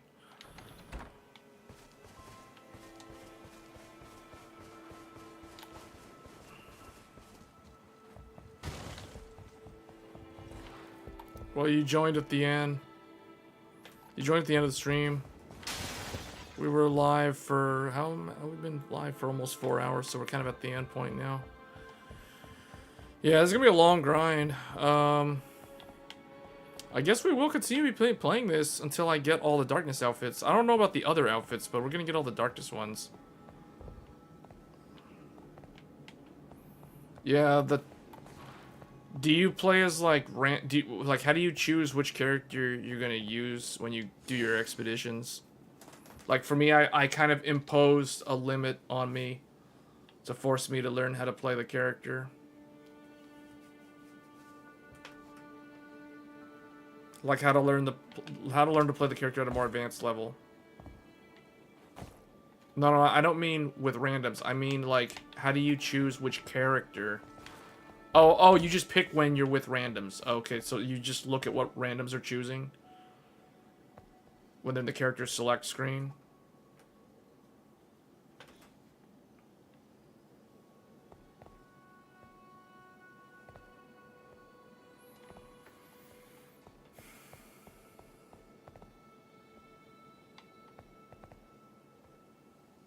Can you ask what kind of performance in latency and FPS you get? So this game, this game is just like Elden Ring, in the sense that it still suffers from the occasional random traversal stutter. Like, that's still a thing in this game. Oh, you only play as Recluse. Wait, you only play as Recluse? Recluse was like the first character that I tried out. That's why I got her darkness outfit. Her darkness outfit was literally the first costume that I unlocked. And then after I unlocked her darkness costume, then I stopped using the character and started switching to other characters because I started doing the Remembrance quest lines. Yeah, but I went in as Recluse for a while, and then I wanted to play as Melee. So recently, Because if you go back and look at the streams that we did with this game, recently I've been playing as Wilder, Darkness Wilder a lot. Like, I've been playing as this guy pretty much, like, for the past week. Like, exclusively as Wilder. After I finished all of their Remembrance. So now that I unlocked her Darkness outfit, now I'm playing exclusively as Duchess. Until I get 35,000 Merc. And then I can unlock another character. I'm not sure which one I want to get yet.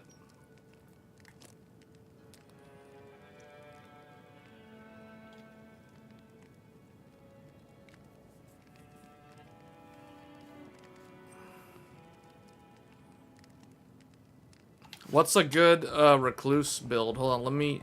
Okay, maybe you can advise me. Wait, what was the question earlier? Oh, the question on Nightreign.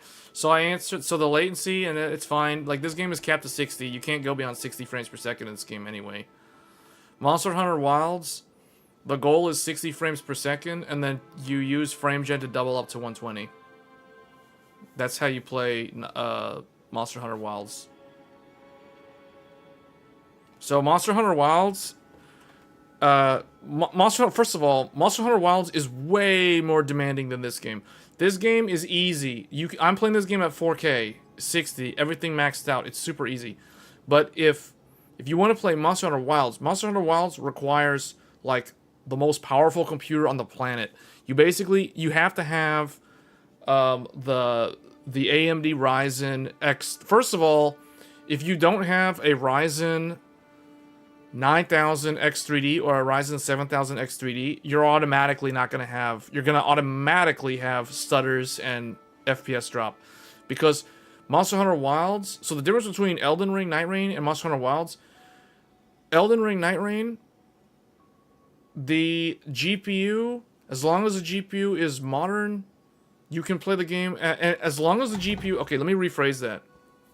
The CPU in Elden Ring doesn't matter too much. You can have like a 3-year-old CPU, maybe even a 5-year-old CPU, and it's fine. But the GPU needs to be like relatively modern, depending on the... Okay, the GPU doesn't have to be modern as long as it is sized appropriately for the monitor resolution. And that is how it is with every game. So that's how Nightreign is. Now, Monster Hunter Wilds. So, okay, let me give you some examples. So if you want to play this game at 4K... Oh, what was the question? Should I get a 4K monitor or 2K monitor for World of Warcraft, which is an inefficient single CCD game? 4K, man. 4K. If you're if you're comparing 4K and 2K, get 4K. 4K is endgame. 4K is where it is like endgame. It's like, that's like asking, do I want my Tier 1 Devout robes in WoW? Or Tier 0 gear? Or do I want my Paladin Judgment set from, Tier 2 raid in Classic WoW? Like, that's what that sounds like to me. If someone's comparing 2K versus 4K, I'm like, you're talking about, like, different tiers. It's like, what the heck? That's like, that comparison is so weird. That's like saying, should I buy a compact car or should I buy a mid-sized sedan? That's what that sounds like. That's how I interpret the question. So definitely, if you're considering 4K, 4K. But here's the catch. 4K is naturally going to demand a higher end graphics card because 4K it's just way more pixels, so it's gonna command significantly higher end hardware compared to 2K. So if you have the budget not only for a 4K monitor but also a higher end graphics card, then 4K makes sense. Otherwise, if you don't have that kind of budget, then 2K makes sense. Again, it comes down to, like, should I buy a compact car or should I buy a mid-size or full-size sedan? There's a difference in price points.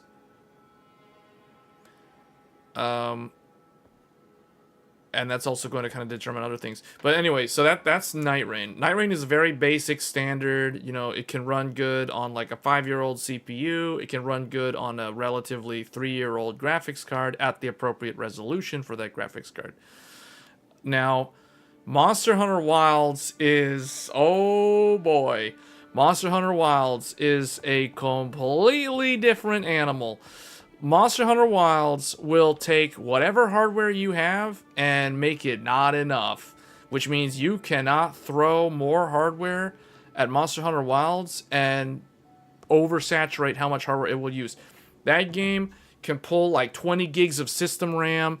That game can pull like 20 plus gigabytes of VRAM at 4K. It can saturate, close to saturating a 7900 XT, which has 20 gigabytes of VRAM at 4K resolution. So, Monster Hunter Wilds, and on top of that, the limiting factor in Monster Hunter Wilds is the CPU, not the GPU. The CPU is the absolute most important component to determine if someone will have a playable experience in Monster Hunter Wilds, because that game is so CPU bound.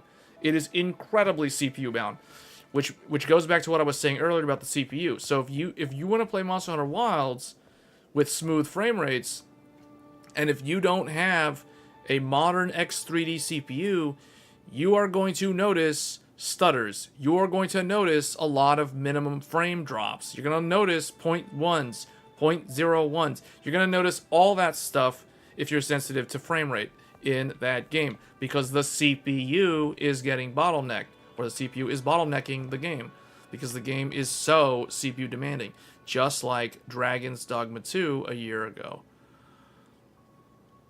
So, yeah, that is a 100% CPU demanding game. Like, it is the most, because it wasn't even until I used X3D that I finally got rid of all the weird traversal stutter and all the weird, like, you see, like, you can tell that there's, like, frame drops, essentially, because the CPU hiccups under load.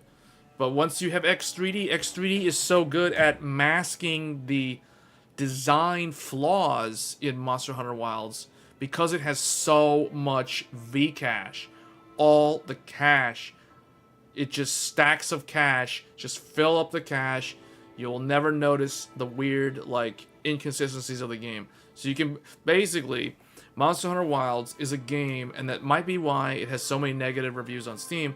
Monster Hunter Wilds is a game that requires the PC to go above and beyond, which means the computer needs to be so over-spec'd to run that game with the sort of like smooth, playable experience that we have in this game.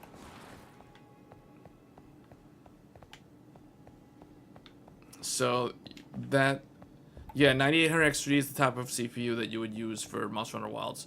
9800 X3D is not necessary for this game, but it is necessary for Monster Hunter Wilds.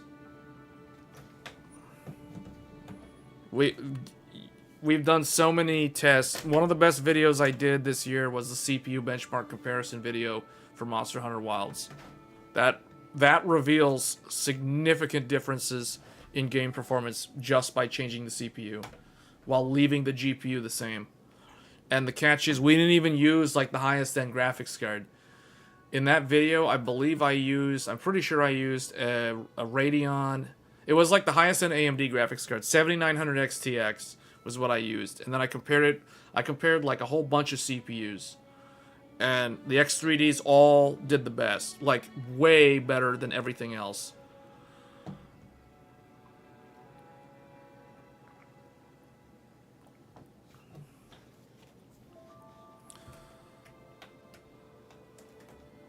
Oh, you use 24-inch 1440p? Oh, that's one of the rare monitors. That's my favorite screen size for 1440p. 24-inch 1440p. I'm literally reading the chat off of a 24-inch 1440p monitor. You guys are on a 24-inch 1440p. I've got a 24-inch 1440 on the left. I got the exact same 24-inch 1440 on the right, and then I have a 32-inch 4K 240 Hz OLED in the middle. And that's what I'm playing the game on. So I got the big 32-inch 4K right in the middle, And then I have two 24-inch 1440s on the left and the right. I got the triple monitor setup. This is the typical live streamer setup. Triple monitor.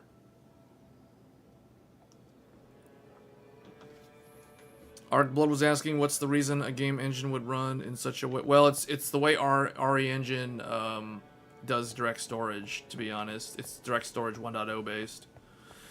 There's a hypothesis going around that Capcom will eventually migrate Monster Hunter Wilds to a direct storage 2.0 version, and that is supposed to clean up a lot of the weird like inconsistencies with performance.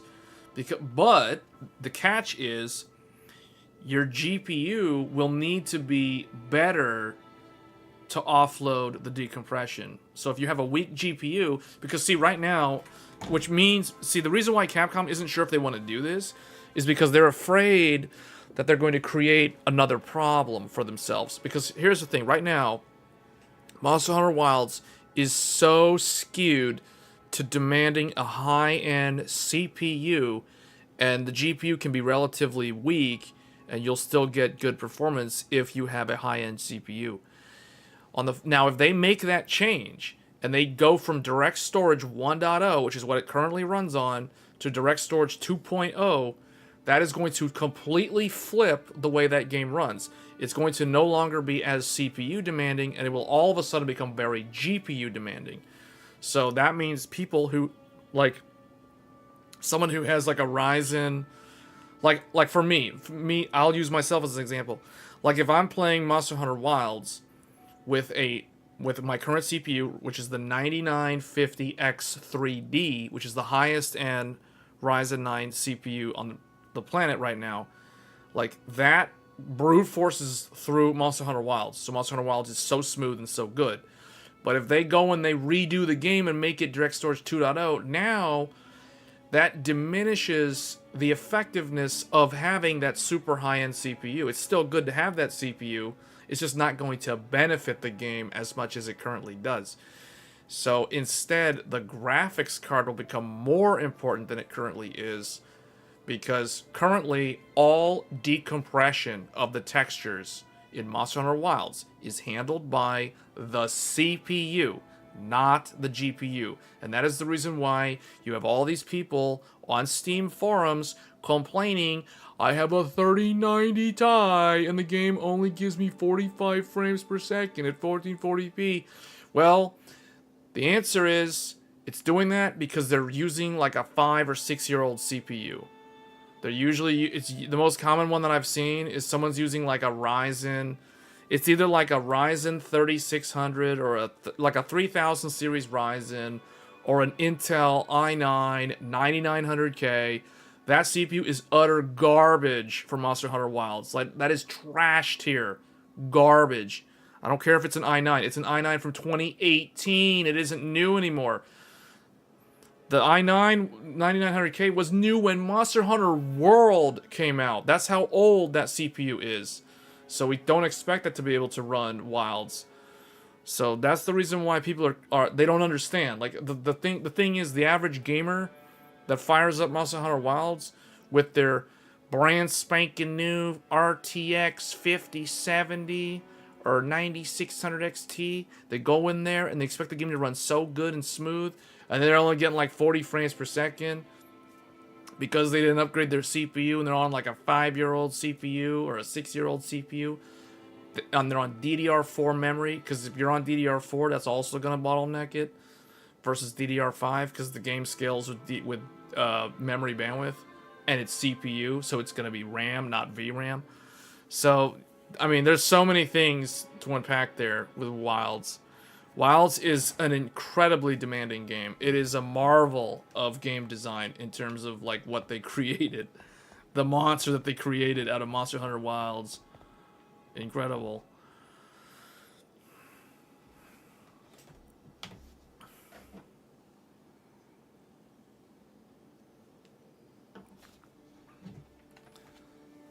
Why is the Samsung 27-inch Odyssey QD? Is it a 4K monitor? If it's a 1440p monitor, that's why.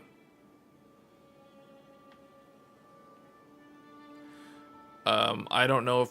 Oh, they're using the same panel? I don't know.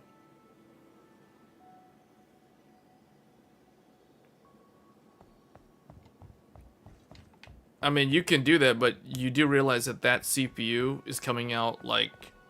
It's going to be more than a year from now. 9800X3D is going to be, like... That... The Ryzen 9000 isn't changing until, like, either the very end of September next year, or it'll be like Q4 of next year. It's like it's a long way off. So what that means is that the Zen 5 X3D CPUs are going to remain like the king of gaming for like another year. I mean, meaning if games like Monster Hunter Wilds, if there's more games like Wilds that are so demanding, that just justifies those X3D CPUs even more.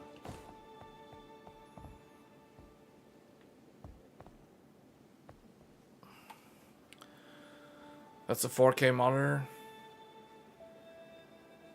Oh, 27-inch. So you're asking, like, why is the 27-inch 4K so cheap? I don't know. If there's a matte screen 27-inch OLED, I might consider it, actually. But all those Samsung monitors are glossy. I don't like glossy screens. I don't get glossy screens. That's why I'm using an LG OLED, because it's a matte screen. Because I have a lamp literally back here. If I had a glossy OLED, the lamp right here would be shining. I would have this nasty glare on my screen. It would be very, very distracting and annoying. Samsung QD OLED. Most QD OLEDs that I know of, I haven't seen a single QD OLED that's not glossy. So I don't know. The other thing too is when it comes to gaming, I've gotten so used to this 32-inch size for 4K that, because the nice thing about 32-inch 4K is you can put 24-inch 1440p on the left and the right of it, and because of the pixel density, 32-inch 4K is pretty much, it's still slightly more dense than 24-inch 1440p. But because they're so close, you can drag a window from the 1440p monitor across into the 4K monitor, and it looks seamless. You can drag the windows between all three monitors, and they are seamlessly integrated. Whereas if on my old 4K, which is a 27-inch 4K, that one, when I used to have that one in the middle, when I drag a window from the 1440p 24 into the 4K 27, and remember, I always use 100% DPI scaling, so everything on the 4K monitor looks super small and super crisp and sharp. But on a 27-inch 4K at 100% scaling, icons on the desktop are tiny. They're so small. So when I drag a window from the 24-inch 1440 into the 27 4K, it shrinks. Everything becomes super small as I move it across. So that's kind of jarring. So I'm getting more and more used to 32-inch 4K, which I kind of think for most people, assuming a proper distance from the screen and assuming normal vision, the 32 4K actually I think is the more optimal size. 27-inch 4K at 100% scaling is definitely meant for people who have either really good eyesight or just, I don't know, they sit closer to the screen, or they have, like, you know, above average vision. So meaning they don't have 20/20 vision, they have like 20/15, or they have 20/10 vision. So that's yeah, that's the thing about monitors though. Like, you'll never really know. So if you're someone who's thinking about a monitor, you really need to go into a physical store that has a demo unit of the monitor that you're interested in to try it out, unless you are the type of person who likes to buy something and just return it, which is kind of annoying because, yeah. So That's what I recommend doing. Like, I bought this LG Ultra Gear last year. I've had it for about a year now. And I went into a Best Buy to look at it. And I bought it right there and then after I was testing it in the Best Buy for a while. And that was it. And I never returned it. I got it home. I set it up. I've been using this monitor, the LG OLED. No burn-in, nothing. It's perfect. I've had it for like a year. It does the pixel cleaning algorithm if I use the monitor for more than, I think, 4 or 5 hours when I'm done using the computer. And it's perfect. This is like the best monitor I've ever owned. It's the only OLED monitor that I have. 4K OLED at that. So think about this, guys. See, this is the reason why when people are asking me about like lower end resolutions, I tend to like not care as much or I just don't really think as highly of the lower resolutions anymore, because I am so spoiled by 4K OLED that to me, like 1440 feels like such a downgrade in comparison, because the pixel density is so good, the motion clarity is so good because it's OLED, the response time is so smooth. It's so endgame peak that if I were to go with anything else that's not at least equal to 4K OLED 240 hertz, you know, like if it's not equal to that or better than that, there's no incentive to even consider it.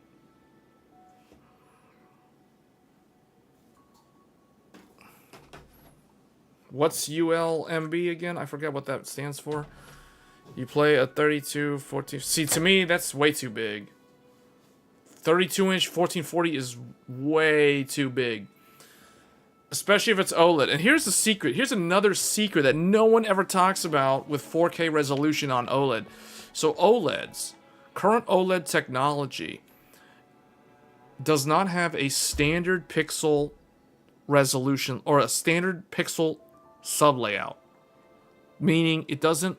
The pixels, the different green, the RGB, the red, green, blue, they do not align like a normal non-OLED monitor, which means if you're reading text on the monitor, it's not going to look that good. It's going to look kind of blurred or distorted. It's not going to be sharp. It's not going to be clear. It can cause eye strain. Now, the reason why this is not an issue on the monitor that I'm using is because it's 4K resolution. The sheer number of pixels fixes that problem. So again, it's like brute forcing hardware to fix design problems or design behaviors. So 4K 32-inch, 4K 27-inch will never have problems with text clarity because the pixel density is so good that it literally cancels out the distortion effect of the non-standard pixel layout. Whereas if someone's using 1440p at like 27 inches, even at 27 inches, a 1440p OLED is going to have bad text legibility. Side by side, people will know it immediately, and there are a lot of people out there, and this is kind of like the unspoken truth about OLED. There are people out there that will buy an OLED, a 27-inch 27-inch 1440p 2K OLED, and they will return it because they'll be unhappy. They'll get eye strain. They'll be reading stuff on like their web browser, and the text doesn't look clear. It looks blurred to them. It gives them migraines or headaches, and then they return it, and they're like, nah, OLED's not for me. And it's because they're using 1440p on a larger display, and that's terrible for text clarity with OLED because of that non-standard thing. And these are the sort of things that no one is going to talk about. Like, all those people, all those tech reviewers, written reviews will probably mention that. I know, like, Monitors Unboxed has mentioned this. So they have covered this, and there are others that cover this, especially written reviews. But this is the sort of stuff that no one tells you. Like, the fact that people will buy an OLED, get a headache or migraines after like a week of trying to use it because they can't read stuff on the screen because it gives them a headache because it's blurry. It's not that it's blurry. It's something about it that's distorted. and it causes their eyes to be strained. So they end up returning the monitor unhappy. But if the people who are buying the 4K, they never have that problem. Unless the 4K is some humongous 48 screen. A 48-inch screen or something. Then they might have that problem. But if they're on like a 32-inch, they're on a 27-inch 4K OLED, they'll never have that problem because it is so dense. The sheer volume of pixels cancels out that negative arrangement. 4K OLED 240 hertz. Yeah, so for those that are wondering, I'm pretty sure it better be in the stream. Yeah, so if you guys look in the description of this live stream, it's literally toward the very bottom. Okay, not the very, very bottom. If you guys just look at the description of this video, of this live stream, you will see the exact monitor that I am using right now as my 4K monitor. 4K OLED. I even got the link to it if you want to see the specs, but they're all there. The exact one. And at first I was hesitant because of what I just talked about, the readability, like how well can you read on it.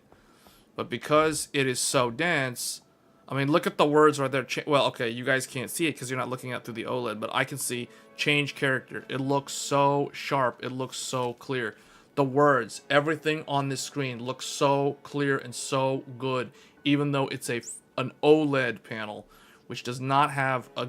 Typically, OLED is not recommended for reading text, but because of the 4K power, it is totally fine. There's literally no problem.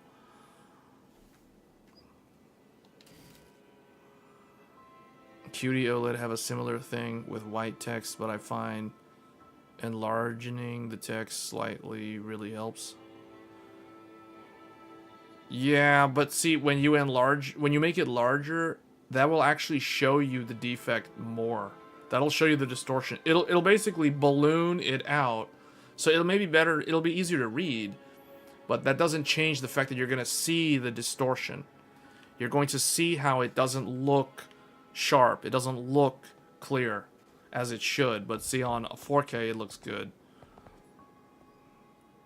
And this isn't even... I'm using a W OLED, for those wondering. This is a W OLED. This is not even a QD OLED. QD OLED is a Samsung technology. W OLED is the LG technology.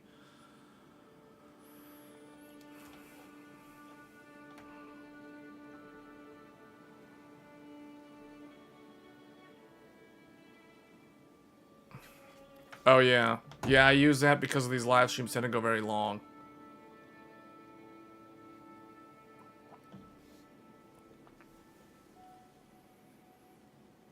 Yeah, these glasses that I'm wearing are computer glasses. These are not prescription lens.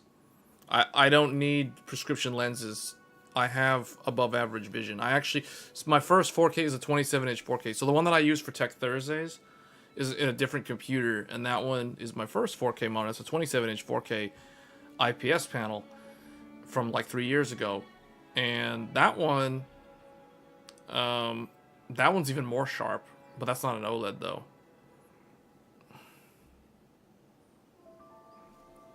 But my vision normally is it's last it was checked was 2010, so something that is 20 feet away from me is as sharp and clear to me as though it was only 10 feet away from me.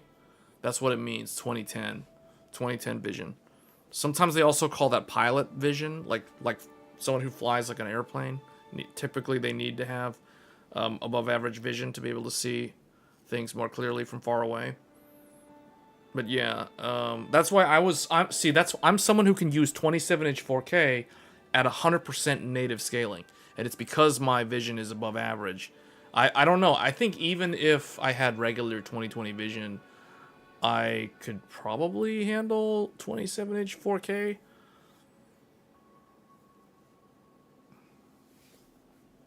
But I've gotten so used to how 32-inch 4K and 24-inch 1440, they work so well together as like a cohesive setup. They integrate way better than like 27-inch 4K. So I kind of, I don't know, I used to not like big screens, and I consider 32 inches a large screen. Like, I would never get anything, I used to say 27-inch 4K is the largest I'll ever go, but after testing out the 32-inch, I'm like, actually, this might be a better,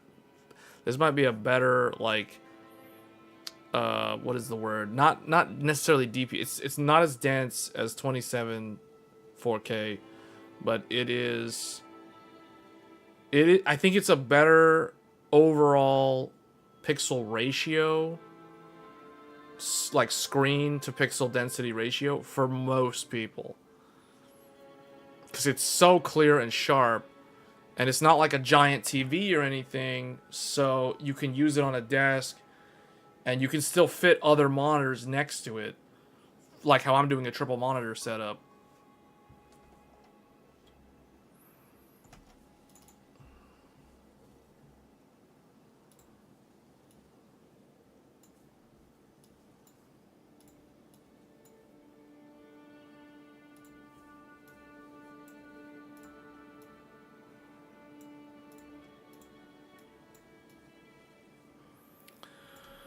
You can't use any display without that blue light protection on the glasses. Too much eye strain.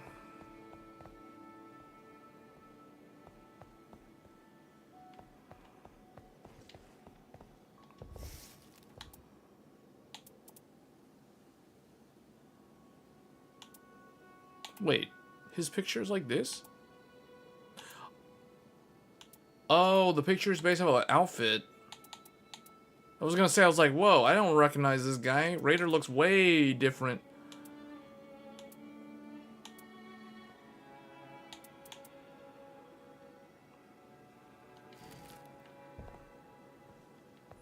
Oh, that's what I was gonna ask you. We've literally added like 30 minutes to this stream. Hold on, let me see. So I was gonna ask, like, what is a good like relic setup for Recluse? Like, what should I look for besides look for one that has all of her things?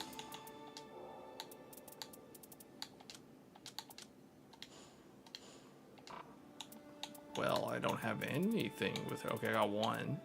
Suffer blood loss. Oh yeah, that's I think on here. Okay, well apparently that's not what I was using. I was using this. The best relic attributes: magic attack power +2 on every relic. Get 5% on every Evergel.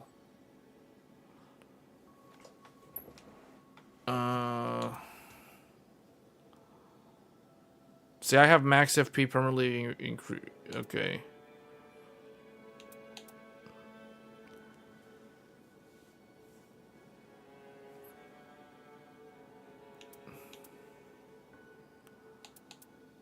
You can, but then that skews like the color of the monitor. Then it doesn't have like it's not outputting the true color spectrum for the content. If you do that, you can do that. I mean, Windows has a mode. They literally have like night mode in Windows that basically adjusts the blue setting in the gamma. Magic power +2. Wait, hold up. What is this? This is activating ultimate raises max HP. That's good. Rune discount or Wraith calling bell. Yeah, rune discount's good. Suffer blood loss. This is also very good though. See, I feel like if I want to use all of her like recluse specific skills or relic skills, I need to get a triple red. I need to get like a 3 red, unless I have some good yellow ones. Suffer blood loss. Okay, that spear attack power is so pointless.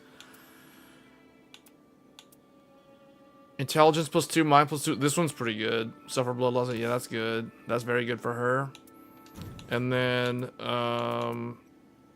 wait, this is suffer blood loss. So I need increase attack or max HP. Increase rune acquisition. That's good.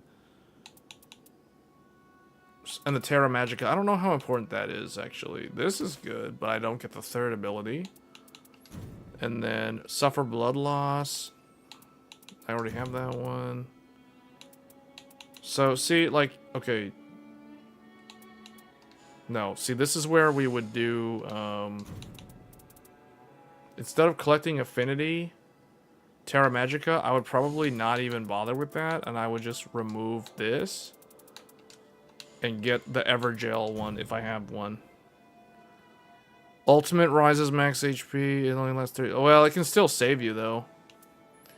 It's that. See, I see this as like this makes her ult kind of like Executor's ult, where he transforms to that giant monster, that huge HP bar that he loses after he detransforms. So I kind of see it like that. Defeating enemies fills more of the art gauge. That is actually good. Oh, this is the new one from defeating Fulgur EX. That one is good, actually, on here.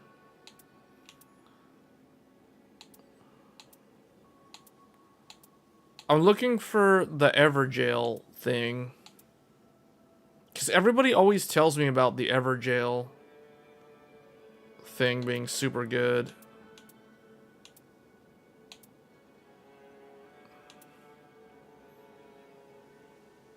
Vigor plus 3 is 60 plus 60 HP. Oh, that's... Oh, if I can find one that has that. Yeah, but see, you stack that with this, that makes it even better. The problem is, I don't think I have a red or an Evergel on yellow. I might have one on red, so I might need to change this again.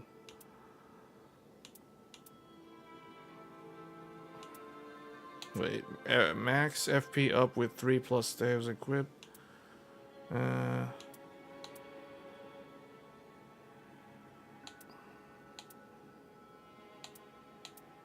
Yeah, I don't know. This is kind of like, oh wait, intelligence plus 2? No, I need to find, some, okay, vigor plus 2, but it's by itself.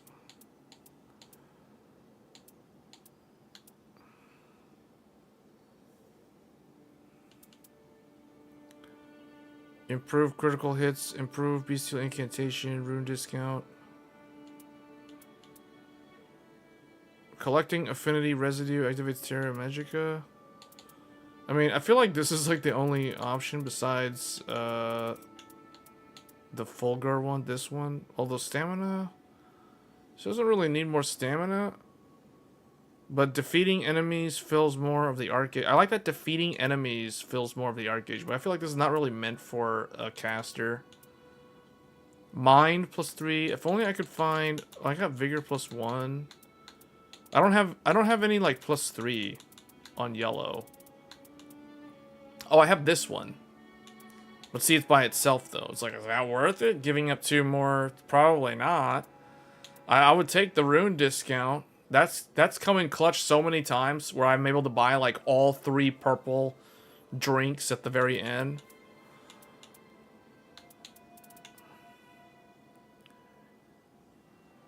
Oh, okay.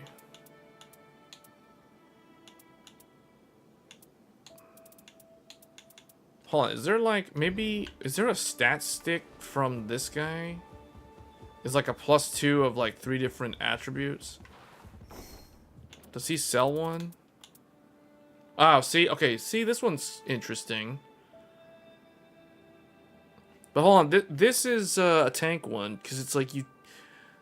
Is this when you take damage, you heal back? Or is when you deal damage, you heal back? Like, I don't know, partial HP restoration upon post-damage attacks. I guess that means you attack, you get some HP back. It's like lifesteal from Dota. See, I'm not gonna get any of these. Wait, no. Wait, vigor plus 3, draw. That's definitely a tank.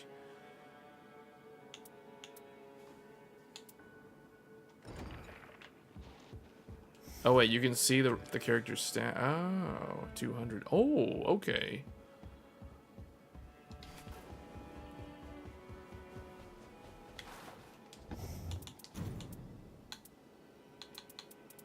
So hold on, how much MP does she have?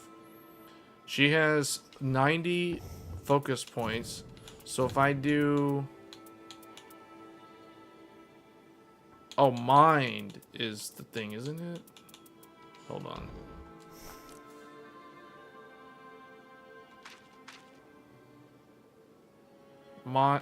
Mind is what affects the FP bar, not intelligence. So it's, oh yeah, mind plus 3. So if I do this, now how much does she have? So she gained 15. She was at 90. She had 90 FP. She gained 15 on a plus 3 mind. Okay, so it's 5. Let's see. Okay, so what does this mean? Increase maximum. Hold on, maximum. So her stamina is 54. Increase maximum stamina 10. So increases maximum is a percentage based, or is it a fixed number?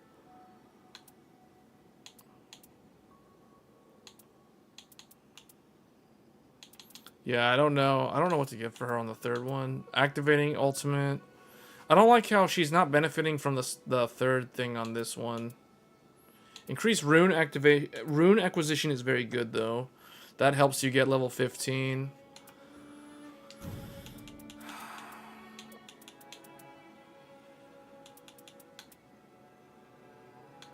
Intelligence plus 3. Slowly restore for self and nearby allies when HP is low. That's, if you're standing still and you're able to cast, that's okay, I guess.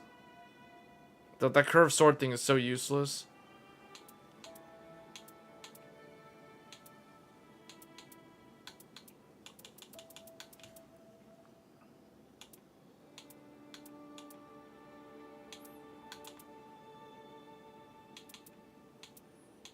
Yeah, none of these really do good for this character. It's like what? It's like a plus 20 HP. More survivability. I wish I had one that was like ultimate art plus, and then like vigor plus 2 or 3. Improve crit hits, improve bestial. Yeah, I don't know. I don't know. I'm kind of wanting to go with this one. Her faith stat is also very high, so it's like until I get anything better, I'm probably gonna leave the yellow one like that. And then for the green one, let's see here. The green one, if I can find the ones that you're recommending, I'll just ignore the recluse specific ones for this one. Mine plus, oh, let's see. I don't want one that has other people's abilities because it's like that's a waste of space. The Merchant Libra and get the Avarice. That gives 20% more runes. Wait, what? Where do you get that? Isn't that something that you get from somebody's quest? If that's the case, I already have it. I just don't remember what color it is. If it's something from one of the Remembrance quests, I have it somewhere. I just don't remember what it looks like.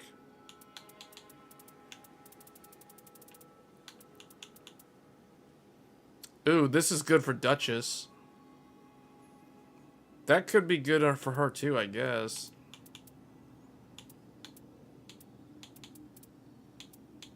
It's just, I really want like 3 things. Hold on, sort by like size. Give me large. Let's do large only for 3. It's recommending this one. Improved Glint Blade Sorcery. Intelligence plus 1.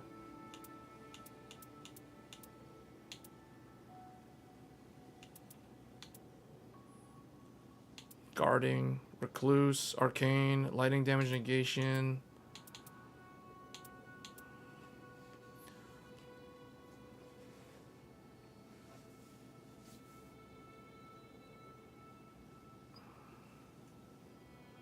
Oh, is it something that you get only for that level? You don't get to keep it permanently? Because one of the characters had to go find Libra in the world and say, I want the thing. And it's like, you have to have 10,000 runes, and you tell them... It's when you're doing the Remembrance. It's one of the Remembrance quest lines. Oh, whoa. Suffer blood loss. Okay, we get that one, I guess. Ooh. Mind +3, intelligence +3, ultimate art +3, improved frenzied flame. That's good if on the rare instant where you can actually find a frenzied flame thing, I guess.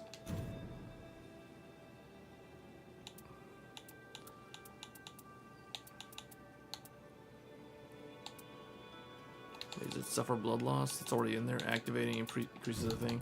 So the Terra Magica thing's the only one I don't have. Critical hits earn runes. I need something that gives me, like, more utility, I guess. Improved invisibility. Oh. This is good in teams with, like, pre-made teams. If you know you're going to be teaming up with Raider, I guess. It's your restoration upon fist attacks. This is good for Raider. I guess. Partial HP.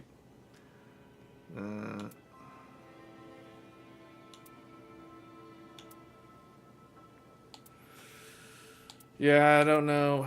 If do these things stack? Does her, like, suffer blood loss thing stack? If you have two things with the same thing. It doesn't, like, have an indicator that it doesn't. I almost want to just go with this one, just because I don't have anything better.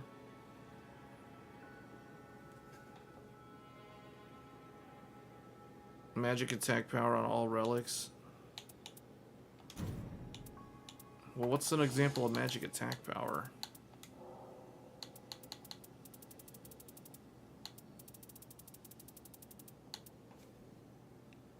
Is that like a starting bonus? Magic attack power up or something? Oh, magic. Oh, this one. Magic attack power up. Changes compatible skill to lightning slash.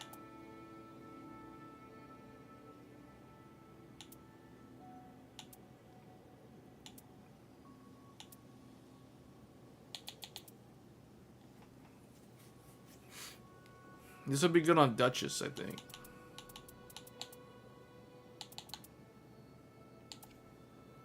Speed recovery from successful guarding, improve throwing pot damage, improve attack power with 3+ whips equipped, small pouch, magic pots.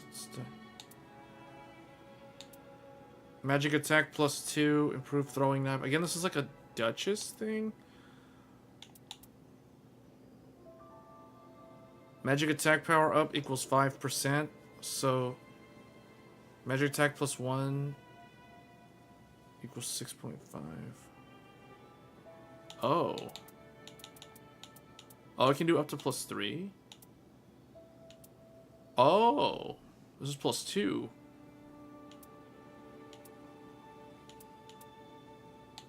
Okay. So something like this?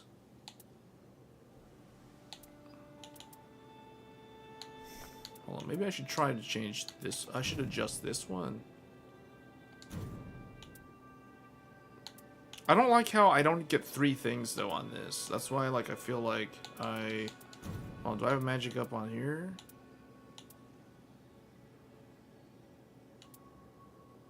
Magic +2 again, but something's not there.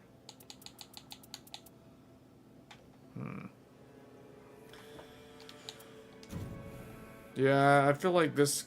I just don't have the good relics yet for her. Yeah, I just don't have the good relics for her. I guess we'll just leave her on the green one for now. Magic attack power up. Hold on, maybe I can build like a Duchess, like a caster hybrid with Duchess then. Vigor +3, continuous HP recovery, defeating enemies while art is active, up stat. That's very good. Duchess, improved character, skill, attack power, improved fundamentalist. The fundamentalist thing is kind of pointless. Starting inflict. This is basically because we were trying to farm a gaping jaw. That's the only reason why we have this.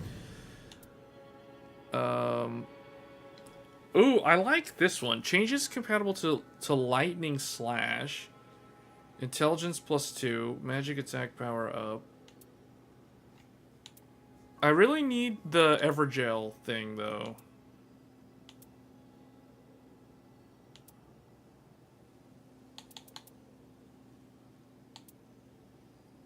Hold on, am I sizing these large ones? Okay.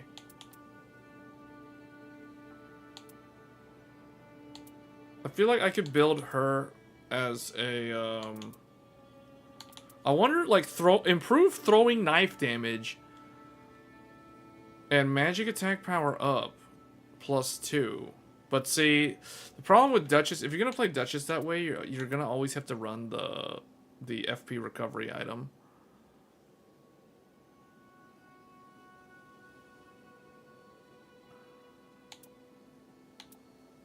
Changes compatible armament, quick step, start physical up, magic damage negation up. I guess for her, this one sounds more useful. There, at least here she has like, she's able to benefit. That incantation thing is, if she, in the off event where she's doing the fundamentalist incantation, it could come in handy. Hold on, do I have,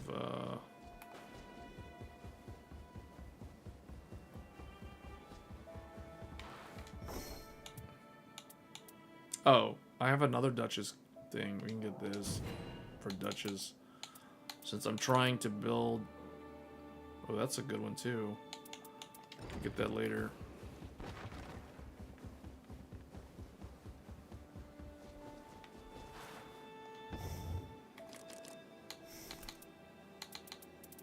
Oh.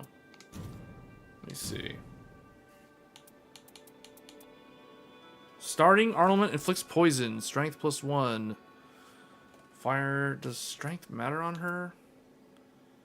Frostbite. Conceal self. Changes. Oh, that's... Yeah, this is good. Attack power up when facing... That's good on her. Maximum FP. Starting inflicts poison. Ooh, that's good too. For farming... What's his name? That's good. These are good on her. What else we got here?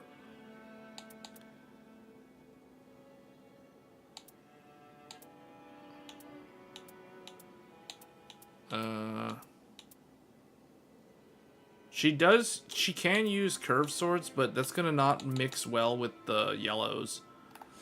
So I need to get rid of starting bonus, actually.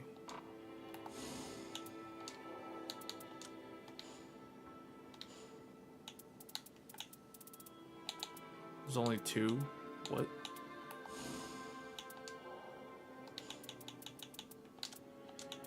Let's get both of them then.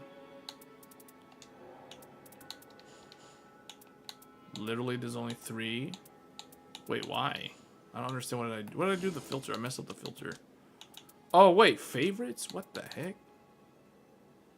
Was it only showing me favorites the whole time? Oh, I think I had the favorites filter turned on? No one. Oh, man, I gotta go redo all of this now.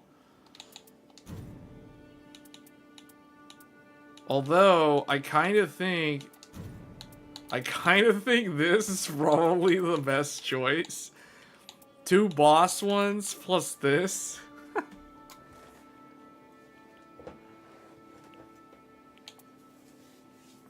Starting armament inflicts poison. You don't have to have the Evergel thing. You only have to have that if you're doing the extreme, I guess. I mean, technically, yeah.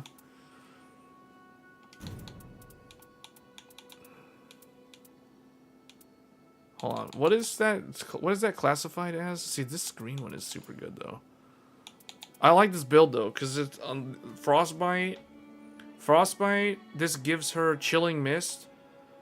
The dagger has Chilling Mist, so it can benefit from this. And Now it inflicts poison for farming Gaping Jaw. Which means this is the sort of build... This is the sort of build where I would literally just... On every run, I would get the purple from the mines and level her starting dagger to purple status to +2 on every run. I'm going to probably keep that like that for now. That's good, actually. I'll probably have to try that one out. But see, like, okay, this... What is this? This is...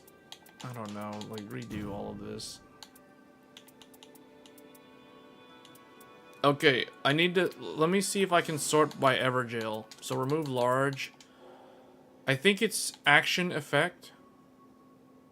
It's either action effect or it's... Wait, is it environment effect?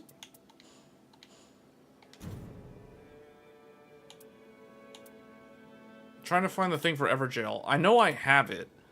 I just don't know what color it's on. And it's definitely not a 3. It's not a large. Oh, there it is. Attack power permanently increased for each Everjail prisoner defeated. That's for Guardian, though. That's on favorites list. So, hold on. Do I have a blue with that? See, like, that's literally all I've got. So, it's that one Guardian one. I kind of like that build. Recluse is one, not Recluse. Wait, what am I doing? Duchess. This one, Duchess becomes more difficult. This poison. This, wait a minute. Inflicts poison, become more difficult, and then no, redo this. Okay.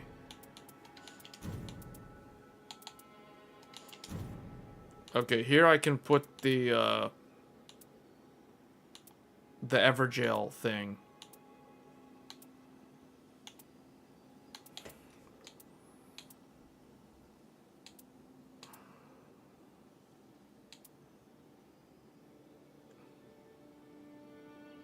That one's interesting. That's very interesting, actually. This one works well with the Everjail one.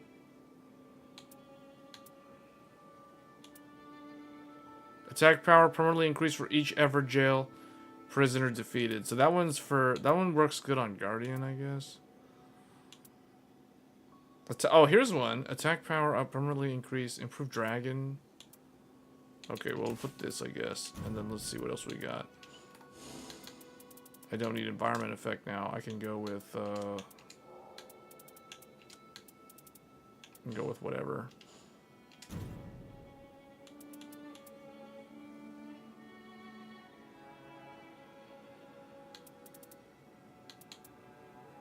Yeah, this. And then the... I don't need to rely on the poison dagger if I have changes, compatible armament, skill to chilling mist and start expedition. That is good at farming, but that won't be something that you use in the final boss fight.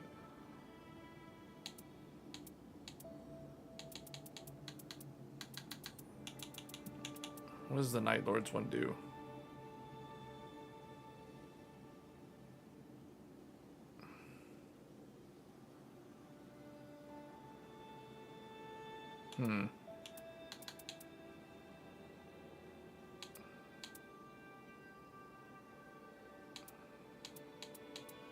Yeah, I can't find...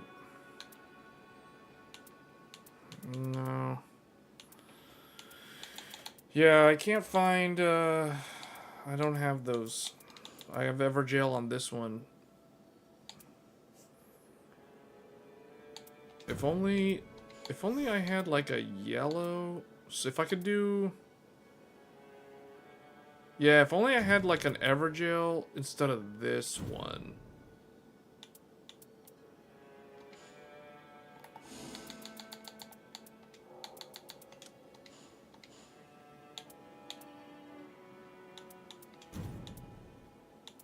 I got the... Yeah, I don't have the Everjail thing on yellow. That's the only problem. If only there was like 2 yellow and 1 green. 2 yellow and 1 green would be really good. Hold on. Is there... Hold on. Why are we still as her? I need to go check the shop. The special shop. And see if there's like a 2 yellow and 1 green.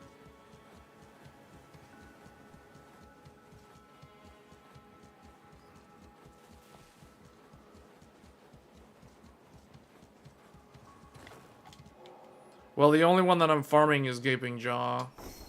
Unless I want to fight Fulgur again. Oh wait, 2 yellow and 1 red. I need 2 yellow and 1 green.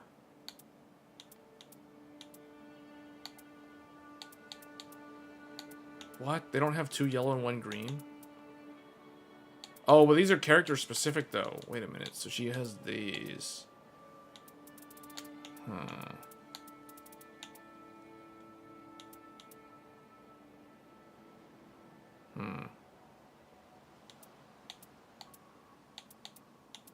I don't think I need any of these right now.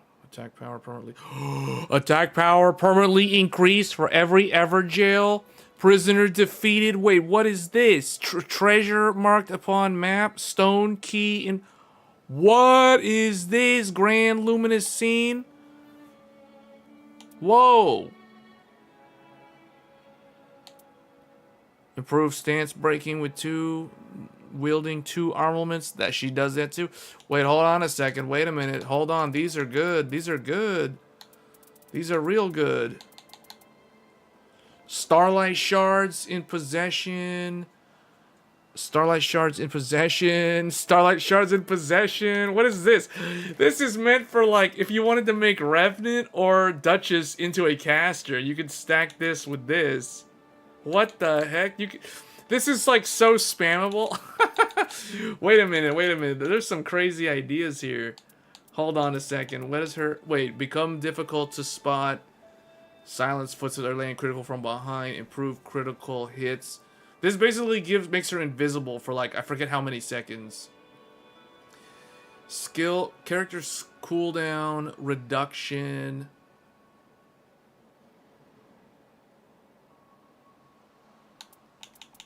Oh man, wait a minute. Hold on a second. Wait a minute. So wait, what is I'm probably gonna get this one. This is super good. Get this. That's good. That is real good. Hold on. Now the question is, that was a yellow. The question is, do I need? Oh, she doesn't have yellow here, so we're not gonna get either of these right now. She doesn't really need that. I like this. Improved stance breaking when wielding 2 armaments. Because I tend to use like dual daggers with her a lot. So that's a red. Yellow, red. Yellow and red. Okay.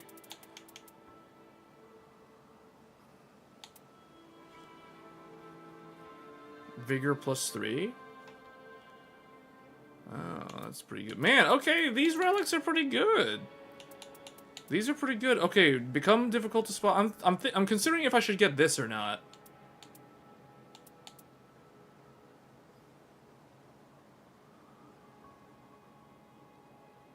There's a recluse one that's very good. Which one?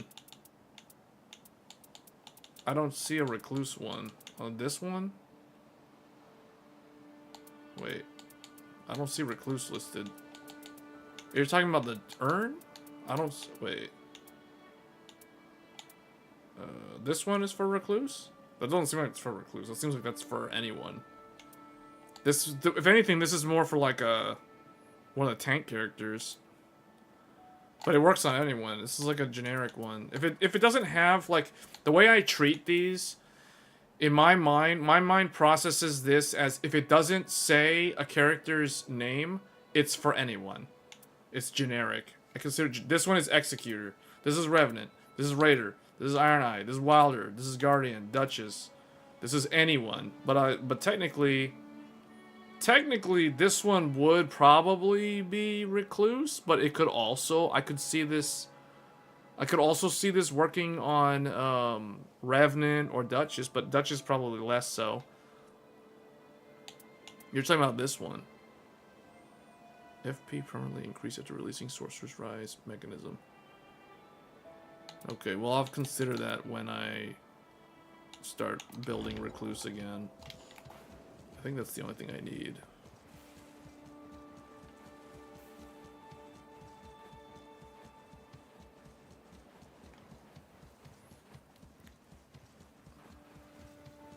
Yeah, well, when I revisit Recluse again, I'll look at that.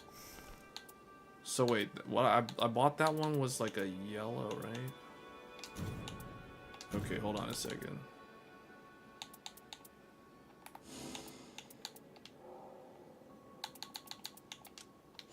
Wait, no, actually it was a red. It was a red, not a. I needed, what did I need again? I needed red, green.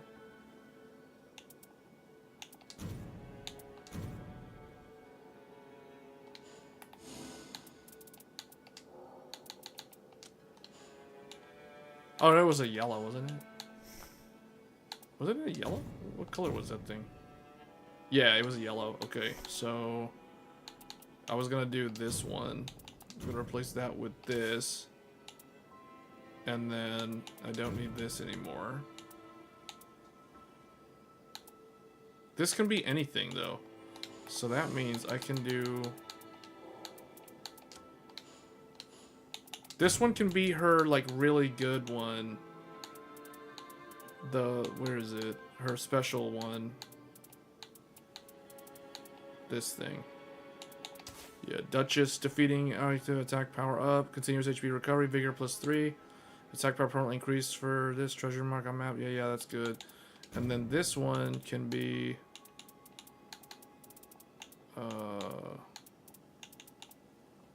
Knight of the Baron, increased crit hits +1. Art gauge fills moderately upon crit hit. Crit hits boost stamina. I like this on her too. That might be good.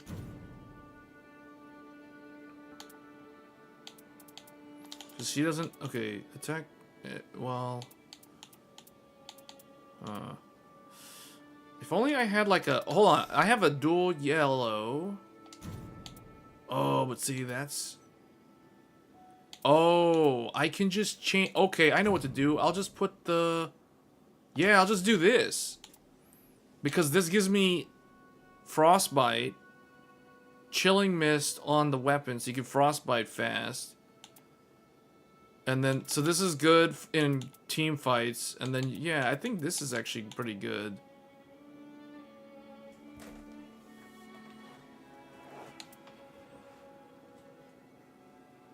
I think this is good. Where am I gonna get blood loss?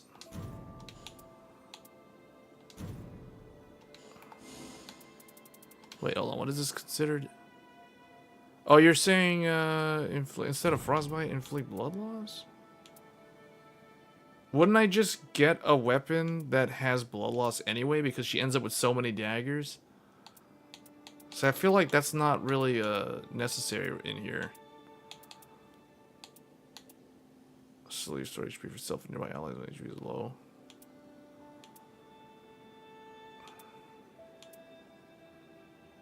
Enemies fill more of the art gauge.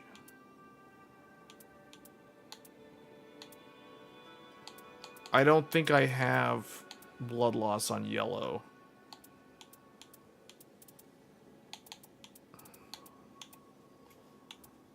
What's this? Defeating enemy. Yeah, I don't think I have that. And I also like how this makes her go invisible. Because wait, that means... I want to see, like, how long does the invisibility last?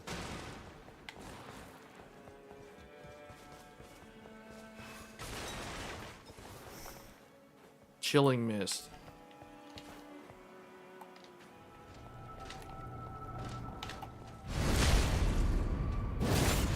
Makes her harder to see, right?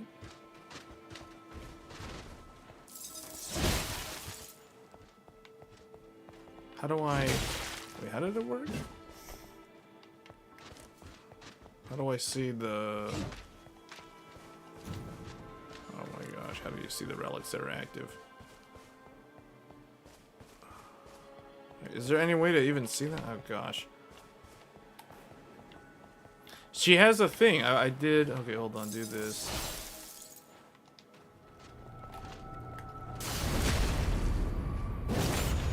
She's supposed to have the ability to go invisible. Why is it not activating?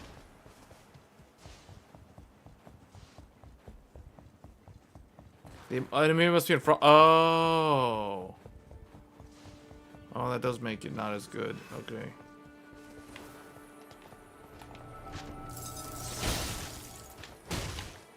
Okay.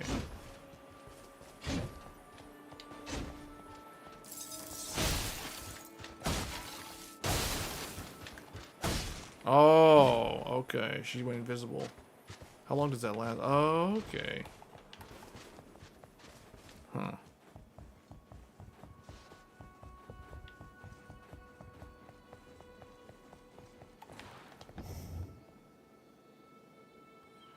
There's a lot of synergy with this one, though. This boss one.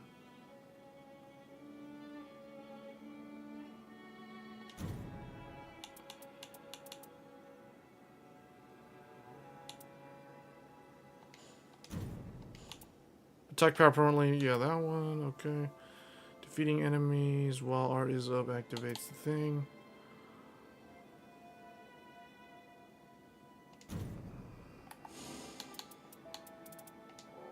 Status effect? I think status effect. Okay. I don't know what Reaper attack power is. This is weird.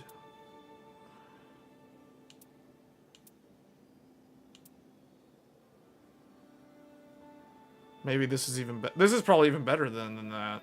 Because I can do poison against the thing. Blood Blade.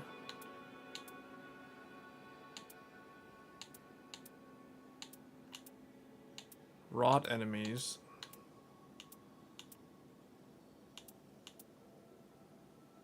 Chain dagger chain attack reprises event upon nearby enemies. Oh, that basically splashes the skill to everyone in that area.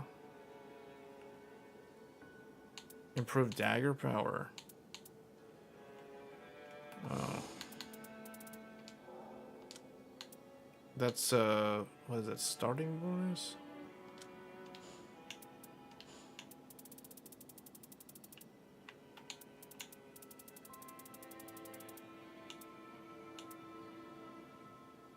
Or Frost Stomp. Oh, that's good for oh, that's very good for Guardian.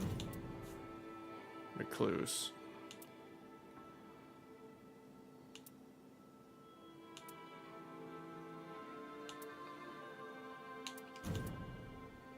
Starting armament, okay, no. Small pouch, ruined disc, okay. Yeah, I keep coming back to that one. Wait, starting inflicts ooh. This one is like a better version of the other one. But she's not strength build though. Kind of think that is the best I've got. I don't have any like dagger power up.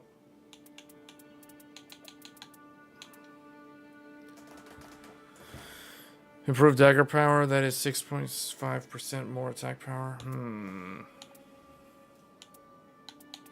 Well, okay, if I have one yellow, one green, and maybe one blue. Maybe I have one here.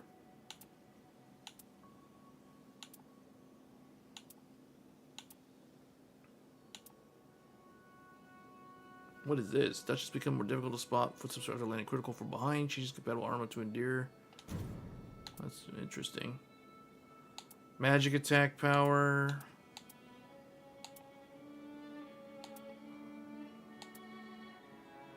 Yeah, I'm not seeing any dagger attack up.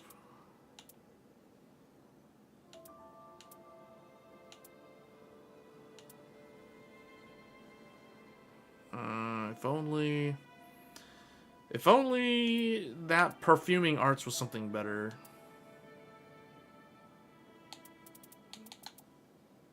Yeah, see, I don't have that one, the dagger power up. So maybe get rid of this and just let me see what I got. Let's do large. This one already marks treasures on map, so that's redundant. Magic attack power up, guardian. Improve this. This lightning up. Duchess become more difficult. Changes compatible to endure. Holy damage, fire attack up. That's so dumb how that, like, it's like, okay, fire attack up and holy damage? Like, what? Like, this is... As soon as I see this, I keep thinking of Tricephalus, and then I'm like, wait a minute. He's resistant to fire. Lightning, this. Starting armament inflicts frost. Darts, no. Attack power up when facing poison inflicted enemy. Magic attack power up. Ooh, that's actually good for Recluse. Yeah, I can't find, unless this guy's thing is good. I don't know. I'm not finding the dagger power up. It's like, apparently I don't have any dagger power up. That's weird. We're almost 100 hours into this game and we don't have a dagger power up. Oh, maybe on a smaller size. Maybe not large. Medium?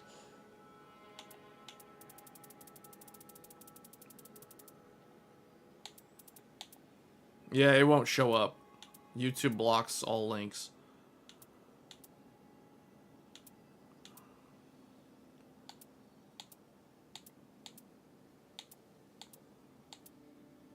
Holy damage, ultimate R +2. I keep doing as a favorite for what's his name? Halberd attack power. There's halberd attack power. Ooh, that's good for Guardian. Starting armament inflicts blood loss, but it's a hammer attack. Too bad. That would be good for somebody else, probably. For Raider or someone. Physical attack. Although this still will make her dagger do blood loss, but the hammer thing, there's no synergy, and then it's like you're losing that third slot, so it's like pointless. Wait, so that was the only... Oh, that was blood loss. Again, magic. Poisonous mist. That could be okay, I guess, but really, like the poise. Attack power to defeat 9 invaders, those are too rare. Endurance +3 as Guardian. Man, this is like so hard to find. See, it's hard to find her thing.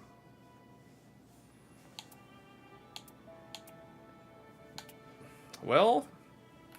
Maybe it's in a small? Maybe we get a small that has attack power or dagger power up, intelligence, strength, endurance. Oh boy. Nothing. Huh.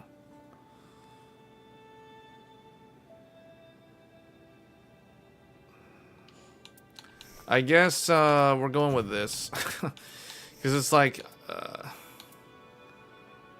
Yeah, I guess I'm going with this for now. Until I get something better. We're doing the frost thing.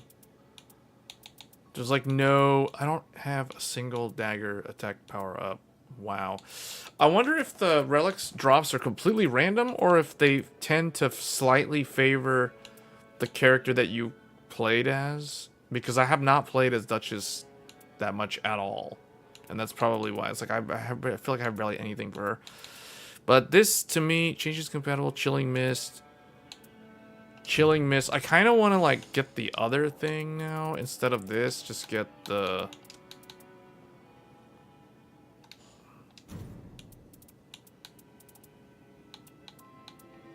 This one. Poison, max FP. Yeah, I feel like this is... This is probably better. Just do poison. Starting armament inflicts poison. So now if I have this...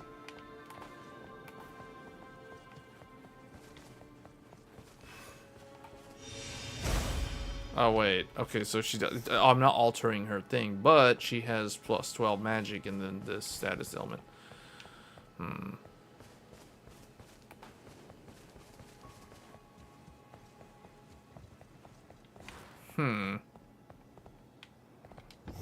Yeah, I guess for now, this is good. This is good for farming, the maximum FP. How much did she get into FP?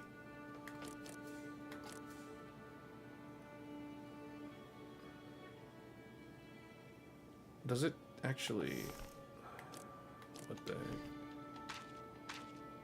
Huh.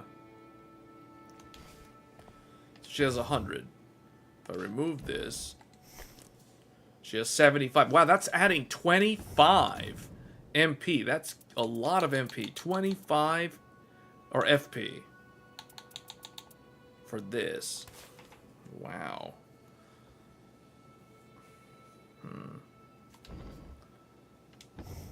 No, hold on a second. What if I... Yeah, I guess just use this stuff. Permanently increase for every ever jail. Treasure marked upon the map. Stone key. That is good. Continuous HP recovery. Defeating enemies. I always like passive HP regen. Passive HP regen is like one of my favorite things in Elden Ring.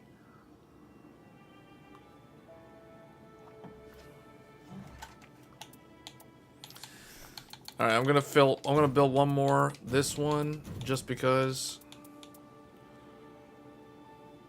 Starting armament inflicts blood loss. Increased rune acquisition for self and allies. The only thing is the sorcery one is kind of pointless. But I'm going to go with the blood loss. And then more runes. That's always good. And the blue, I think I had some... Okay, changes to endure...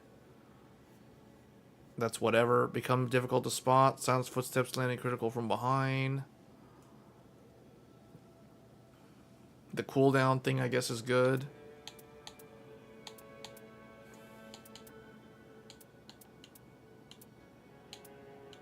These are the blue ones, though. Oh, man. That's good for Guardian, actually. That is a good one for Guardian. Endurance and Vigor together is good. On the same one. I might need to go and redo, like, I have not spent a lot of time going through my relics.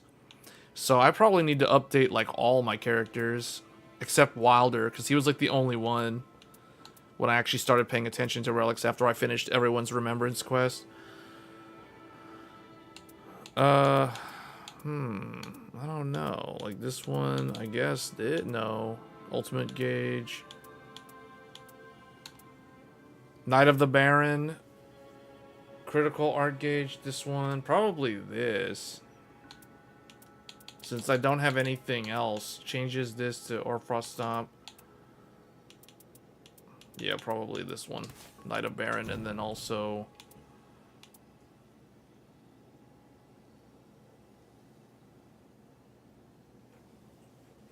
+5 in-game. What do you mean? Any defeat enemies +5.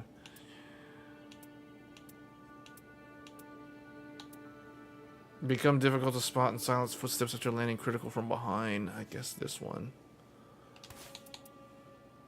This is like a generic thing. Blood loss. Starting armament inflicts blood loss. But see, I'll end up replacing that unless I have like a specific... Oh, wait. Can I stack that with poison?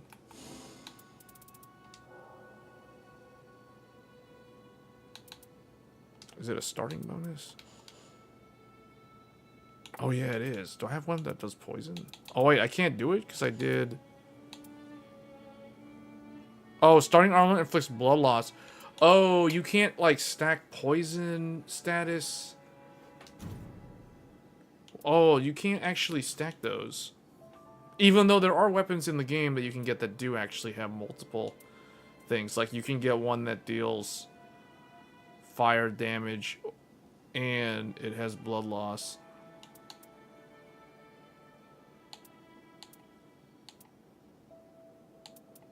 Oh well, I think I'll just leave it like this.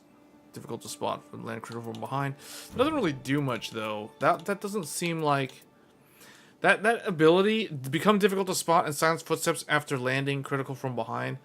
That doesn't seem. I mean, oh wait a minute. Let me test that actually. It should make her invisible after she does a backstab.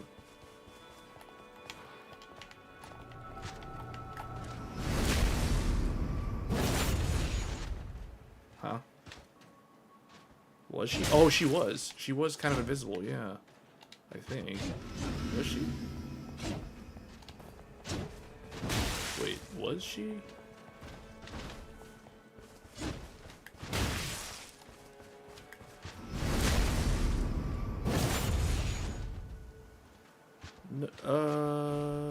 Is she hard to see? I can't. It doesn't look like she's invisible. What the heck?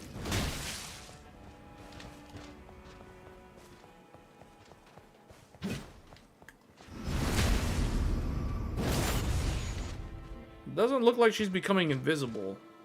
Or maybe she is a little bit. Kind of. It's weird. It's hard to tell. It's hard to tell if she's becoming invisible.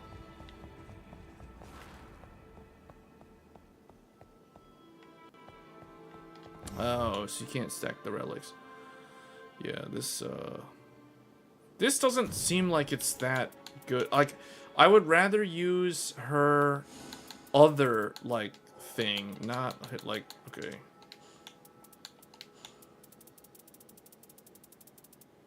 I don't even have any, I don't have any blue that has, yeah, whatever. Okay, I guess I'm going back to this one for now. And poison, this thing, that thing. Yeah, I guess I'm going with that. Oh, it's only for 1 second? Man, see that? Yeah, that's like not even worth using then. Wow. Fixed Guardian. I saw some really good Guardian relics earlier.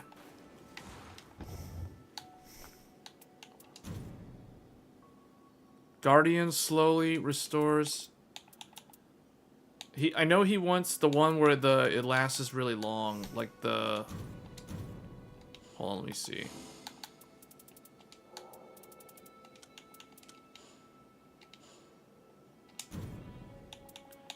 Reflect a portion of damage received. Oh yeah, like that one. Art gauge fills moderately upon critical hit. He doesn't do crits that much. Yeah, this. Although, what is this one? Guardian slowly restores HP, reflects a portion. Ooh, that's good too. Reflect a portion and slowly restores nearby allies' HP when that is good. Trading the 2 endurance for the ability to heal allies. That's good. So wait, he doesn't have I need the one where he like his tornado lasts so long. I forget what it's called.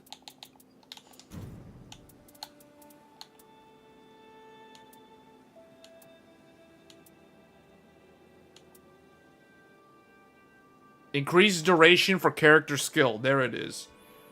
But that dragon communication stuff is so useless. Like, that's terrible. Increased duration, improved stance breaking when two-handing. He doesn't two-hand much though. But this would be good. This would be good because he pulls aggro with this. That one is actually quite good. He needs the long-lasting. What is this? HP restoration on halberd attacks. Man, that's good too, though. That lifesteal. He's gonna be using halberds most of the time. Although I do kind of think I should go with this reflective portion. Oh, those don't stack though. Increased duration for character skill. FP restoration upon straight sword. He doesn't use those. Increased duration, character skill cooldown. I like that actually. That's good. Reflect a portion of damage received when abilities activated. Thrusting sword. That is okay. You know what? I kind of think just go with this and go with that. Or not this. This. Wait a minute. Now he has Hoarfrost Stomp, attack up when facing frostbite afflicted enemy. Increased duration of his skill. Whoa, okay, I've got like 4 Guardian skills. Create Whirlwind, change, get Hoarfrost Stomp, which is very good AoE. Man, this makes him like an AoE machine. He has like so much AoE. Increase, and he can do Frostbite with this. Increased duration for character skill cooldown reduction +3. Yeah, I feel like this is +3 vigor. That's good. If only I had one that had like more endurance.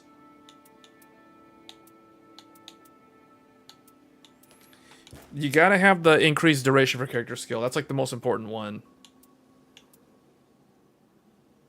I wish I could run this, but I like the ability to heal the allies. In addition to making them immortal, it heals them up. So it gives them, like, instead of just stand there and wail on the enemy. This is why Guardian is, like, the absolute best tank in the game, because of all the survivability. I'm gonna go back and watch earlier, you weren't here, but unless you were here, but there was a Guardian that literally carried us so hard against Fulgur. It was insane. 7 minutes of tanking. And having to revive me and Revenant like 2 or 3 times with his ult. Like, that's amazing.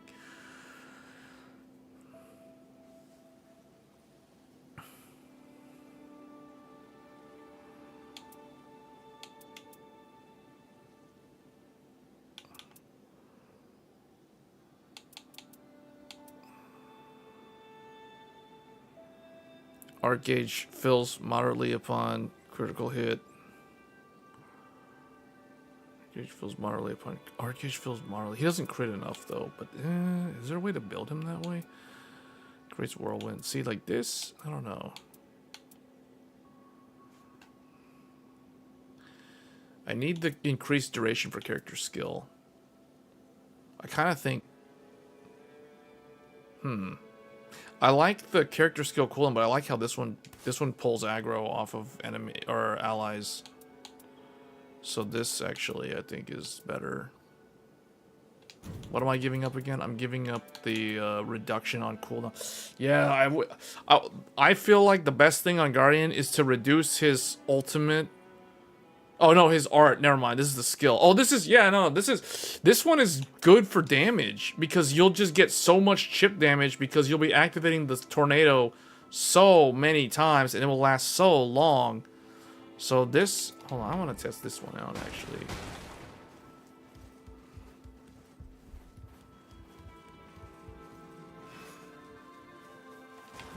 Get up.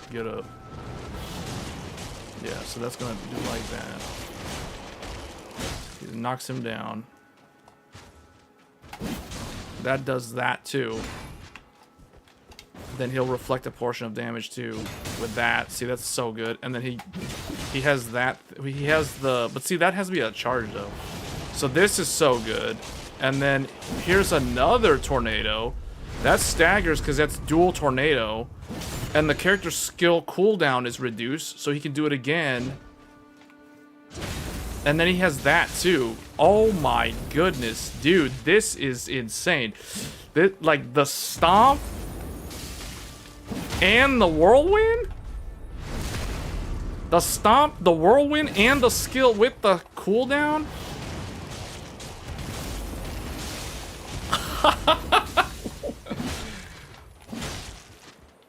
Wow. No, see, the whole point is you want this guy, like, because, see, my background is coming from Final Fantasy 14. So it's like, the way I see this guy, it's like, yeah, you can build him for damage, but the whole point is, like, if you're bringing a tank to a fight, he's there to tank. He can deal damage. And this improves his DPS a lot because of skill cooldown. And Orfrost Stomp on the starting halberd is like really good AoE too. Wow. So this I feel like is a really, really good tank build. He has all 4 of his like specific things. Slowly restore nearby allies' HP, reflect a portion of damage, create the whirlwind with the halberd, increase duration of the character skill, and then reduce the cooldown reduction +3. And Orfrost Stomp as well. Attack power up when facing frostbite afflicted enemy. There's his attack up. His attack up is after he puts the frost. But that kind of implies that he'll be using the halberd the whole time.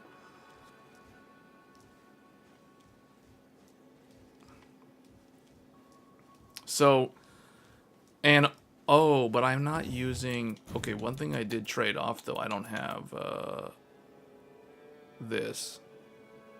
So by getting rid of the cooldown reduction, I would gain the ability to pull aggro, which is actually what you want to do with him.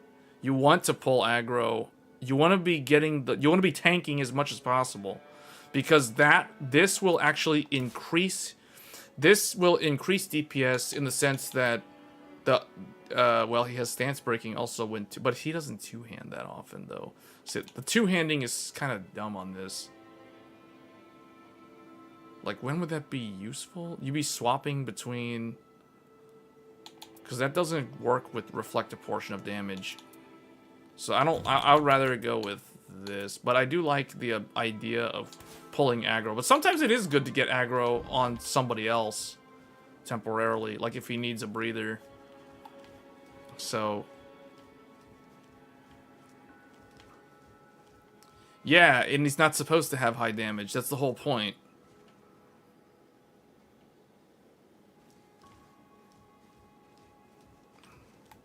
That's what this skill is for. This draw enemy attention while guarding. That basically will generate enmity numbers passively. So you're basically saying exactly what I've been saying. But the thing is, if I do, then he'll have a longer. So wait, how does this change? How does this adjust his skill cooldown? I may actually keep this one, because this does give him better stance breaking when two-handing, which I do need to test. I want to see what is the...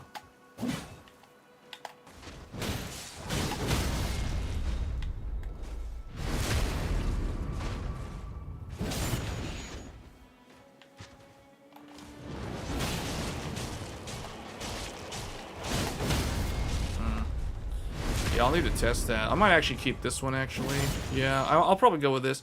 But the problem is, I can't spam the tornado that often. I can't spam this as frequently because it has this default cooldown.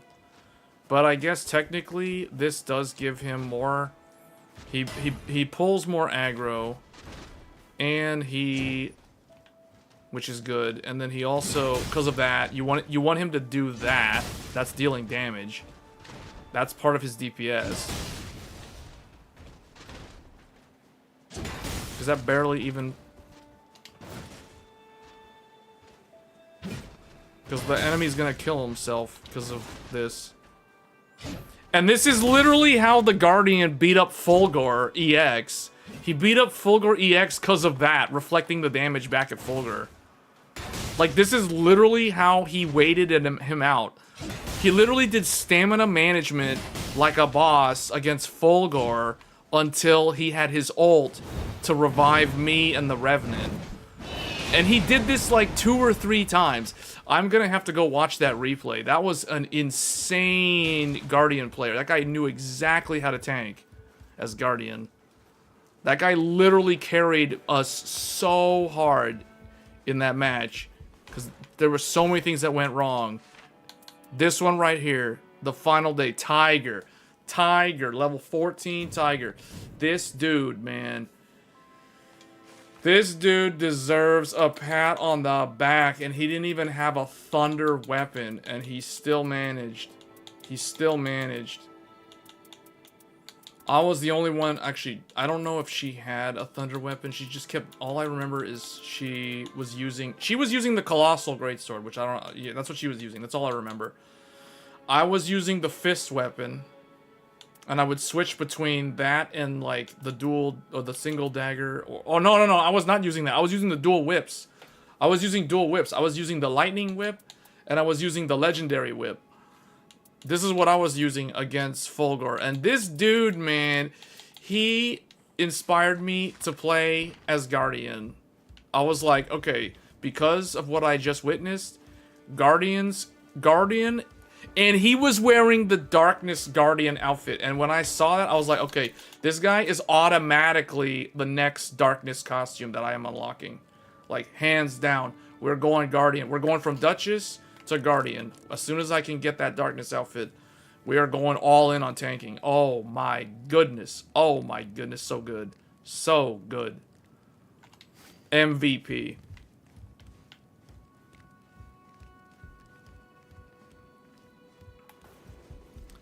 Oh my goodness.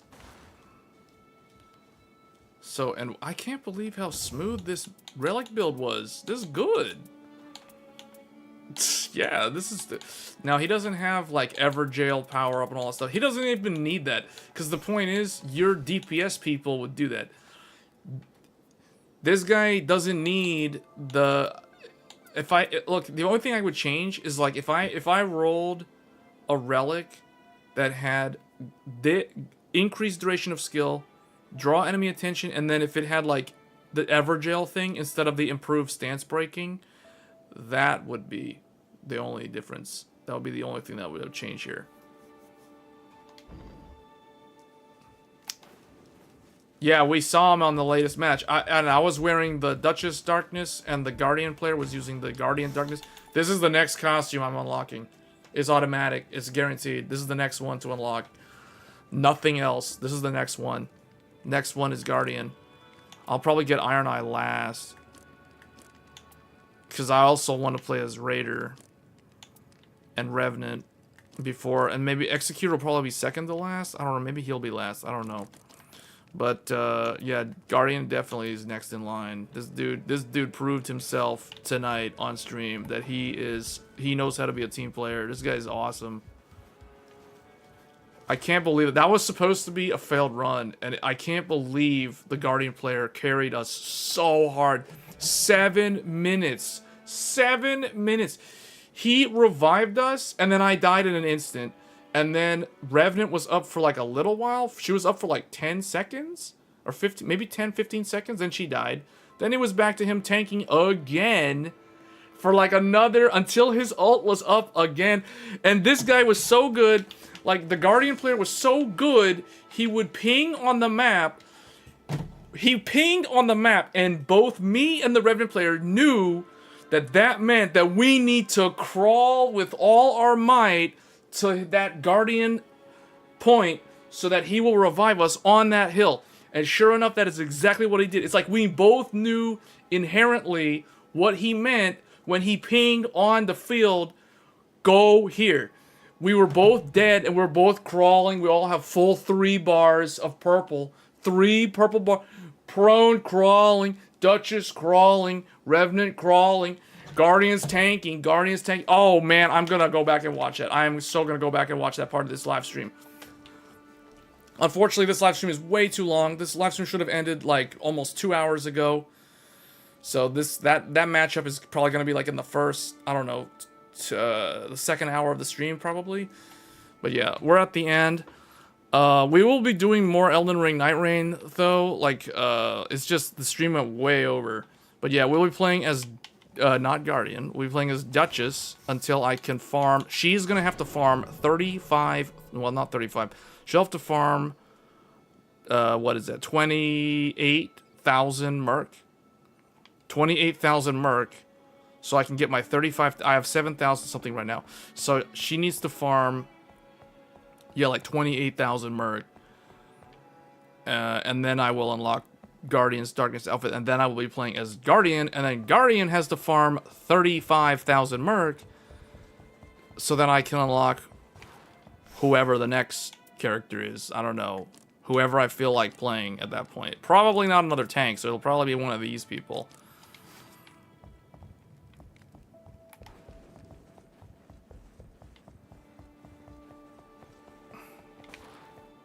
Okay, well that is going to be that for this live stream. We will be playing as Duchess next time.